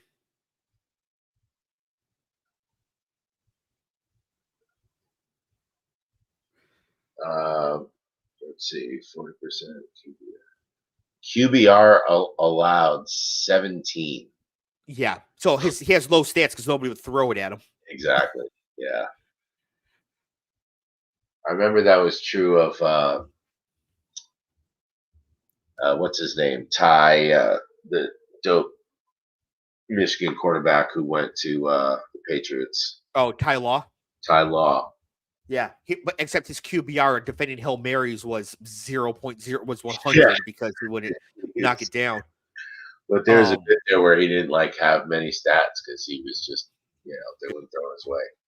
I remember the year that Charles Woodson won the Heisman Trophy. He was targeted 17 times and had 9 interceptions. Yeah, will you just stop throwing at him, please? All right, yeah, the 49ers could go a lot of different ways here. I really think if they stay here, though, they might take one of these offensive linemen because, again, Trent Williams is going to be gone soon. He's just going to age out. And then Mike McGlinchey has moved on as well. So I really think they're going to go offensive lineman here. And if they do deep wide receiver draft still. There's still guys you can get in the second round with a lot of talent. Yep. So I think I'm going to go with them taking offensive lineman here. I'm going with Patrick Paul just because I need him in the first round. Okay. Let's go. What's it? What position? What school? He's a tackle from Houston. Oh, that guy, right? Yes. Yep. Okay. And I got him at 4.25 to 1 to go first round. Go first round.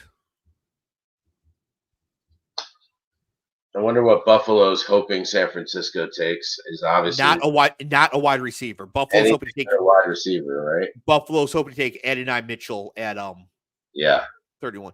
Now Carolina here could be on the clock with San Francisco to try to jump Buffalo to take Mitchell because Carolina really needs wide receivers. Yeah, my clock is down to 145, so they're still. Yeah, I'm at 220. So wow, I'm like 40 seconds behind you. Oh, it's nice to know how long exactly, like 35 seconds. All right, pick is in. There is no trade.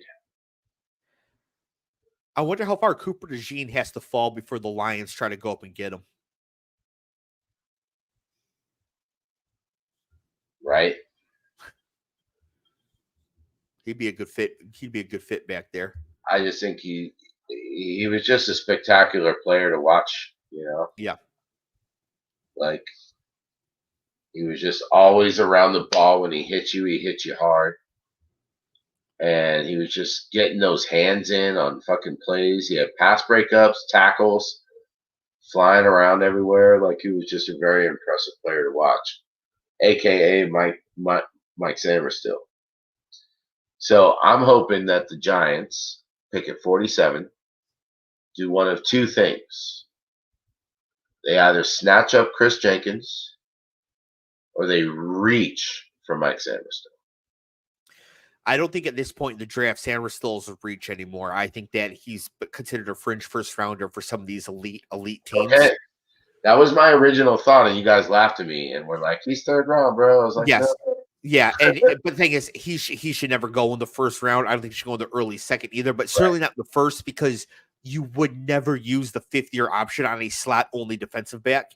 Yeah. So you don't want to use a pick where you could have a fifth-round option on it. You would just trade back to the early second and take him there if you think he should go in this area. So my priority now is, please, God, get Mike Sanders still, and if you can't, get Chris Jenkins. Yeah, I think Jenkins is going to go a little bit later. That's fine. I don't mind if it's a reach. I know the fucking the engine that Jenkins has, and I want him on that line with Thibodeau on one side and Burns on the other. You know who I think would be a better fit for the Giants than Lawrence right next to him. Come on, baby. Let's go. You know who I think would be a better fit than Jenkins for you guys on defense? Junior Colson. As the new Blake Martinez. We've got Okereke, got Burns, but Burns is kind of edge too. So as like the third linebacker with Okereke and Burns, huh? Yep. I ain't mad at it. He's a little older, right? All right. Niners. Junior Colson's 21. He's a true junior. Oh, I thought he was the older one. That's Barrett. No, Barrett's the older one. So, okay. Niners pick is in. I'm going with Patrick Paul. All right. All I can tell you, Goodell said the name. They're showing a Niners fan, and he goes, "What? Boo! Boo!" Is what the Niners. Yeah. Okay. I can't wait. I can't wait to see this. Oh, I can't even tell you. His parents were both athletes for Northern Arizona. It is a wide receiver. He transferred at one point in his college career. Ricky Pearsall?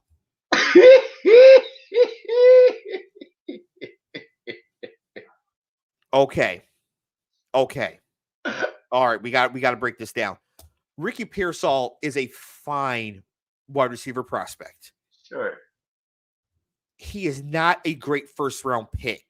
That's all I'm thinking. I mean, look, he's got some nice highlights. He's got hands. He's tough, sure.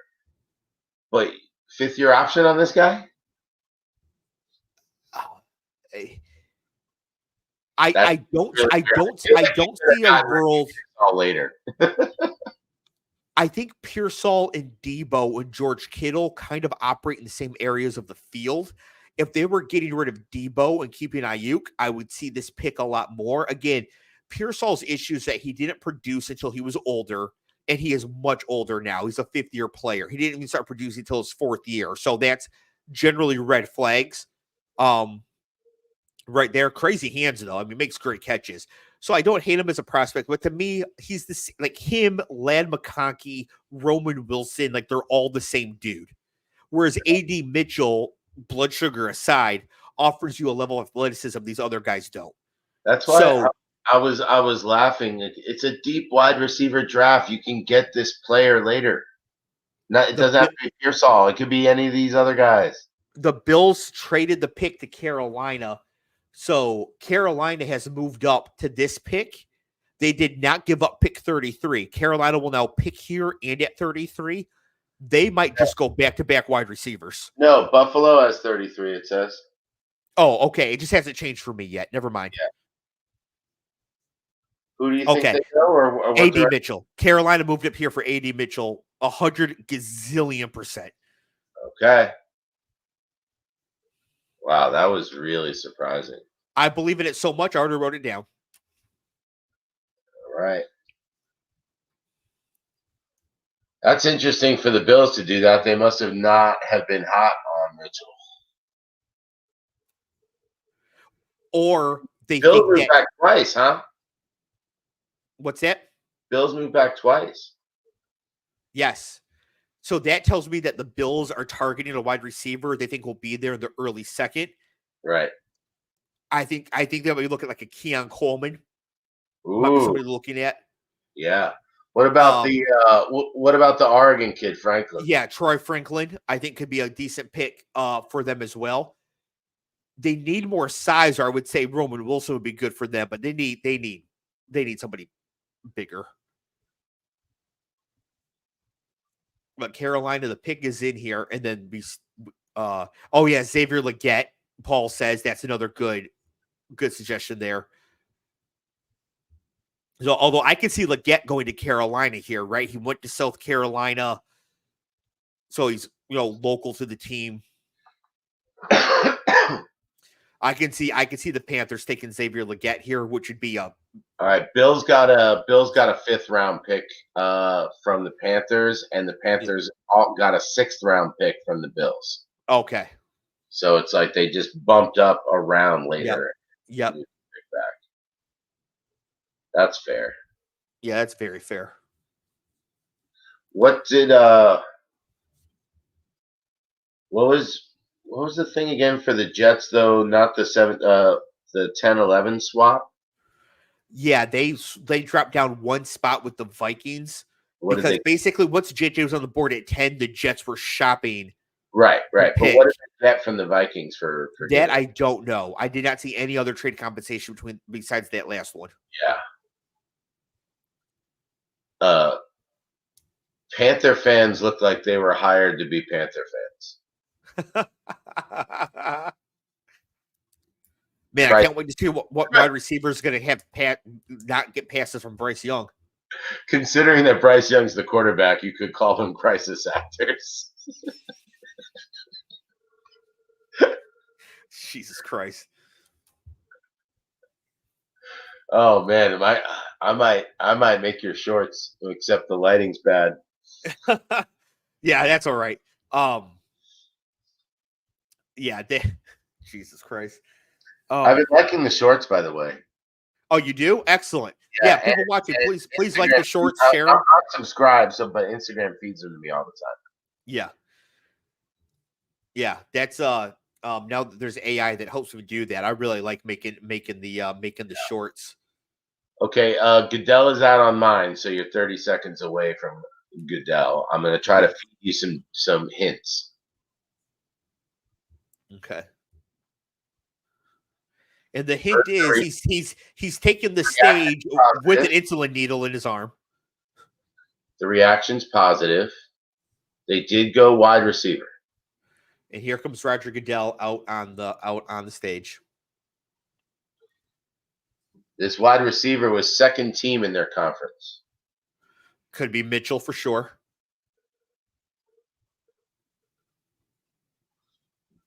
They were a semifinal in the Bolitnikov.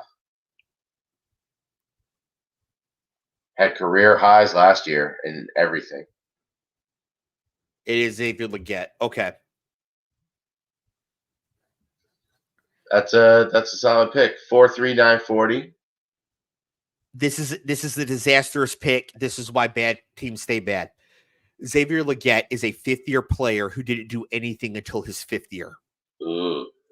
This is he's 6'5", 221, runs like a 4.39. I mean, great Right. athlete. But the question then becomes 6'1". 6'1". If you're this great of an athlete, why couldn't you do anything until you were so much older than everybody else? Right. What's the reason for that? And like, how do you account for that? And rarely does it work out. I mean, was When it a the play- teams or the quarterbacks he was dealing with? It really Yeah, doesn't matter. Or didn't he? Yes, but it doesn't matter at wide receiver, especially in college, because if you're that good, you get open. Yeah. So, like, Right. Well, in yeah. his highlights, they're showing he's wide open every time. Yeah. And so I don't see why you take Xavier Legette in this particular position. He just has the profile of wide receivers that bust all the time.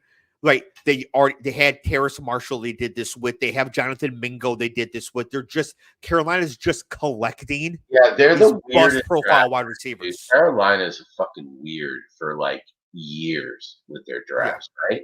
Yeah. Yeah. So I'm not a huge fan of this pick. As a person who has Xavier Legette in our dynasty league, I'm a huge fan. But other than that, I'm not a huge fan of this pick. I think we're gonna look back in a couple years at some wide receivers that are about to go right now and be like, oh my God, the Panthers passed on this guy for Legette. That's what's coming. Yeah. Yeah, it's always embarrassing. Paul says, But it's particularly harsh when you trade up to get the guy that ends up failing. yes. Then it's like a super sucker situation. Yeah. That's kind of hitting close to home with Jameson Williams right now. Paul saying that low key, worst ownership in the league for the Panthers. I don't think it's low key anymore, but Daniel Snyder selling the team. I'm pretty sure David Tepper is easily the worst owner in the league. Either him or who's the guy who makes the team pay for their own meals? Oh, Arizona. Oh my God, yeah, fuck them. I heard. I remember their facilities were ranked the last in the NFL too. It was just like dingy and just like yes. Shit. All right, Bills are on the clock. Yes, but that will be tomorrow because that's round 2. Oh, all right, Mitchell. Yeah, so, but like, who's the next pick? Who's the first pick tomorrow? I think it's going to be A.D. Mitchell, assuming Buffalo stays there. Okay. Yep. Crazy. All right. Thank you, everybody, for joining us. This is always one of the best shows of the year. Thank you to Cleve. Thank you to Matty Ice. Thank you to Scott. Thank you to Jake for joining us from the draft party. Obviously, shout out to Alex Poker Guy here coming on here for the second half of the draft. This was awesome. Yeah, a lot of fun. Thanks for nudging me. Yeah, absolutely. We'll be back. That Political Football will be back next week. Please be sure to like, subscribe, all that if you're new. We'll be back next week to review some of the main talking points from the draft. I'm sure we'll talk about Michael Penix in there quite a bit. Yeah. Alex, any final words? I think that your talent started to really shine in the second half of the draft, Dave. You mean once the other talented broadcasters left and it was just me, I really started to show out? No, I think did you just call me Xavier Legette? Were you like, hey, once all the other players were gone and you were older, you were able to do it? Well, you do have a hard time getting separation from the other guys, but when you do, you shine. Well, thank you. I appreciate that. I just mean in like kind of your understandings of where these teams were at, where they were likely to go next, the positions of need. I asked the questions I thought would be on the front of somebody's mind of what's going to happen next, and like you were right there and super sharp. So I'll be happy to jump on with you on football anytime. Well, I appreciate that. Thank you everybody for joining us. It just makes, this is always one of my favorite shows of the year. I love the draft. I would honestly live stream all 7 rounds if I thought people would watch and my wife wouldn't kill me. So I love the draft so much. Don in the chat, great job. Don, of course, the reason I love the draft, I've been watching the draft since I was, what was the first draft I remember watching? I remember when we took Barry in 89. I remember a draft before that because we took somebody. Oh, who was it? 87 or 88. What year? Oh, I can't remember now. What year was Tony Page? Might have been that one. Anyways, doesn't matter. All right. So I will see everybody next week when we do the draft review show. Peace. See you guys.